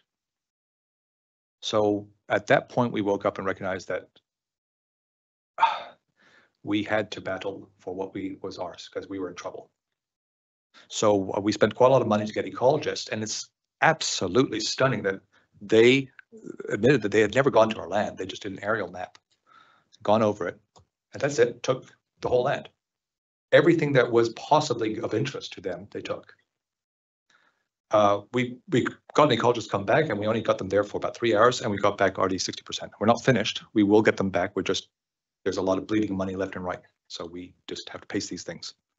But we want more of our land back because they made some errors. Yeah, to be clear, I think it was 85% they said were in SNAs, but it was less than 60 that was actual native bush. And we know this because at this picture here is the picture of 1950s, 40s, left side. If you look at that and just take a couple of minutes, I know it's black and white in those days, but it's all cleared. It's impossible for a cleared piece of land to be called bush. Okay, the pictures of everything we have is now gorse and barberry. Now, there are some patches, and we, of course, when we look at the land, we're just like, what person would ever want to cut down native bush? It's beautiful. It actually creates the value of the land to look at. But they weaponized and took as much as they could without actually being on the land. Is astounding to hear that. When they said that we were doing the ridge lines, and we actually had a location on our subdivision map that said this is the location that is the preferred location for the house on our subdivision plan. We bought that dot. When we actually did a plan for a year, and then we came back and walked up to them and said, we're here, this is the place we want to build a house, right where you said it. They said, no, you have to move the house. I was like, what? This is a year of work that we just put into this. Nope, can't have it. Why? It's on a ridge line. I'm sorry, but I'm seeing 5 other houses on the ridge line. Why us? So that one in the middle and the bottom, is the house there, is there? No. These are houses of the neighbors. This is our neighbors here behind, and this is where we were going to build. That was where I put it. And I said, well, I don't understand why you're saying no. And the answers come through about 3 years later that it was because of the junior person that was handling our file. I'm so sorry, but that cost me quite a lot of money, that junior question, by him to move it. Now, we agreed on a new location in principle. And I hope that we all hold our own words, because I don't have that in writing, but we agreed to a new location. We'd like to have that. We're going to move it. But this has been a trial. So just getting back to the purpose of this hearing is the rural zone. Because again, I'm sorry about this, but hilltops and ridgelines is another hearing coming up down the line. I don't know, sometime soon, next few months. I'm not on that panel. Okay. So yes, you'll have to probably cover some of this anyway, not the whole thing, but some of this again for that hearing. So for the rural zone, we're kind of like looking at the big picture stuff, the objectives for the zone and the policies and sort of the land use controls and things like that. So I'm just wondering whether you have any specific changes you want to be made to that high level stuff for the rural zone. Okay, so earthworks is somewhere else. Yeah. SNAs is somewhere else, and ridge tops are somewhere else, and then it's finally in terms of using the land to be able to subdivide. Right now, we are permitted to do subdivisions of any size, but it's every 5 years, and it's an arduous process to get through. So that's very definitely working at slowing us down. If possible, I would like to have that if they don't want subdivisions, that we are allowed to have assistants living on our land. Because there's 2 aspects. We would like our family to, we're putting tremendous work off for us, really. It's really for our children. And we'd like them to be living on the land with us. If we can't subdivide, we certainly would like to be able to have them have coexistent buildings and community buildings. My daughter probably would not want to be so close to us, but that's more dwelling units per location. That's whether it is in tiny homes or dwellings. To me, the tiny homes I certainly could use for having assistants coming on the property. Others may want to rent them out. I don't know. But for me, I would like to have some people help me for a while, teach me things. I'll become skilled enough that I can do it and pass on to my children. So I think that more people on the land should not be a crime. Can I just make a general observation? It seems to me this in terms of rural lifestyle development, they're kind of like two types. It's become apparent to me listening to your presentation. There's the rural lifestylers who like to have a block of land, big block of green land around them for the horses and a couple of sheep and things like that. And that often takes up land that potentially could be urbanised in the future, you know, that sort of situation versus the situation you're talking about, which is land you wouldn't want to urbanise because it's too rugged, too steep. Yep. Well, but they did it here at certain locations. Yeah. But that's not our objective, is to make an extension of the city there. Right. Compact with our ability to live is a different lifestyle. Yeah, that's what I mean. It's a different lifestyle. It's a different lifestyle. Yeah. Shouldn't be shut down, is what I'm trying to say, is that the city and the compactness is a valuable thing. For some people want that. And this is a different lifestyle. And but it doesn't mean it has to be shut down and stopped or slowed down. We're kind of we care about our land. We don't want to pollute it with buildings. Okay, thank you. Now, if you want to complete your presentation, you're more than welcome to. Otherwise, I might just turn to the panel for questions. How do you feel about that? Okay. 2 dogs. Okay. 2 dogs. 2 dogs and Helen. Yeah. On a beautiful sunny Wellington day. Okay, thank you. Any questions? I was actually just looking at the original submission that was made, and out of that, it was very difficult to discern that you had so many issues that you wanted to cover at the hearing. I am sorry about that. So, you know, I think you came and saw us about earthworks last year. There's the subdivision issue is raised. So there are various different things in play here. But I think some of the issues are potentially with the district plan, but potentially, I think from what I'm hearing from you, you've also got some issues with how you feel that you've been dealt with by the council itself as well. So we can deal with the district plan. We can't deal with the other side of the equation. But thank you for your presentation. Thank you. Listening. Kia ora kōrua. I don't have any specific questions for you. I've heard very clearly the concerns that you've raised, and I don't think any of us are in any doubt that you obviously feel aggrieved at the way in which the proposed plan provisions are potentially impacting on your property. So we've heard your concerns. And obviously we will be taking those into consideration when we get to the point of deliberating, and look forward to seeing you at future hearings that deal with other aspects of your concerns in relation to different chapters. Thank you. So kia kaha. Thank you.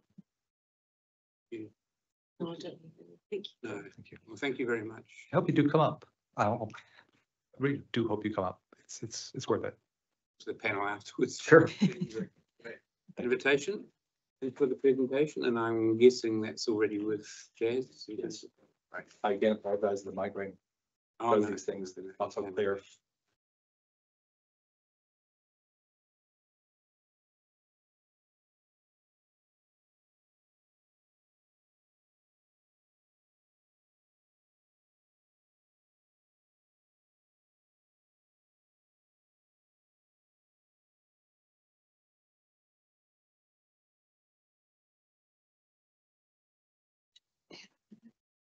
Yeah. Okay. Thanks so much.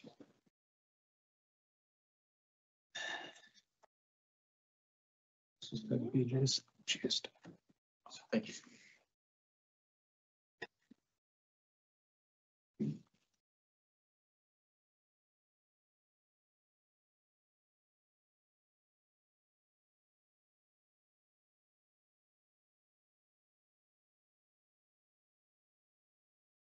Should be pretty straightforward there, Jess.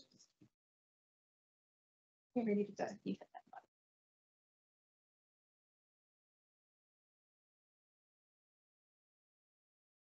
button.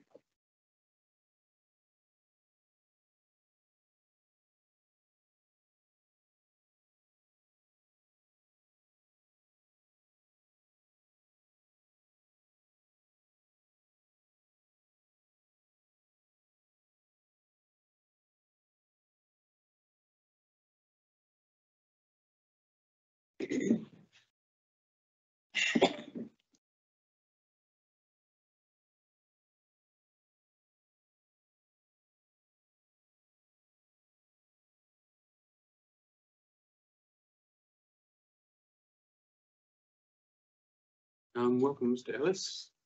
We have your submission in front of us. I'm here for it. Now, as you've heard with the previous submitter there, I mean, problem with district plan hearings is it's like a cake. You can cut it. You're going to cut it so many ways. Whatever way you're going to cut it, you're going to cause problems for some people whose interests cut across lots of those slices of cakes. So I'm just looking at your submission, and of course we have had natural hazards, for instance, heard last year, and we are having landscape ridge top settings being heard a bit later this year. But bearing that in mind, we're more than happy to hear your submission and your presentation to that, and if you're okay, we can ask questions of you after that. Yeah, very happy. Thank you. Probably more nervous with this than ever training for a marathon, but anyway, I've never done this before, guys, so just bear with me, will you? Thank you. Thanks. I'd like to thank the panel first of all for giving me the extra time for my submission, which I thought was very generous of you. I'm not an academic panel or a statistician. I'm not very good with emails or the internet, so that's why you've got a handwritten copy in front of you.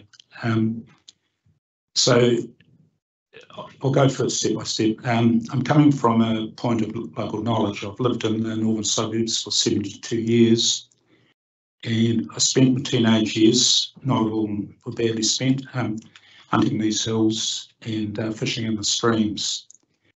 I worked for the current developer, Ronnie Callender, well, he's not doing it now, guys, and Lincolnshire Farms. I worked for them for, well, I didn't work for them, I managed the Harcourt Student Park Office when I was in ARNZ, and I spent 10 years working with the developer and his son before going further into the industry.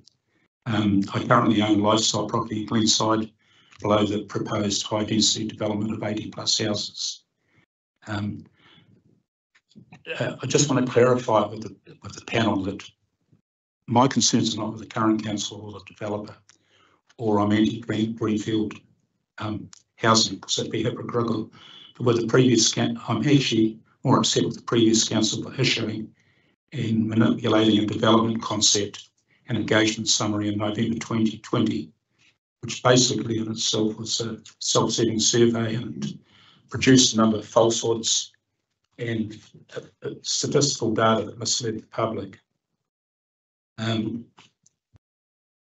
As I move down the page, I've done an historical timeline.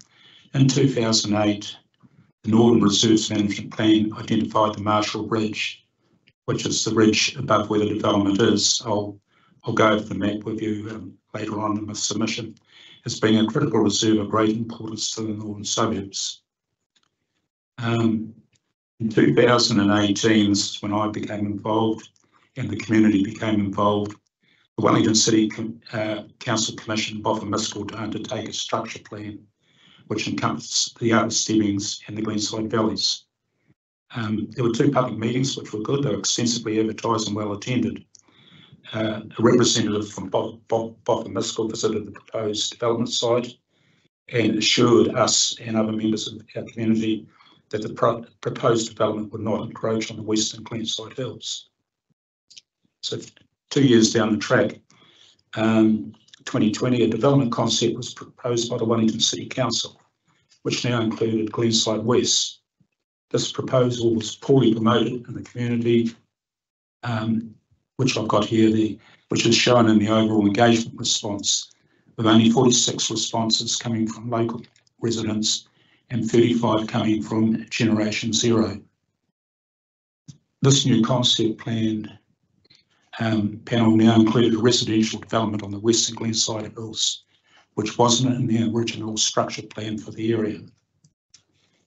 The town planner who did this also took political licence by saying she'd visited the site with the chair of the Glenside Progressive Association.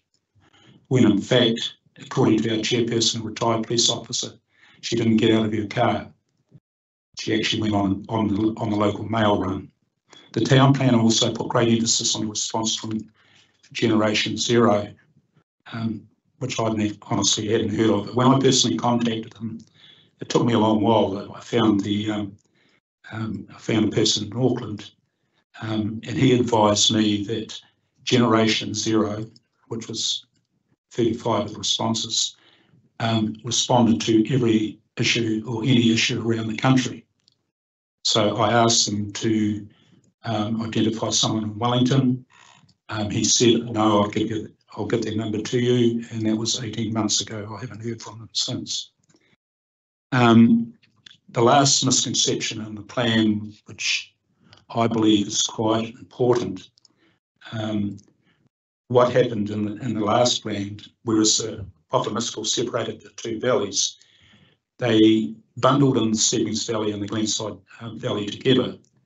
Now, the Stebbings Valley is highly intensified with residential properties, whereas the Glenside Valley is a rural area and it's got several stands of original native bush and a stream which flows on down to Panorama Harbour, which I'll cover later.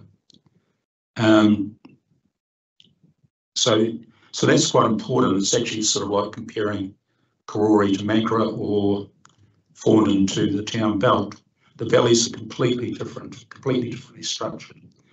I've had the following people to the site: the Honourable Greg O'Connor, MP and Deputy Speaker at that stage, Ponter and Kirkbanam from Greater Wellington Regional Council, Sean Rush from the previous council, all our current Northern Ward councillors who are doing a good job. That's Ben, Tony and John.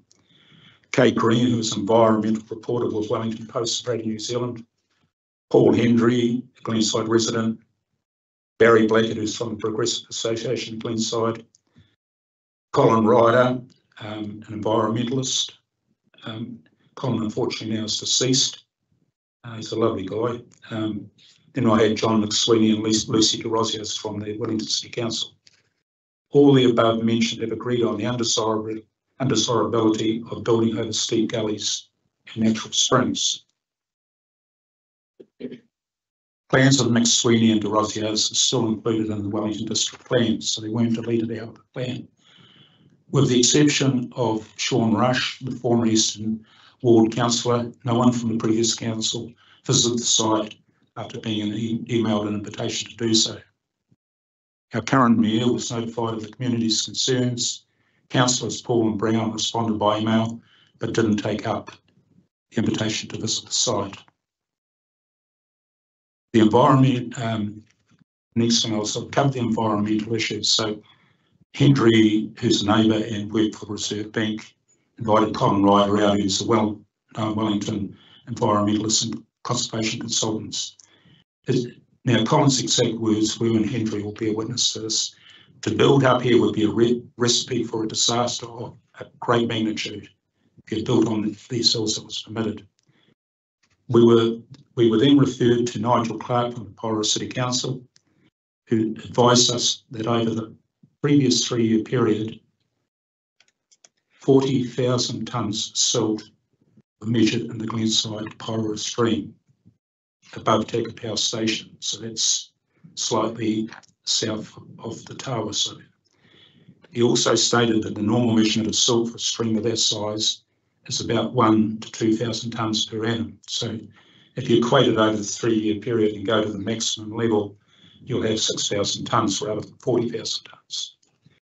We had a meeting with Panorama Mayor Anita Baker, who stated the pollution of the Glenside/Panorama stream was a major concern for Panorama City and the local iwi Ngāti Toa.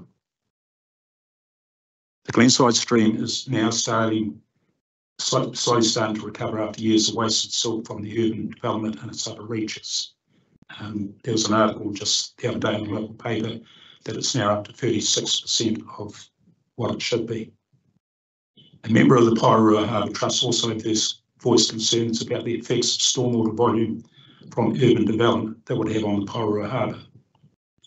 The valley that we live in, the Glenside Valley, is a natural flight path from Zealandia heading north, and contains a large number of native bird species, including but not limited to kahu, Waka Waka, Kiraroo, Koromako, Ruru, Tui, and Kaka.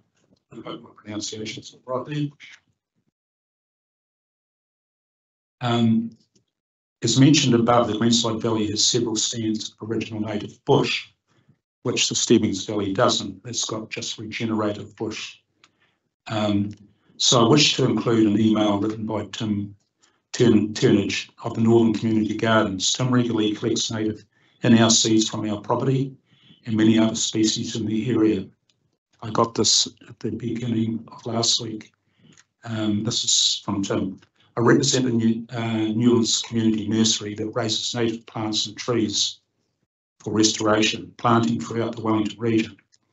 It is disturbing to hear that part of the area behind Middleton Road is to be opened up for housing development, as this whole area represents a natural ecosystem that existed in this area before people settled there.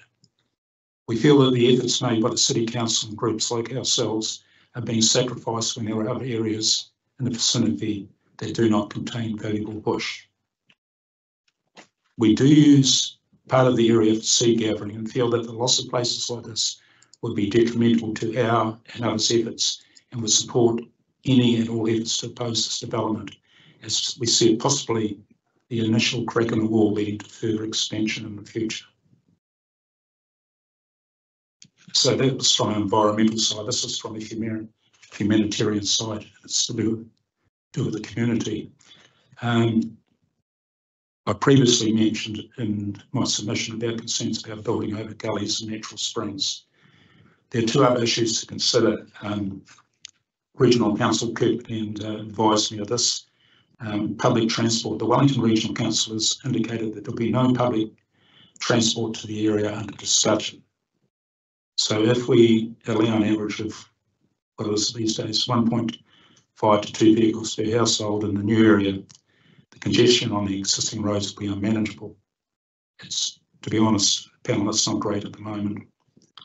The next one is a major one for Wellington, because what Fran Wild says, it's not if we're going to have an earthquake, it's when we're going to have an earthquake. So I had the pleasure of showing Jeff Ashby. Jeff's a renowned geologist and a director of Webster Drilling and Exploration Limited. Took him to the site on the 28th of February.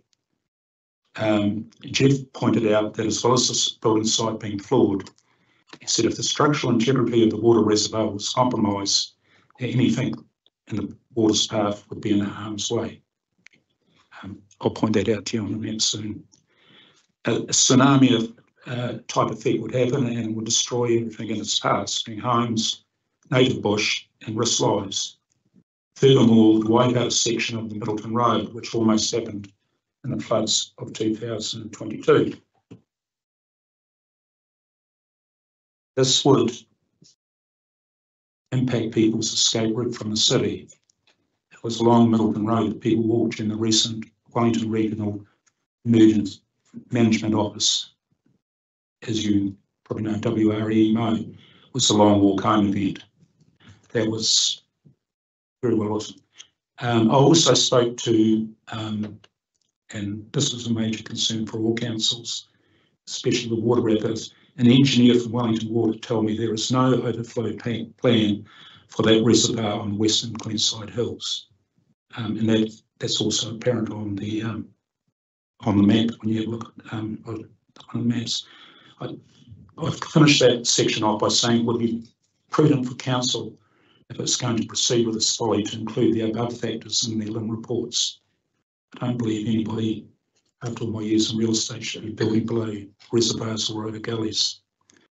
The developers, Lincolnshire Farms and the Callender family, between them, they own 1,340 acres of all the future development in Wellington. I don't think anybody has got anything else. So basically, I've tried to find a compromise. So I'll put here, in any dispute, you hope there is room for compromise. It's only natural for the developer to want to optimise return on his land. So he's not being begging just for the love of it. And I've known him that We used to meet on a weekly basis, so I know from our conversations that that's true. So what I've recommended, and I'll point it out to you on the map in a couple of seconds, the planned development for the Glenside Western Hills be moved over the ridge designated as reserve on the eastern Stebbings Hills. Okay, basically there's only regenerative growth on that side. The contours are less favourable, but anyway, the advantages are for him, it's like for like land site approximately, so it's approximately around about the same area. Existing infrastructure is nearby, that's the roads, the power and the drainage.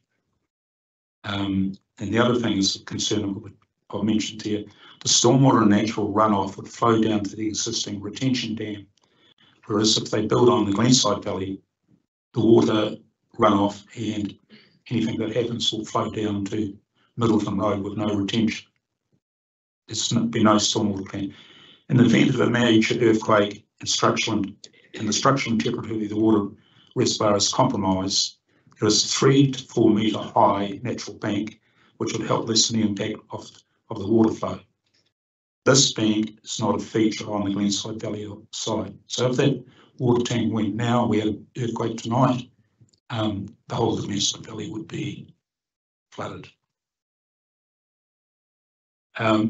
My recommendation is, because you'll probably think this is great because it gives them a bit more land, would be to develop the Glenside Hills into smaller lifestyle blocks, which would reflect the surrounding environment. This would also give the developer a better return on its investment.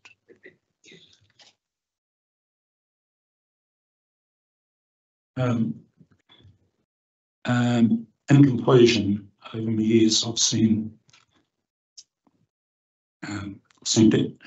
damage caused in New Zealand through natural and man-made. Just give me 2 seconds. I spent 5 days in Hawke's Bay helping out after Cyclone Gabrielle, and also helped with the Kaikoura earthquake efforts at the marae located in Newlands, when a lot of people came up from Christchurch. I'd hate to see anything similar happen to our community. And I've said here, thank you for your time and listening to my submission. So thank you very much. Now, yep, you've got some diagrams here. Would you like to? Yeah, if you could just feel, you'll go through them. Sorry about the Stebbings structure plan, but that's my artistic work. It's not great. This is the this is the big map. Yeah. The first thing that I brought up in the issue was the Marshall Ridge. Okay, so what I've done is you'll see on the bottom half of the map, don't worry too much about the top half. I've marked areas A and B.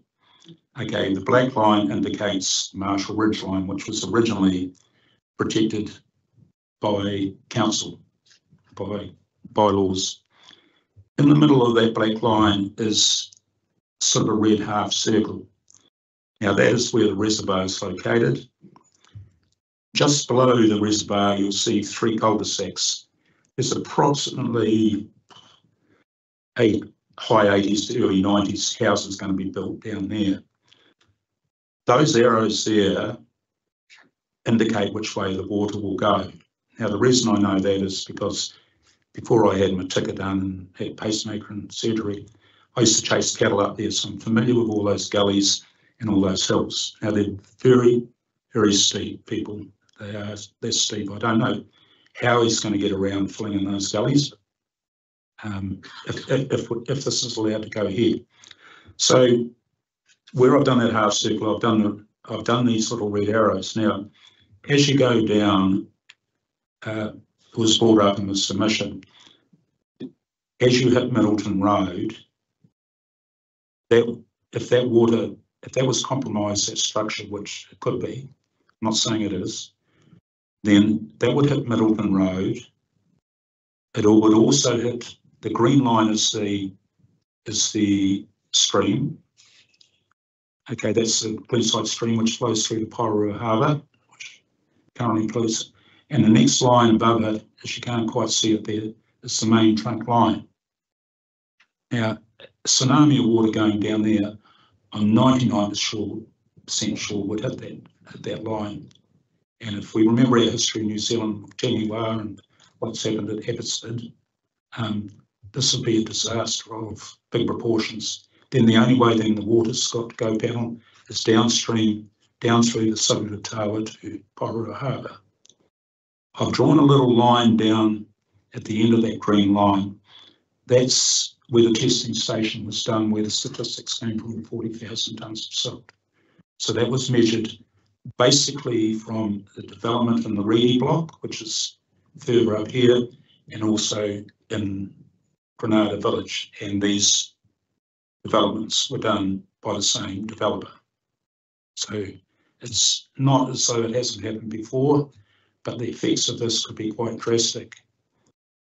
On the line I've done for the ridge where the water tower is, I've put A and B. Now, my suggestion for the compromise was the area of A has easier contours to build on. It doesn't have stands of natural bush. It's just at the moment bare grass. So if he could push these cul-de-sacs over to area A, leave B as it was, put people in there that are environmentally friendly. They'll have strict restrictions on how they could build their houses, smaller lifestyle blocks, and then that would leave the valley in its natural state. I think I don't know what else. Can I just ask? Yeah, of course you can. Yeah, sorry.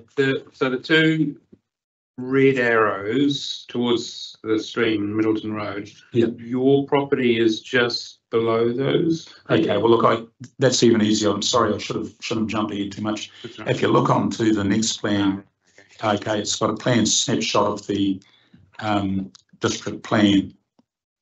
Now the first page basically covers where my property is on the right-hand picture for the triangle. The picture on the left-hand side is classic. It should have been magnified. It actually indicates where the water reservoir is, and it also shows you that there's no overland flow path for the water coming from that reservoir. So there's no issues about that. It's been agreed by Wellington Water that they've got nothing. So if that goes bang, so do all the pool kids that blow it. So that little white dot up the top there is the reservoir, and then the second page, the very last page, and this sort of goes, it actually goes through my property, but the bottom right-hand picture is the natural environmental values which would be damaged. One is if they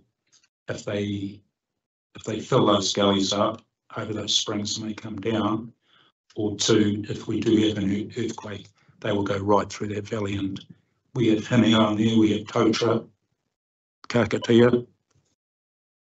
Yeah, we're blessed, and it's not only just us, it's the two farms up. We're built elevated now, two neighbours are built elevated too. If the water touched us, then it would be really bad. And there's another stand further on down here on the developer's property. I don't know what his plans are for that.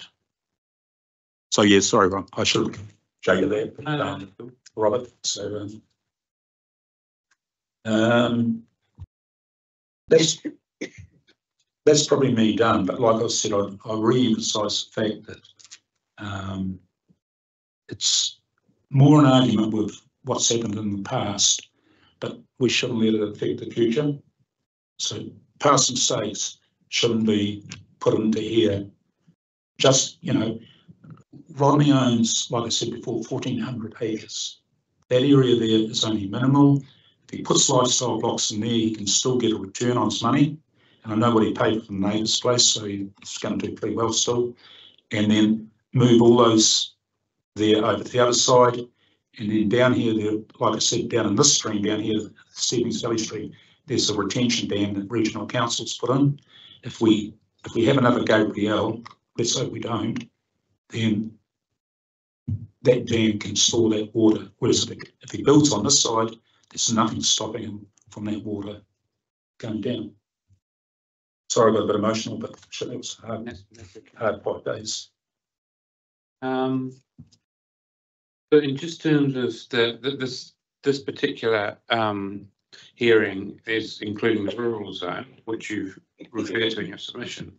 The previous hearing that I was on the panel for, none of the others were, was about the future urban zone, which is where you're concerned in terms of the building and things like that. Okay, so like you said before, Robert, probably covered a multitude of sins. Yeah, no. But I'm just trying to see, in terms of the relief you're seeking for the rural zone, it's not clear from your submission what that is. I could extrapolate uneasily that you're looking for to rezone that area up to Mitchell Ridge or the Ridgeline or whatever, rural, to prevent that? Yeah. Is that what you're looking for? Yeah, but smaller blocks, not big blocks, yeah. There is an area, Robert, down back in Ellis called Kilkelly Heights, and it wasn't Calendar that did it, it was another developer, and they were smaller lifestyle blocks, and they had views out over the harbour. And that's what because that was during the real estate career, but that's what I sort of envisaged for the hills above there and the people that move up there to, plant, keep it in its natural state, don't chop the hills off, don't fill the gullies in, and just, you keep it, we lose enough land in Wellington. But would that respond to your concern about if the reservoir did break during a major earthquake, would that still not flow down into the gullies on that hillside, down past your property and things? Would, there'd be no doubt about it. Yeah. Take everything in its path, including the houses. Like I said, it probably wouldn't. I hope like hell it wouldn't touch my house, but I don't think it would. But it would take out the driveway. Yeah. It would definitely take out Middleton Road. We had a blockage during the August storms, and I came home and the driveway was like a river with boulders coming down it. And it probably would have. I'm 90% sure it hit the main trunk line. Right. So the concern with the potential subdivision and development of that land above you is what? That it would exacerbate the flows down into the gullies or redirect the flows to other places? Yeah, that's a good comment. That's part of it. Yeah. The other part is people actually building over those areas.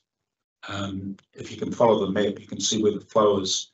And like I said, late 70s, still young then, but I read about it. Same thing happened at Ellis, and they lost 69 houses.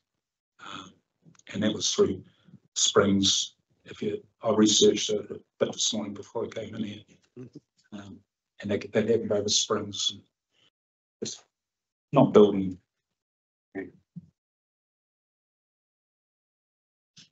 I will. Do you mind if I go try? Yeah, go for it. While you're doing that, I'll just turn to the panel to see if there's any questions from. No questions from me either. Okay. I think the chair's traversed the questions that I asked, but just out of interest, was your site the old cattery at some stage? No. 25 years ago? You're pretty close. Pretty close. The cattery is 2 over. A guy called Jeff Warren owned my property and he subdivided off, and I bought that with about 8 acres. And then, yeah, so the cattery, you know where the cattery is, yeah. So But it closed down. Put us in a bit of a pickle at the time when it closed down. I was surprised. But it was a fair while ago. I know some of the people involved, but anyway. Yeah, no, thank you for that. Yes. Your submission was very clear. Thank you very much. Thank you for the time and putting up with my gristles. Yeah, that's all right. So time is 2:54, 2:55. We'll take a break for afternoon tea until we schedule 20 past for Wellington City Council Environmental Reference Group. Are they in person or yeah, they will be. So Michelle Rush from the group will attend at 3:20. So thanks, people. Have a nice day. Catch you. You're welcome. Cheers. So the hearing is adjourned until 3:20. Thank you.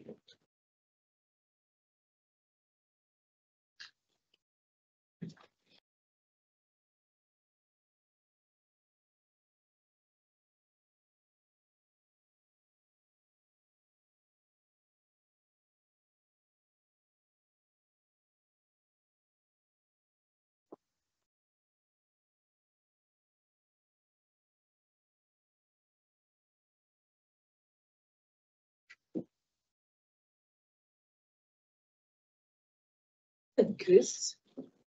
He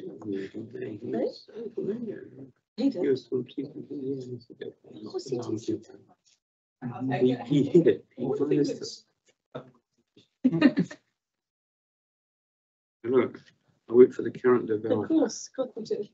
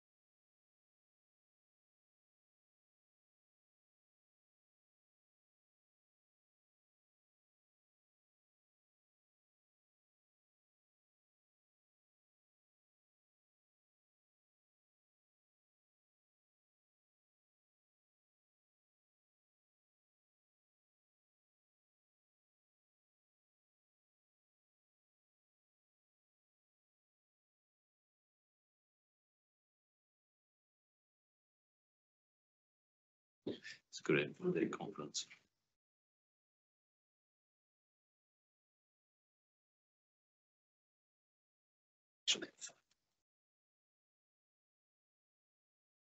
Good afternoon, everybody. Hearing stream 7 is reconvened now to afternoon tea. We have 3 more submitters for the afternoon.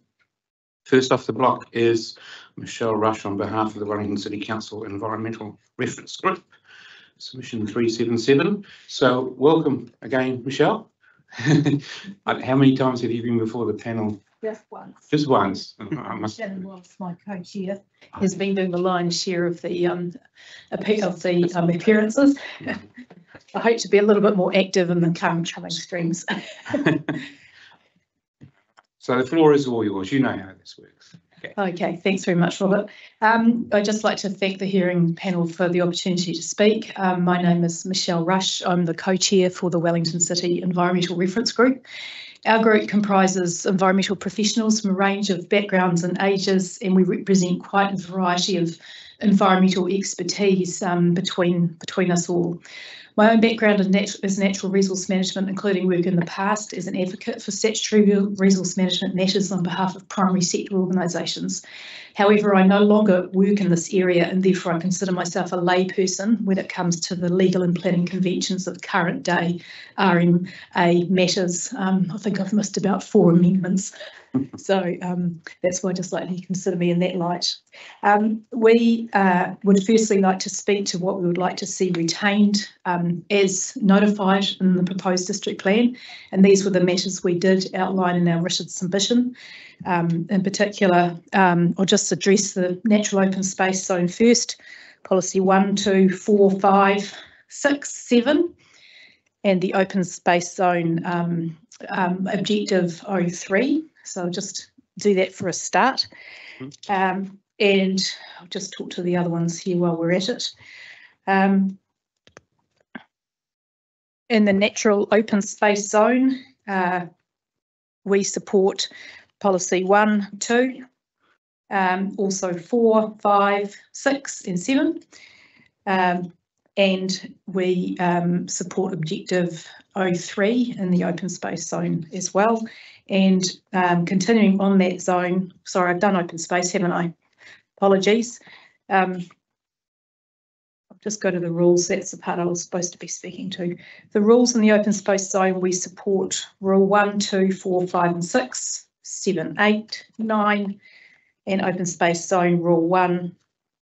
And in the tertiary education zone, we support the objective 4, policy 6 and 7, and I'll leave it at those for now and do the rural zone in a minute. But I just wanted to reiterate our support for those so that it is recorded in the written, in the verbal hearing in addition to the written.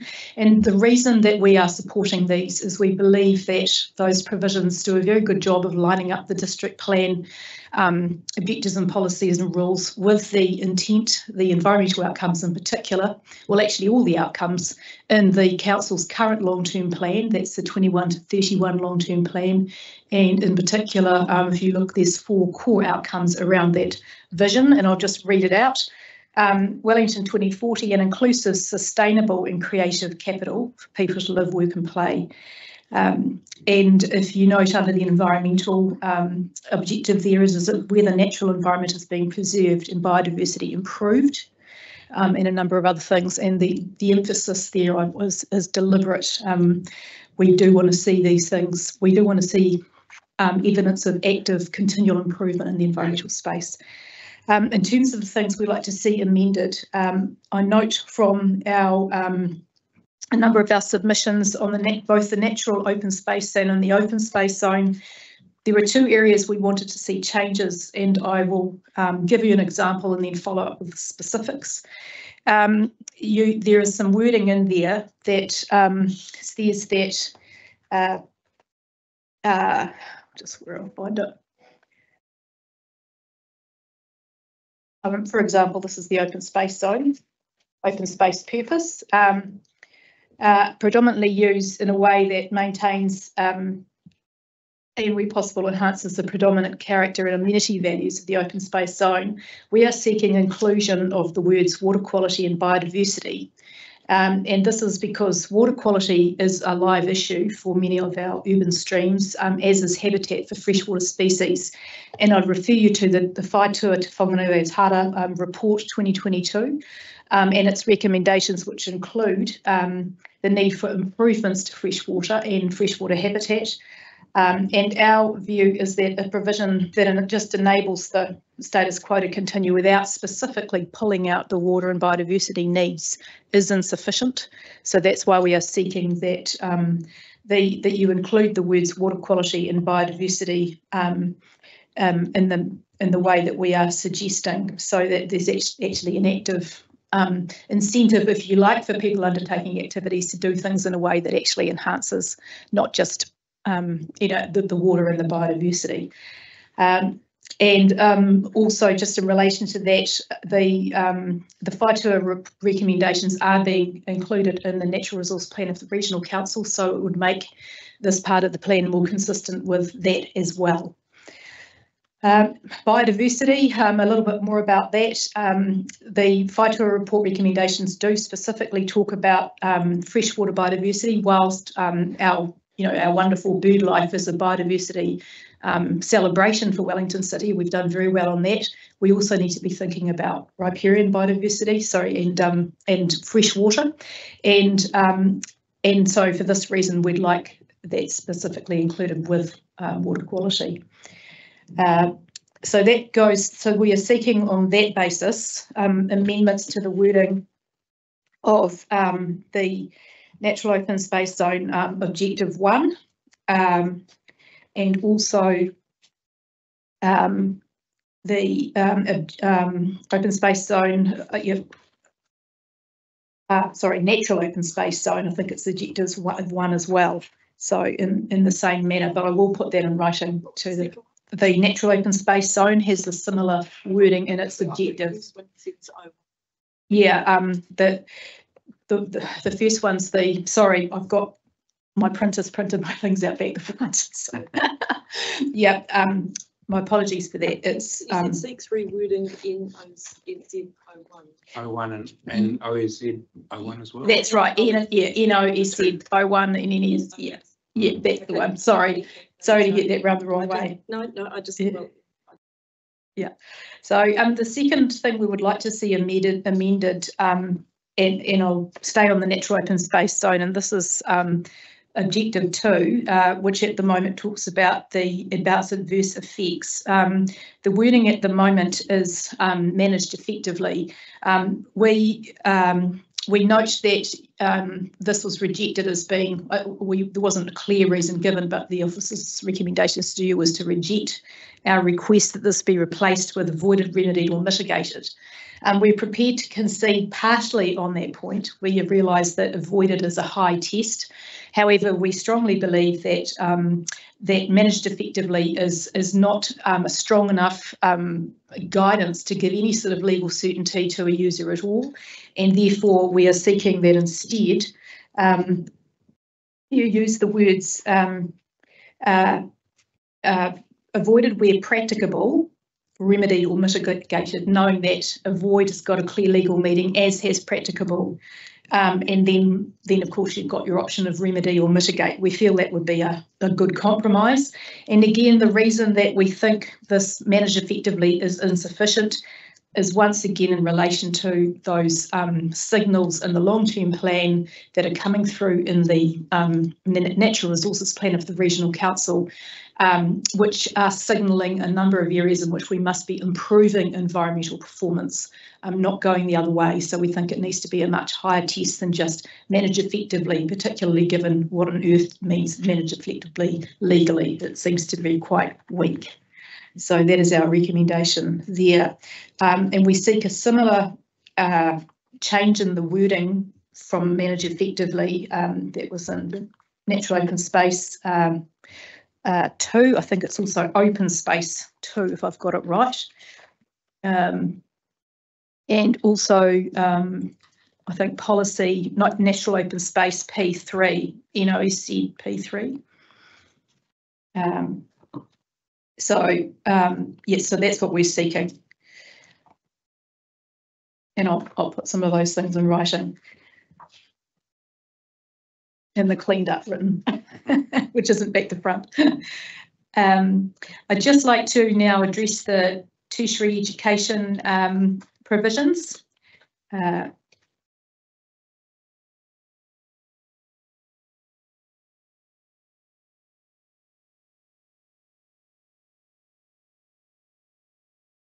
again, what we are seeking is that there's just some subtle changes we'd like to see. And the first one I'd like to address is the tertiary education zone objective 4. And we just would like to see that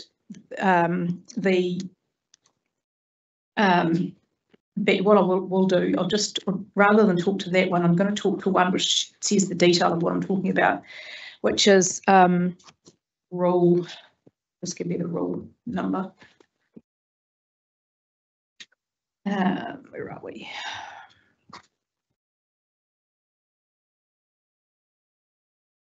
Right, I'm having real trouble with my computer thing here. I'll go back to that same objective. We would just like to ensure that that adverse environmental impacts are sort of more actively, the objective's not clear about whether it includes environmental impacts of development and construction in its timeline. Now, I'm not sure if that should be in this part of the plan or not. So I just wanted really, I suppose, a check on that. And related to that, we had a concern with the demolition provision, because at the moment it looks like you can just demolish anything outright. And we felt that the potential environmental risk of demolition, for example, environmental contaminants being leached off the site and those sorts of things, we were unclear whether that was covered through another part of the plan and not the wording within the permitted category of the tertiary education zone. And so that was, this is TDZ Rule 5 and Rule, I think it was Rule 3. So we just wanted to, Rule 5, that's the demolition one. We just wanted that perhaps to direct you to ask for a check of that, so to make sure that it's not just a holus bolus situation. And related to that, and I found the rule, the one I was looking for, Rule 3, we would just like you to consider adding into the matters of discretion policy 6 and policy 7, because these are the policies that deal with long-term sustainability and resilience. And in light of several matters, including the fact that tertiary institutions tend to be civil defence headquarters, they also tend to be places where there's lots of people, they also tend to be expensive. We felt to actually deliberately require thinking about sustainability and resilience is a useful thing to be included in the things that are matters for discretion for the activities that would fall under Rule 3. And again, I'd take you back to those overarching things of the long-term plan. And I think the obvious reality of what we're facing now with climate change, it's our view very strongly that we need to pay a lot more attention to these matters going into the future for the sake of everything in the city. So everywhere we can try and help people to remember that, the better, which is why we're supporting that small amendment, the inclusion of those of TEDZ P6 and P7 as a matter of discretion in that Rule 3 for the tertiary education zone. I hope that was clear enough. Sorry about the gumble. Oh no, that's right. It's all right. Okay. That's right. No, Jane's not recused herself from the tertiary education. Is she? Okay. So, that's all right then. Yeah. You must stop looking at her. Okay. All right. Sorry, Jane. Sorry. I'm sorry. You're just the easiest person to look here because. All right. Yeah, that's right. Yeah. Okay. I just the other matter I wanted to address in the general rural zone. And again, just wanted to say we to perhaps now just outline our support. Well, firstly, I don't think I've said, could you note that we do support these tertiary education provisions. Objective 4, which is TETZ 04. 06, policy 6, P6, P7, and just want to again to note that we think those are good in terms of the importance of having a thriving education sector for Wellington City, and particularly the long-term plan social and economic outcomes. So just want to also put that on the record. In terms of the general rural zone, we just like to note support now for, is it GRUZ pre-C01? I think it's precinct, isn't it? Is that monthly short for pre? Yes. 01, that's the Makara Beach objective. Also 02, policy 1, P2 and P2 of the general rural zone now, not the pre-C. P3, P4, P5, P6, P11, and precinct 01, P1, which I think is the policy which relates to Makara Village. We also support Rural 1, 2, and General Rural Zone Policy 3. And we had, and also Rule 6 and 7, 8, 10, 11, 12, and Standards 1, 2, 4, 5, 6. So again, just want to put on record, we feel that they do a good job of reflecting the objectives of the plan, directly related to the outcomes of the long-term plan, and in keeping with what should be. So again, just want to put that on the record. In terms of there was one, we were seeking an amendment to one of the rural zone rules, which was to do with wilding pines. And I would just like to say that you turned us down, and now I understand why. Between us writing the submission and now the National Environmental Standard for commercial forestry has been passed, and it has actually filled in all of the issues that we had of concern. And so, but I would just like to also suggest some change, because a small change at the moment, I'll skip to where I noted this down. At the moment, the wording, I think, is to exclude plantation forestry over 1 hectare, because it's covered under the NES for forestry. However, what we recommend is you actually add into that wording. Let me see if I can get here, that's right. So this new National Environmental Standard for Commercial Forestry, which came into effect on the 3rd of November last year, we now believe it provides sufficient safeguards on plantation forest, which is classed as over 1 hectare, and we feel that's appropriate for Wellington. And however, at the moment it says that plantation forestry is excluded from the NES forestry, and we think there's a little bit of a risk with leaving it at that, because when you read the new National Environmental Standard, it specifically talks about plantation forestry and exotic continuous cover forests, which are carbon forests. And to avoid Wellington City getting caught out by somebody who thinks they're smart and getting away with planting a whole lot of wilding species as a carbon forest and excluding the powers of the NES affecting them, we strongly recommend you add in the wording plantation forests and exotic continuous cover forests, bracket C definition of NES, whatever, to ensure that carbon forestry is picked up and controlled through the new Commercial Forestry National Environmental Standard, which has got much better provisions now to safeguard against wilding pines. And the reason we're so strong on this is that, I'll just give you an example. I was recently in Christchurch and we were evacuated because of the Port Hills fire. And the area that burned was a new area of pine forest planted after the last Port Hills fire.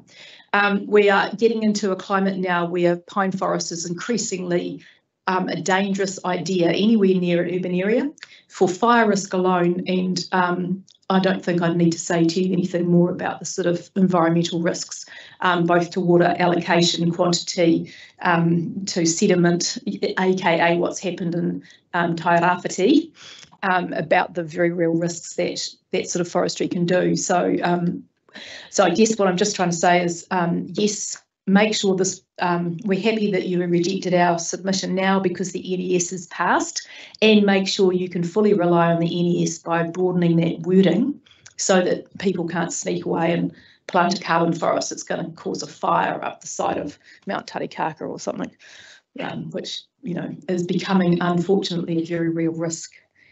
Yes, and so those are the only other things we wish to speak to for you. I hope that was clear enough. So. Thank you. And you said you were going to write those up? I will write them up much more tidily than this, and so you have them in order so that you can look at them again and just have them a bit more nicely set out. So, because I've been scrolling through, yes, well, the actual original submission. Yes. So there's nothing, is there anything you've just told us is different to the submission, apart from maybe that plantation forestry? I think we reconsidered that with the quarry provisions. We think that your decision is fine with what you went on there. So yeah. All right, thank you. And but there's yeah, we're comfortable with where the other things landed. Okay. So yeah. And another clarification. Yes. You referred to the long-term plan outcomes and things. Yes. Now we're following the council meeting last week. The district plan strategic objectives and policies are now set in stone, more or less. Is there any reference to that, or you are just relying on not relying on, but referring to the long-term plan and the district plan objectives? Sorry, last week the district plan objectives were set in stone. What wasn't recommended to be amended is basically now in effect. Right. So, if it's an ISPP provision. So it's more clarification if you're referring to the long-term plan, definitely. Yeah. I'm just clarifying that you weren't also referring to the strategic objectives of the district plan. You know, it's very high level. Right. The front end. If that assists the committee, I will go through them and double check and ensure that they were, because I hadn't refreshed looking at those again for today, and just literally because of time purposes. But and it's so recent that it was done. I did see it come through my inbox, but I hadn't had a chance to go in and read the decision.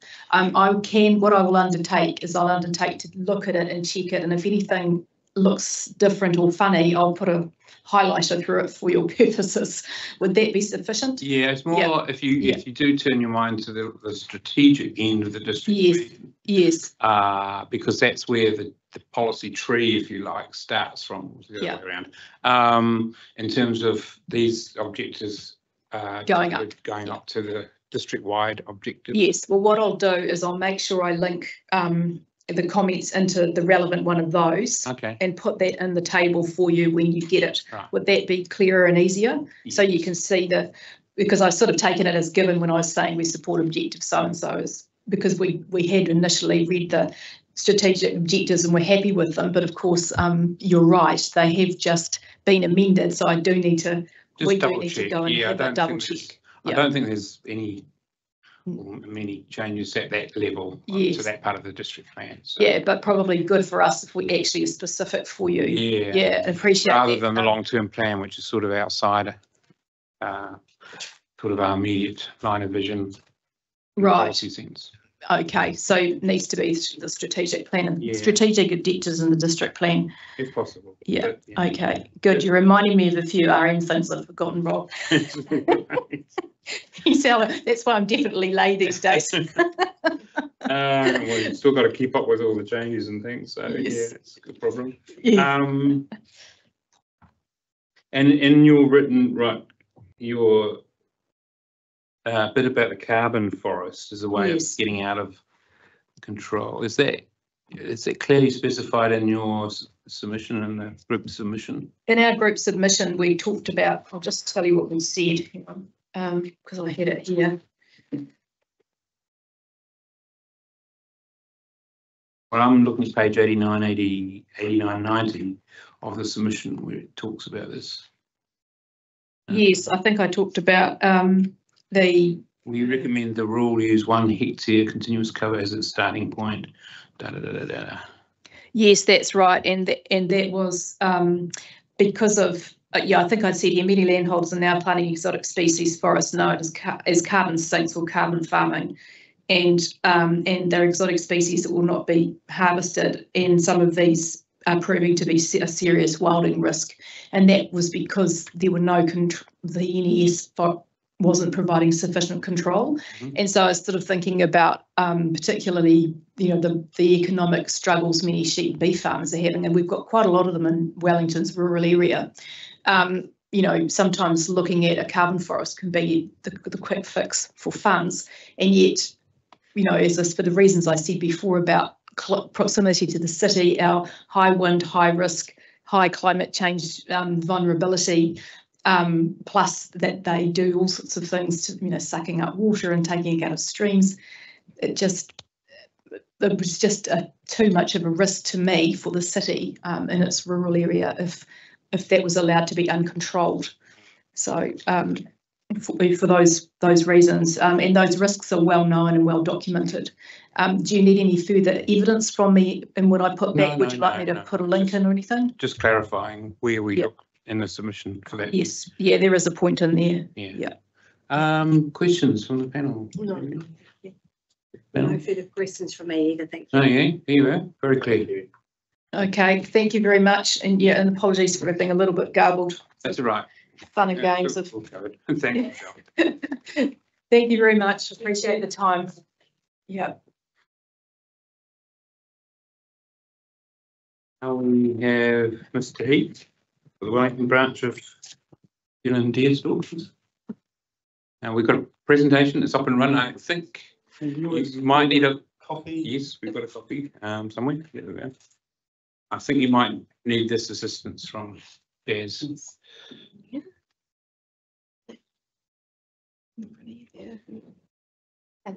3 different areas. I know. Just yes.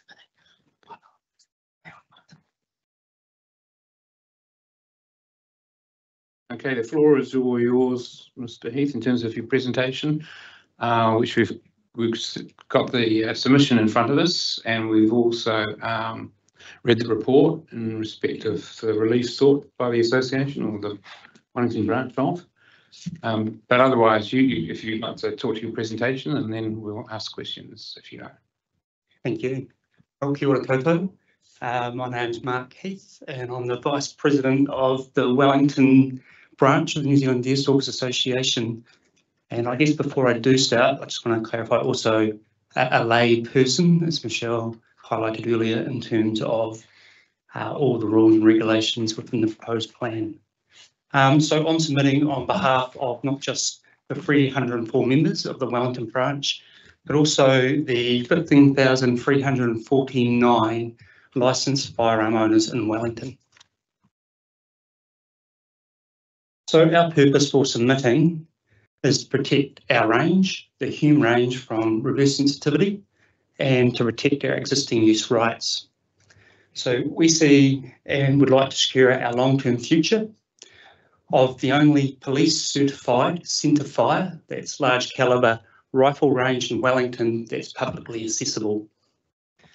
We'd like to see the value of the Hume range to Wellington recognised as a facility where firearm owners can participate in their chosen recreational pursuit and sport, a facility where safe and regulated firearm use can occur, and a site where culture and have our cultural and historic significance recognised.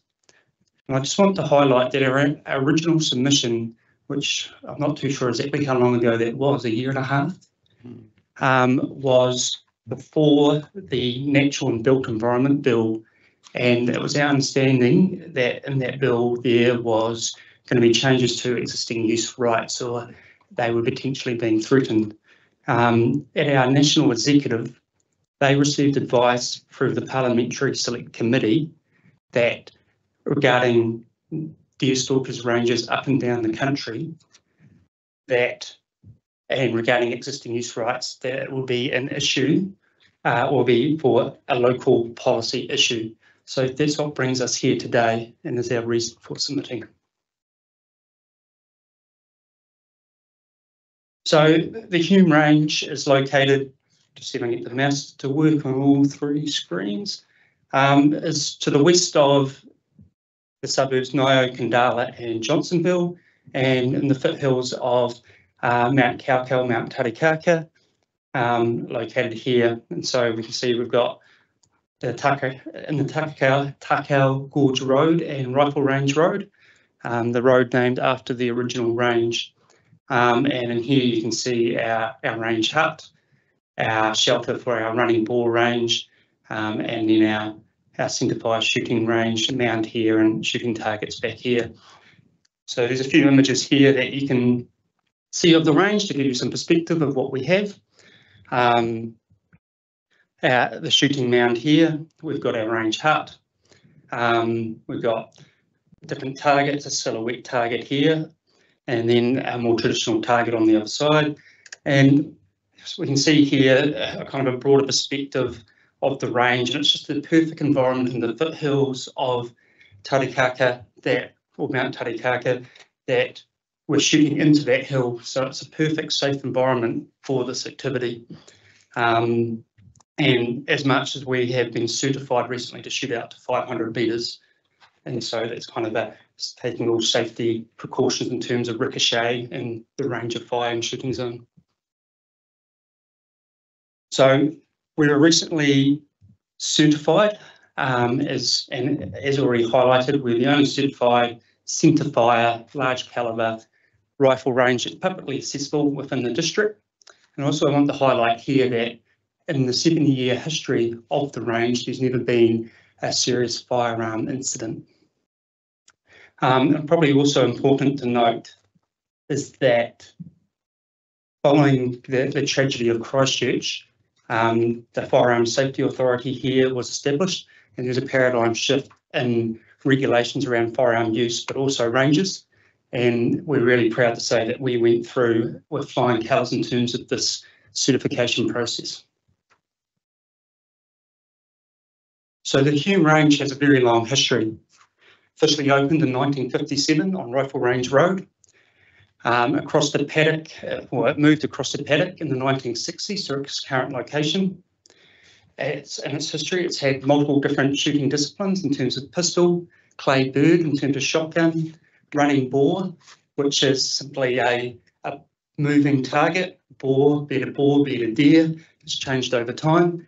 And then our shooting range for our centre fired rifles, 50, 100, 200 out to 500 that we're certified for.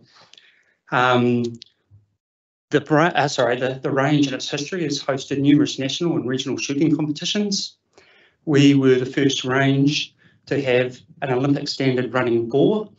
And this is probably because of that. Graham McIntyre, who is a proud Wellingtonian and branch member, represented New Zealand at the 1972 and 1976 Olympics for the running boar competition. And that's him in the photograph, is it? I believe it is. Mayor Sir Frank Kitts served as a branch patron and was a long-time user of the range. The range has been used by a number of different groups throughout its existence, including scout groups, police, Wellington Zoo staff, the Armed Defender Squad. So it's had a wide range and variety of groups have used it in the past. Range activities. So at the range, we do firearm safety training and hunts training courses. In the last year, we've run 2 hunts training courses. There's 8 different modules. All of them have a strong emphasis on firearm safety, and also a dedicated course at the range around how to use and operate a firearm and how to do it in a safe manner. And as mentioned, we have scout target shooting that we host at the range. Our members and our guests to the range use it for sighting in their rifles.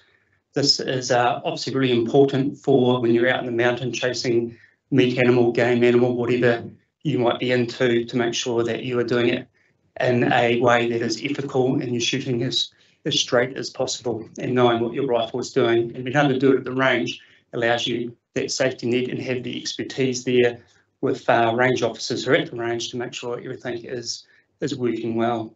The range hosts multiple competitions in sport shooting. Actually, this weekend we're hosting our annual Houtte 200 metre silhouette shoot. The range is used for target shooting, and it's also for recreation. So a key branch value, I guess, is that we're supporting our members in their social and mental health wellbeing, and it's a place where people connect on the weekends and connect over a common activity. So we see ourselves as providing a key community service. We're fully certified shooting range, and sorry, a lot of this is kind of repeating the same things, but again, fully certified, only certified range in Wellington that is publicly accessible for centre fire rifles. We run the hunts and firearm safety training. At the range, there is trained range officers present at all times where firearms are being used. So there's that supervision to ensure that all rules and regulations are adhered to at all times, hence making it a very safe environment for the activity.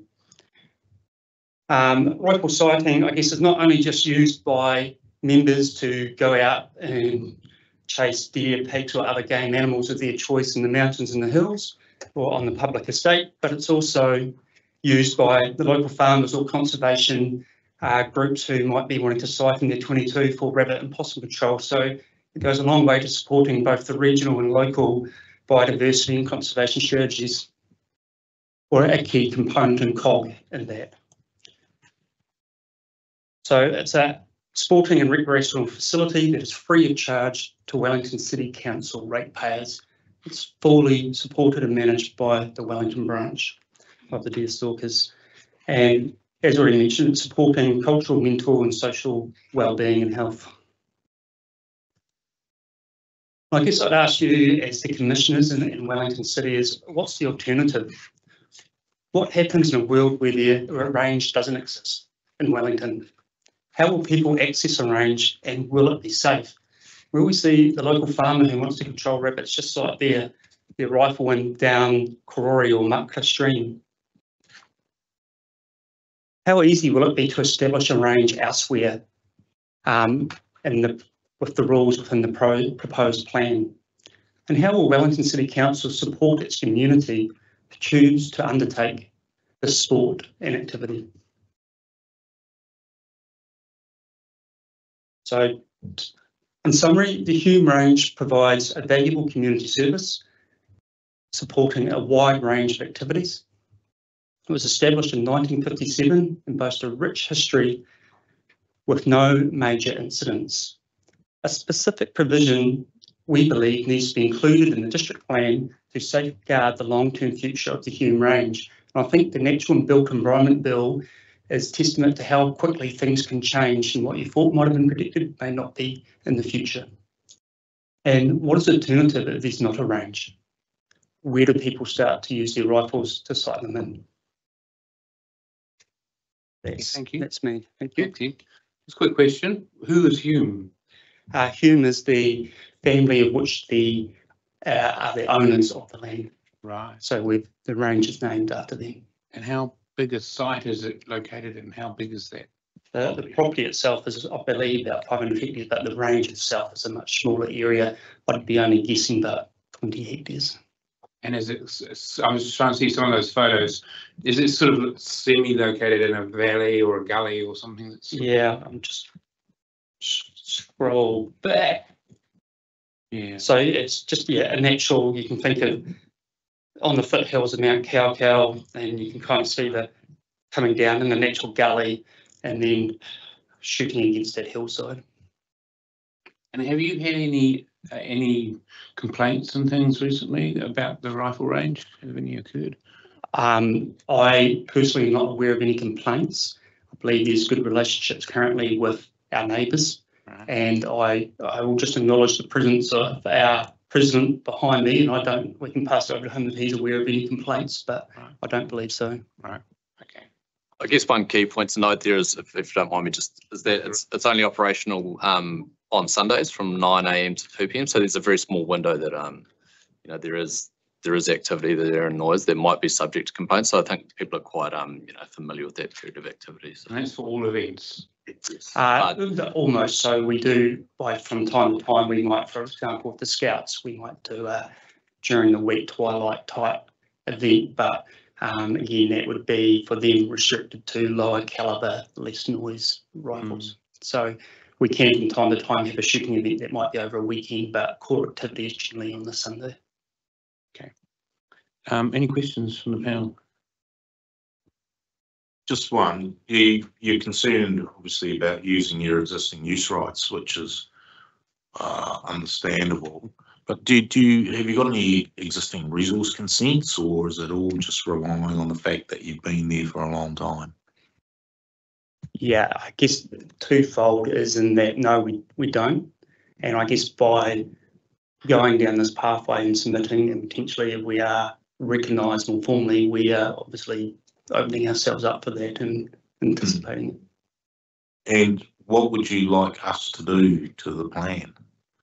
Well, and so again, coming from a lay person's perspective here, that I guess and the original reason is what was happening around the Natural and Built Environment Bill, and the advice given to us through the National Executive was that this would become a local planning matter.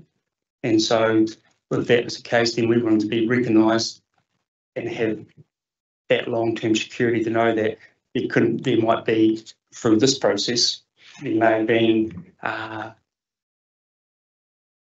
what would I call it, a negative view towards the range and its activity, and we might lose that access and ability to use the range. Okay, no, that's understood. Thank you for that. No further questions. Thank you. Mr. Heath, thanks very much for your submission. I've learnt a lot. I had no idea that the Houtte range was in operation by the Deerstalkers Association. I'm interested in understanding better the purpose for the establishment of the Deerstalkers Association, and I think I understand now from what you've said that it is primarily aimed at facilitating and supporting target recreation and sport shooting. Is that? Yeah, I guess there's multiple facets. So I guess there's as a sport, as in previously Olympic sports in terms of the running bore, and now still national and international sports. Yes. Although not Olympic today. There's, I'd say, the primary purpose for most people today is to use it as a facility to make sure that their rifles are shooting straight and accurately before then heading into the bush to chase game or meet animals. Yes. There is a number of people that turn up religiously on Sundays for target shooting, just simply to hit paper, and I guess gun enthusiasts in terms of collectors and whatever who just enjoy shooting. I guess that leads into the fourth kind of related element, which is then the kind of social aspect. Right. And yeah, thank you. So, because I was just, I initially, when I saw the name of the group, assumed that your concern was around, preserving your ability to hunt deer for food, and as perhaps a part of a long tradition. So, to what extent, if any, are deer hunted for that purpose? Yeah, so I guess the key thing to recognise here, I guess the submission is purely around the range, but as Wellington Deerstalkers Association, we're much broader than that, and we see that the range and being able to make sure that you are having a place where you can sight your gun and learn your gun and know what it does in a safe environment allows us to do the things we like to do, which is for me personally, to harvest game animals and to have a meat supply and source. And I think that would go for many of our members. But members have multiple different purposes for hunting, whether it's for meat, whether it's for trophy. Actually, I don't think there's much. And well, I don't think in terms of game animals and shooting. Our conservation is the other one. And so a lot of members do participate in conservation. I think there's a shifting paradigm within our branch, but Deerstalkers more widely in terms of becoming more conservation minded and trying to find the balance that we're not just out there to shoot animals in a bloodlust, but we have a love for the environment we're in. Yes. And so we like hearing the bird sound and the clean water and being in that environment. That's, you know, the bushfire and the camp stories is as much as why we choose our recreation as what it is to come home with some meat for the freezer. Interesting, thank you. I mean, when the deer or the game aren't hunted for harvesting purposes, what happens to the carcasses? So if I've interpreted your question, after one's been shot, or if it's yeah, look, there's a bunch of guidance, and we run these hunts courses, and it's all, we've got a whole module dedicated to ethics and ecology. Right. And so part of that is answering those questions. And so we've got a general rule that if you, for example, if we're longer, I hunt regularly in the Aupaki region and up the pronunciation, I might escape me right here, the Waitara River, and I shoot a deer on the river mouth, along the river bank. Yeah. What do I do with it? And we do our best to, and anyone who tells you they carry a whole deer out when you've walked in 10 Ks is lying to you. You can't, and you're not taking the bones, you're taking the meat off, right? So you're not carrying it. So our rules would say, and what we say to people, if you can, you're trying to drag it at least 50 metres away from the river and trying to put it in a place that we still don't want to spoil the area for people moving through too, although we're getting into remote places where there's not tracks. Yeah. That if someone else is walking on that river, they don't necessarily want to see that. So we're doing our best, and through Deerstalkers and our ethics as an organisation is to have that conservation ecology minded, so that we're not having effects of creating E. coli issues within the waterways. We're trying to move them away. All those things are taught through our courses, which do run through the range. Thank you, that's really interesting. And so do you release deer into the bush at all? No, I think it's illegal, right? Great. And so in that way too, you're contributing to conservation, I guess. Yeah, I think at a broader level, we play into it, but at the national executive level, it's now, I mean, these close working relationships with the Department of Conservation and other like-minded organisations about and the Animal Game Council around what is sustainable management of our herds, and not just sustainable in terms of deer numbers, but in terms of the balance with the ecology. What is the right level of deer where we can find the balance? So just in terms of the relationship with DOC, you did mention the contribution that the Deerstalkers Association makes to preserving and protecting our biodiversity through pest management and that kind of thing. Do you have a formal relationship with DOC or the councils in relation to pest management? Or? Well, I guess we see ourselves as the range specifically as a cog for supporting that, in terms of if you want to do things correctly in an ethical way, in terms of shooting an animal, making sure that you've narrowed your margin of error in terms of your shot placement, so it's an ethical kill, then for any type of animal management or pest management, is that you've now increasing your chances of having a successful kill, but also an ethical kill, in that you want to make sure your tools, your rifles are working well. Sorry, I might get you just to repeat the question to the first part of it. Well, I was just interested in whether there was any formal kind of relationship you have with DOC or regional council, for instance. So at a national executive level, yes. Probably more at a regional level, probably through informal relationships. Right. Okay. So is it more on a sort of private basis that you would be taking the initiative and you know, shooting pests presumably it would be on private land anyway, I'm assuming. Yeah, and I think that's when we talk about members, like a lot of our members are out there. We as a branch, we get rung up by private landowners to say, yeah, just recently along Paikokariki Hill Road, we've got a goat problem. Can you please help us with the goats? We've had along the Akatara Valley Road, we've got deer coming out by what's the camp there? I forget the name. Yep. Can you please help us with this issue? So we contribute in that way as well. So we're like, goat problem. Yeah. So interesting. Thank you. I think that covers my questions. Thanks very much.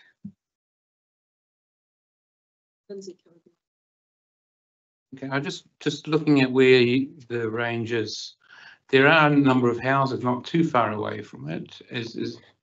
So the original Hume family, I believe, are owners of the most nearby property. Right. And then I can't speak to the owners of the rest of the properties nearby. Right. But again, as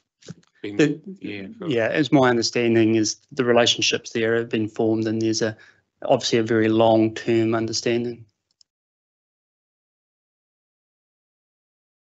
I was just looking at the officers' report on the association's submission point, and in summary, the recommendation is not to accept it because considered there's sufficient provisions addressing reverse sensitivity in general in the general rural zone. Although I am questioning sort of exactly how that is managed through the rules in the plan. I'm not quite clear on that, so that may be something we'll follow up with the council officer through reply. So, okay. So, any other questions? Okay. Thank you very much. Thank you very much for the informative presentation as well. That was good to hear. Thank you for your time. Thank you.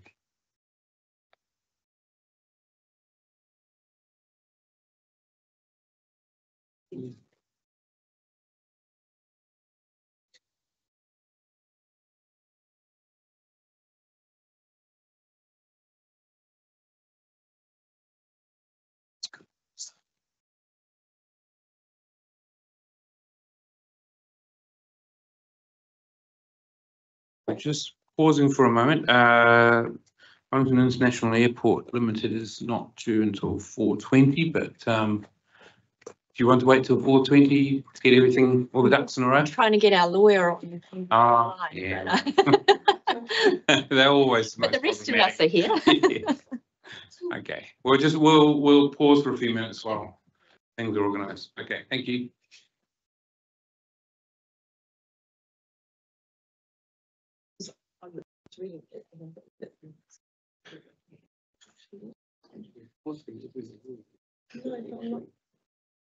Sorry about that. Yeah. Do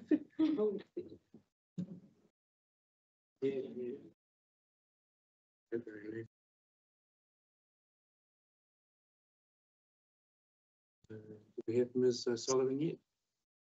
Yep, she's on there. Okay. I'm queued. Good. Queued or cured? Neither. It just says Right. queued on the so you can hear me, that's the main thing, and presumably you can see me. Yeah, we can. All good. Just give us a moment to be queued. Oh. Yeah.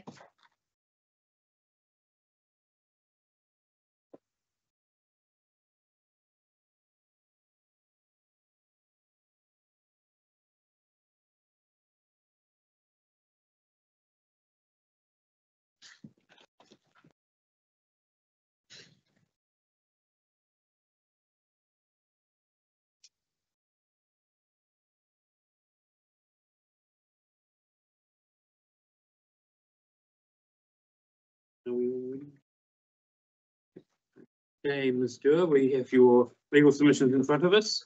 So if you'd like to lead the charge, for all ears. Thank you very much.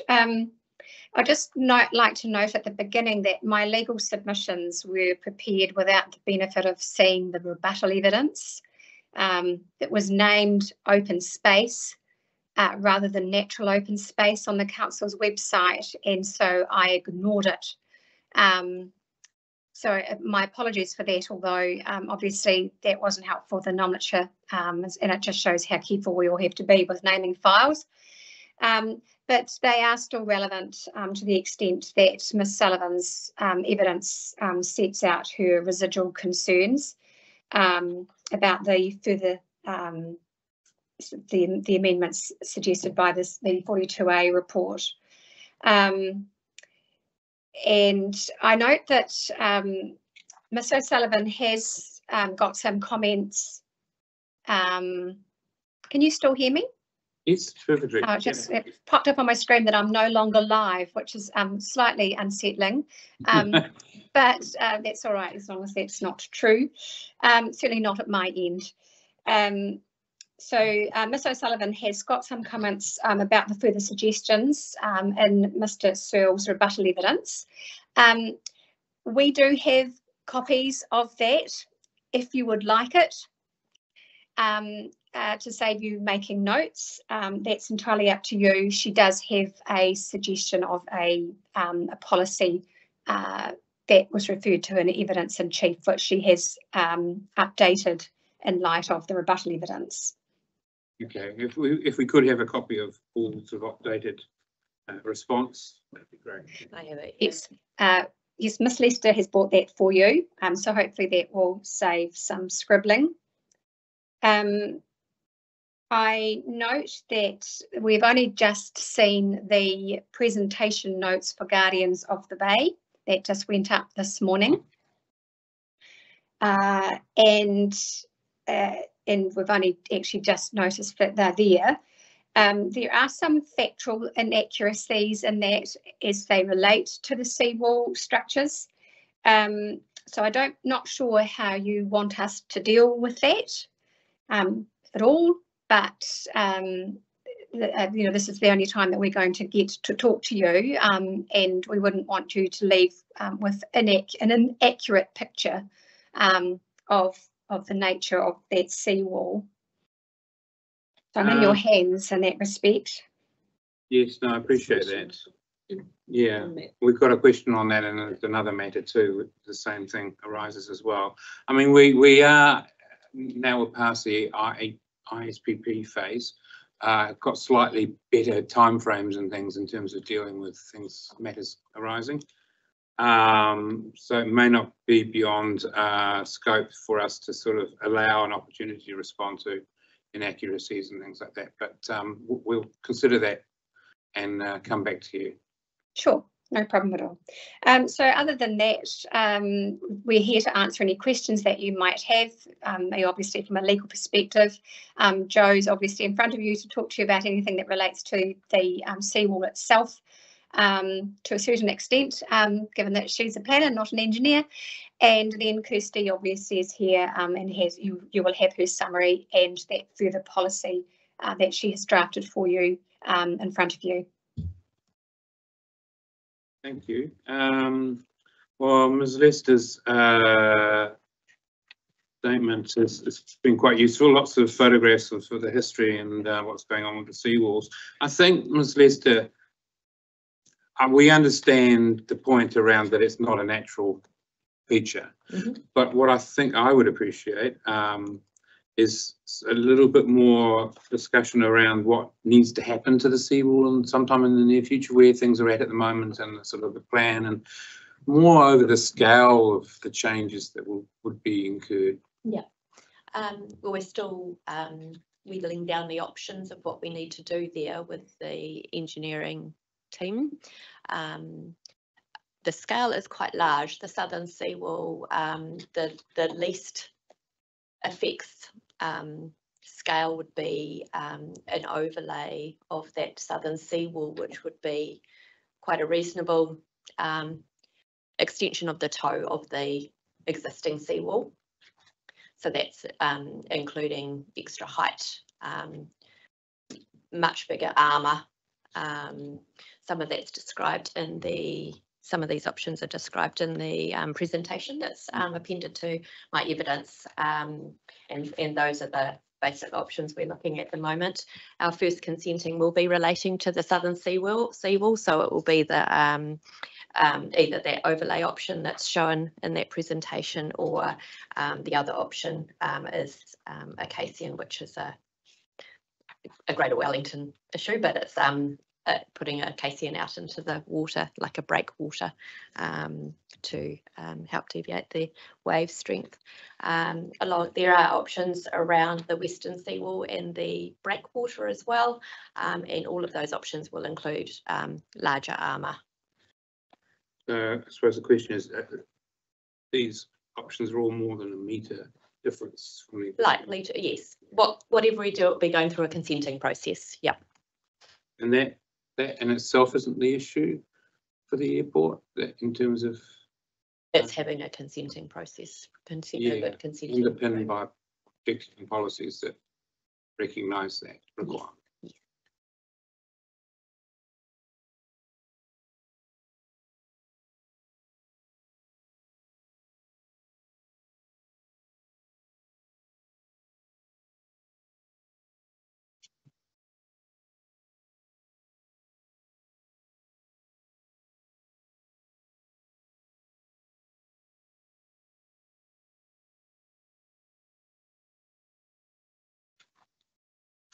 So can I just clarify the position of the airport right now, as it still would prefer the seawall to be zoned airport zone?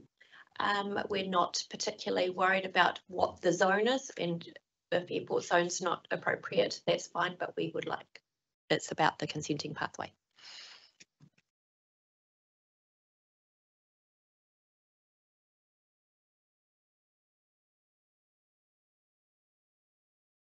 I've got some other questions, but there may be more. Any questions from the panel on this list?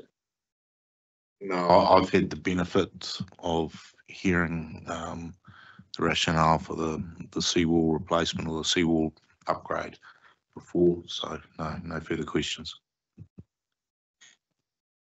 No questions from me in this list, thank you. I was just, where did the 1 metre come from?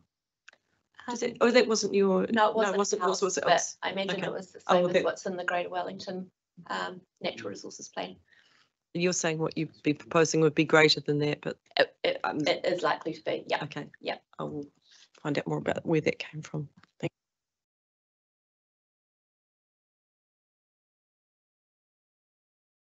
you. Without reading. Okay, no, that's good. I'm just looking through the present. This was a consultation. Yes. Presentation. Yes, we had a few public meetings. Right, and that would include the Guardians.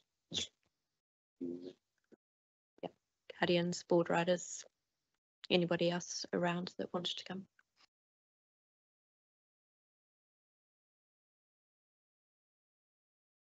I don't know if you heard, but when we were talking to Mr. Searle about this, we were also raising the question that this can't be the only place where there are seawalls and that are caught in the open space zone. Now, I know I realise this isn't the concern of the airport, but it's just a matter of, you know, how the natural open space zone actually does address these sorts of facilities, recognising the airport's significance as opposed to local road significance, for instance, like that. So just that's something we're having I think about as well. Just generally how that the natural open space zone deals with artificial structures throughout the city. Okay. Any other questions on this? No. We'd be interested in hearing from Ms. Sullivan if we can hear her online. Certainly. Bestie. Afternoon, everybody. Everybody hear me okay? We can, we'll have to, yeah, we can hear you. If I want to see you, I need to terminate. That's all right. So we've got your summary evidence here. Would you like to, and this is in response to the supplementary evidence from the council's reporting planner. but obviously not in response to the presentation by the Guardians tomorrow. Correct, yes.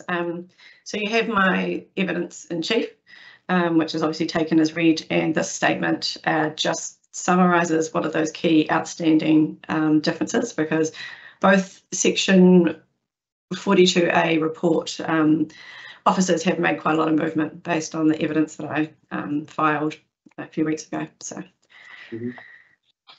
okay, well, I might actually skip to paragraph 5 because you all know who I am, and I reconfirm my obligations as an expert witness in accordance with the Environment Court Code of Practice.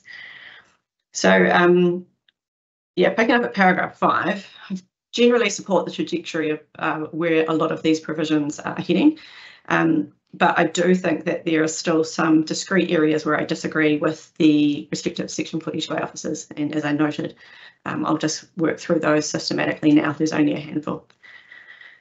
So if we start with signs, with respect to signs S14, so that's the standard that specifically applies to signs in the airport zone, Mr. Patterson has made a number of amendments to the provisions in light of my evidence. The only outstanding point of difference relates to the assessment criteria for the standard. For the reasons set out in paragraphs 49, C, E and F of my statement of evidence, that is, that most of these assessment matters are actually captured by other standards or rules in the plan, I maintain that that my recommended amendments to the following assessment criteria in signs S14 is appropriate. So that's all of those listed ones there should be removed. With respect to signs R14, Mr. Patterson has made a number of amendments to the provisions such that the only outstanding point of difference relates to the activity status for third-party signs within the Miramar South precinct. As set out in paragraph 66 of my statement of evidence, a third-party sign within the Miramar South precinct should be subject to the same scrutiny as other third-party signs in other zones, including the residential zones, and have to navigate the relevant sign rules as per any other signage proposal. In this respect, it appears that third-party signage within the Miramar South precinct that does not meet the relevant standards is still being treated on an uneven footing to other signs. That is, if the sign is located opposite or adjacent to a residential zone, the sign is non-complying. I note that third-party signs in residential zones, and therefore opposite or adjacent to a residential zone, which is what the standard in the airport zone rule says, they are discretionary. The non-complying activity status within the Miramar South precinct is therefore, in my view, unduly onerous and has not been adequately justified in terms of section 32. I therefore maintain the position expressed in paragraph 66 of my statement of evidence that third-party signage within the Miramar South precinct that does not meet the relevant standard criteria should be discretionary. I also note that it appears that an amendment is required to rule R2A, as the exclusion in that rule refers to a clause in sign S14 that no longer exists. While it's not abundantly clear, I suspect that that reference should be to signs S14.2 relating to the Miramar precinct. Now, I have marked up what that looks like, the changes that I've just discussed in attachment 1, and I apologise that that was a very mechanical summary of how the different rules and things work. Okay, so if I just move on to the natural open space zone. So through our respective statements of evidence, Ms Lester and I have provided some reasonably detailed information regarding Wellington Airport's seawall renewal project. While Wellington Airport has yet to confirm which option it intends to pursue, both options will require a reasonable level of maintenance or upgrade to the existing walls between Lyle Bay and Mile Point Road. Since filing my statement of evidence, Mr Sewell has recognised the importance of this work and recommended in his rebuttal evidence the inclusion of a new objective and policy, as well as some further amendments to the Rule 4. While these go some way to addressing the concerns set out in my evidence, I can still consider further amendments are required. While I support Mr Sewell's proposed new Objective 4 and Policy 8, I maintain the view that a second policy is required that provides guidance around the management response for those seawall activities that are not otherwise permitted. Based on Mr. Searle's most current version of the natural open space zone provisions, any future discretionary resource consent application will require consideration against policy 4, which tends to relate to activities associated with the seawall, and policy 6, which would be associated with the actual seawall as a structure. These policies, due to the purpose of the zone and the structure of the plan provisions, primarily focus on ensuring activities, buildings and structures are compatible with the character and amenity values of the zone. As I've set out in my statement of evidence, the seawalls are not consistent with the purpose of the zone, therefore making it difficult for any application to achieve the underlying policy directives set out in P4 and P6. While I acknowledge that both P4 and P6 allow for regard to be given to a range of matters, when read in conjunction with the chapeau of the policy, a number of the matters remain unduly constraining to the extent that it would be practically difficult to achieve.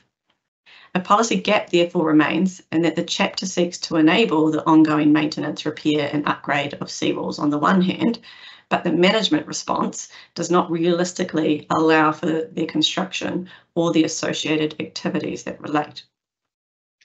I therefore maintain that a new policy is required that provides guidance around the management response for the construction, alteration, addition to seawalls between Lyle Bay and Muller Point Road. While my statement of evidence sets out that the policy should be akin to that in Well's submission, I consider further drafting refinements could be made to the policy to ensure it is more efficient and effective at achieving the objective of the zone. So if I can just make a correction there, I've referred to objectives. It should be objective, and that objective is of course the new objective proposed by Mr. Searle. Objective 4. In this regard, I have prepared revised drafting of the policy originally sought by WILD for the assistance of the panel, and that is referred to in attachment 2. I'd be happy to conference with Mr. Searle to further refine the policy as necessary, if that would be of benefit. I also note that Mr. Searle made a comment during the council opening around the need to further refine Rule 14 to ensure that there is consistency between clauses Rule 1A and B. I'm not sure of the extent of these changes, but they could have the potential to substantially change the breadth of matters considered in the permitted activity rule. I would therefore welcome the opportunity to provide further comment on such changes if proffered by Mr. Searle, and or take part in expert witness conferencing to ensure I've had the opportunity to respond to such amendments as would ordinarily have been the case if they were included in Mr. Searle's Section 42A report or rebuttal statement. I also note that Mr. Searle identified an omission between Rule 14, in Rule 14.2a, and that's specifically related to the clause needing to capture scenarios where either limb A or B of that rule were not met. I agree this change is necessary, and without it, there's no default activity status for otherwise permitted activities that do not meet the standards. So again, quite a few mechanical things in there, but there's also some more principled comments made.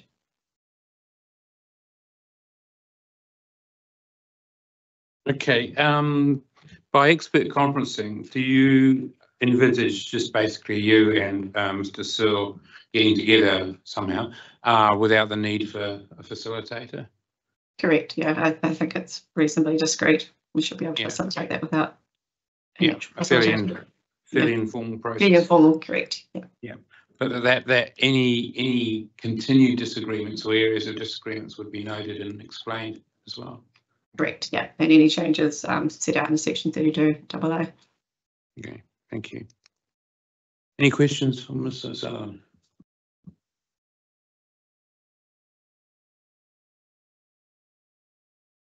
No, I don't have any specific questions. This is reasonably new. You're new to us. I think Mr. Searle has gone some way or a long way to accommodating your preferences in your submission.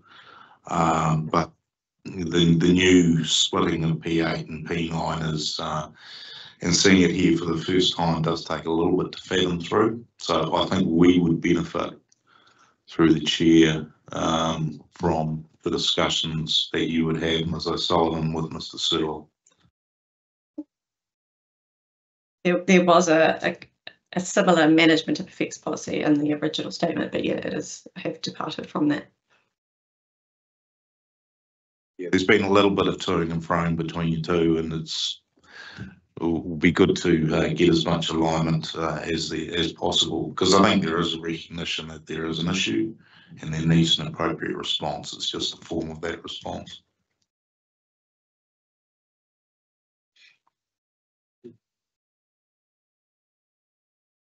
Kia ora, Ms. O'Sullivan. Thanks very much for your evidence and for updating it since your evidence in chief and providing us with more to think about. I don't have any specific questions for you at this point. I think, as my colleagues are saying, it would be beneficial for us to be assured of as much alignment as possible between yourself and the council before assessing where there may be gaps and the need for further questions. Thank you. No, I don't have any further questions, and I agree with the approach that we're taking to give us time to think about it. Thank you. Just one question about your recommended policy 9.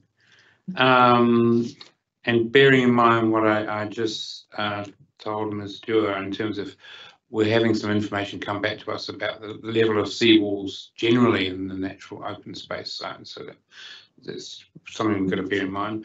The second point of the two elements in P9, the design is compatible with the values of the natural open space zone between Lyell Bay and Moa Point Road. Where does the decision maker turn to find those values described?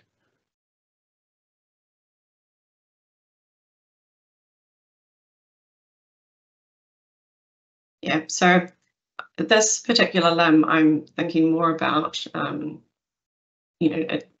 through that consent process and the need to have kind of those technical reports that describe what those values are, and making sure that you are managing those particular effects for those values, because at the moment the value statements for the zone are quite broad, and as I've set out, it doesn't really fit. So that's why it's kind of specific to that area, to make sure that it's the values of that particular area rather than the broader zone. So it would be more of the technical assessment kind of matter. Right, through the consent process. Correct. Yeah, okay. Just on that, would it be more the characteristics rather than the values of the area between in the natural open space zone in this location? Rather than the natural open space values, the characteristics of which is what is there at the moment. Yep, characteristics could work. The reason I used values is because they're slightly different, recreation values, and there's a couple of significant natural areas at each end. So I was trying to encapsulate the broader value concept without getting into too much detail from matters that are addressed in other chapters.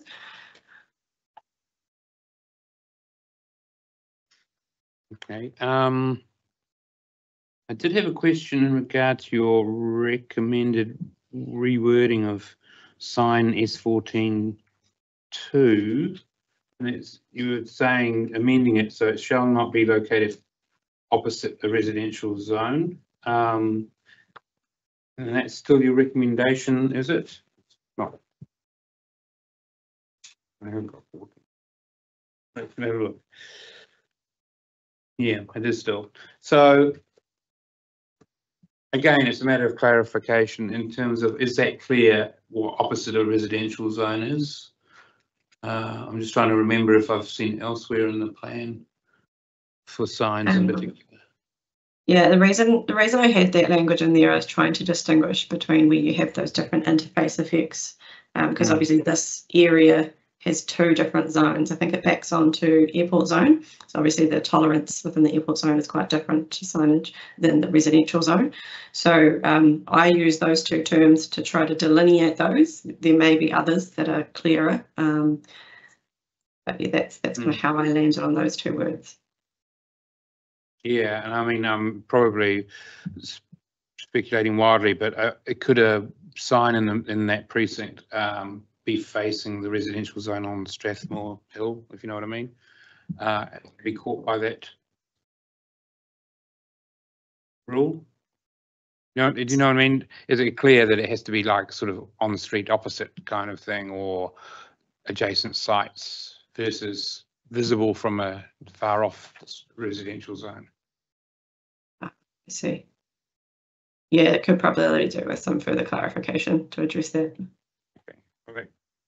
Could be part of the conferencing.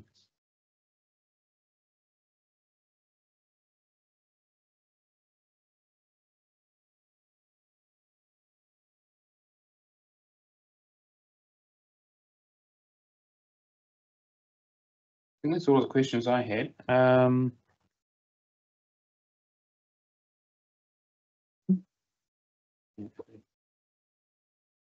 Would the panel like me just to provide a brief comment on the provenance of the 1 metre?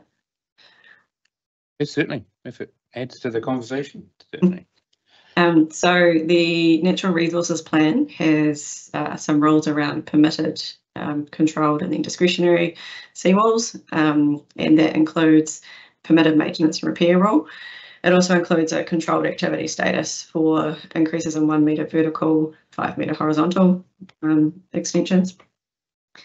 That height allowance in itself is a little bit odd because the seawall already protrudes the mean height of the spring, and of course that's where the cutoff point for the NRP applies. So it's almost a little bit redundant.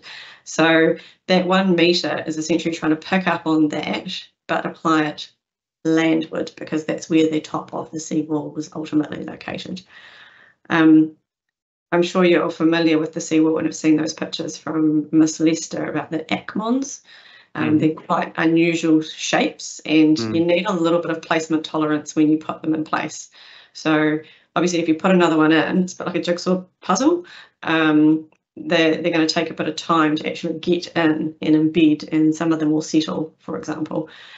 So it's that 1 metre kind of reflects the NRP and is trying to provide for that placement tolerance, because otherwise it's difficult to faithfully know that you're maintaining the exact same height if you had to keep sticking with the same, no more than what is currently there. You just need that little bit of wiggle room, and that's essentially what that's trying to do. Yeah, and on that, I mean, seawalls they're not smooth surfaces, are they? So they're quite complex in terms of measuring elevations. So is any sort of thing based on 1 metre a good way to set a parameter for seawalls? And I can't off the top of my head think of a better one, but and it's obviously been applied through the NRP, but it's given, how do you measure 1 metre height difference from a seawall that's all over the place? Yeah, so Wellington Airport has done surveys around the different heights and things of the seawall. I would need to come back to you about how they define what is the seawall in those particular measurements. But I think that you could refer to the date of the district plan, for example, because you're just trying to maintain what's there. It's not trying to enable Wellington Airport's new seawall renewal project, as Ms Lester mentioned. And the only other comment I'd like to make on that 1 metre height limit is that particularly at that southern end, there is still the obstacle limitation surface. That's a hugely constraining factor at that southern end. There isn't much freeboard at all between the seawall and the OLS. If Wellington Airport were to go too high there, you might have planes very close, having a scratched belly.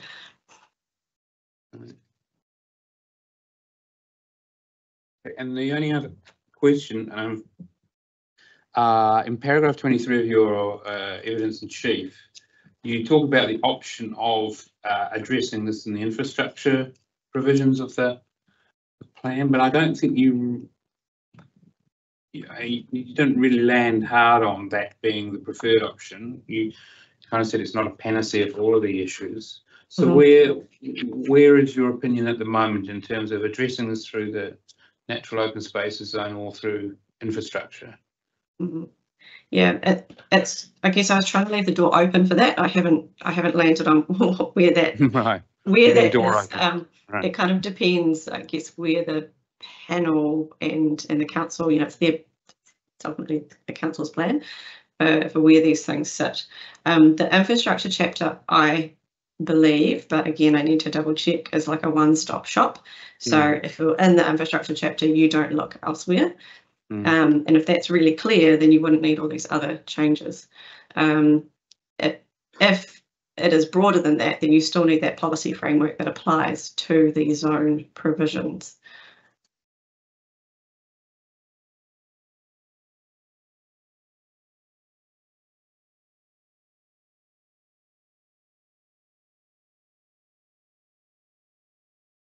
Thank you. Any further questions? Thank you. Okay, thank you very much, Ms. O'Sullivan. If I can talk to Ms. Dewar at the moment, that'd be great. Okay, she's behind me. Yes, I am. I'm back behind you. Great. I don't know if you've had any further time. I'm just thinking about the matter you raised at the beginning in terms of errors, apparent errors in the Guardian's statement, which we haven't even had a look at yet. We haven't had time to do that. If you like, I mean, I'll give you the option to think about that overnight, but if it's just a simple case of identifying where these errors are and providing a correction to them by way of written response, that's probably fine at the moment, unless my pen will tell me otherwise. But it depends on, I don't know what the breadth of these errors are and how fundamental they are, or if they're fairly minor, things. Well, the two that I picked up on in my initial read and realising that I am a lawyer and not an engineer, but knowing a wee bit around there is that there's a statement in there that the surf break is a natural break. Beside the seawall, it's not. It's there as a result of the seawall. It's one of those. So it's important to understand that. And so that just in the reflections in the evidence that talks about how the seawall affects it, that is really a regional council issue because that's in the water, not on the land. So, and the other main thing that I think was probably more significant is that there's a statement there that most of the seawall is below mean high water springs. As far as I'm aware, that is not true, and no doubt Joe will correct me if I'm wrong, but that's certainly apparent from the plans that you have as part of that presentation, and Joe's evidence is a great deal of that entire strip of land is part of the seawall. You only just see a portion of it at the crest, but I'll leave Joe to correct me if I'm wrong about that. Yeah, the seawall's the breakwater's 2.5 metres above mean high water springs. The western seawall's about 3 metres above, and the southern is 6 metres above mean high water springs. And the southern one was what, sorry? The southern is 6 metres above mean high water springs. And what you see, what we see when we're walking along there is just the outside of the seawall. There's a lot sort of inside. Its innards are underneath where you're walking, if you like. Right. Yeah. So it's not just what you see. And are they, I can imagine it will vary according to the seabed, but are they like icebergs that most of the seawall is below the sea? What you can see above the sea is a smaller fraction, or is it sort of too variable to say? I think it's a bit too variable. It's not, because it's also not just what's in the water, because you've got this whole structure that sits in behind the face of it. You know, you can't, that's where it starts to get more complicated, because it's also about, it's not just what you see, it's the volume, if you like, as well. Right. Okay, thank you. Any further questions from Stuart? No, that's great. As I said, if there's any further points made we want to make in relation to that presentation that we'll hear tomorrow morning, please, probably the best way is just to inform us in writing. Yes. If it's a correction of things, matter of fact and things like that. If it's more substantive, then let us know and we'll respond accordingly. Thank you very much. Okay. Well, thank you very much, Ms. Lester and Ms. Dewar and Ms. O'Sullivan. Thank you again. You can see a lot of you in the last few years. Yes, wait, there's more. Okay, well, thank you very much. And with that, we have no more submitters to be heard today. We will recommence at 9 AM tomorrow, and again, it's a fairly full day. But otherwise, hearing stream 7 is adjourned for the day. Thank you very much, everyone.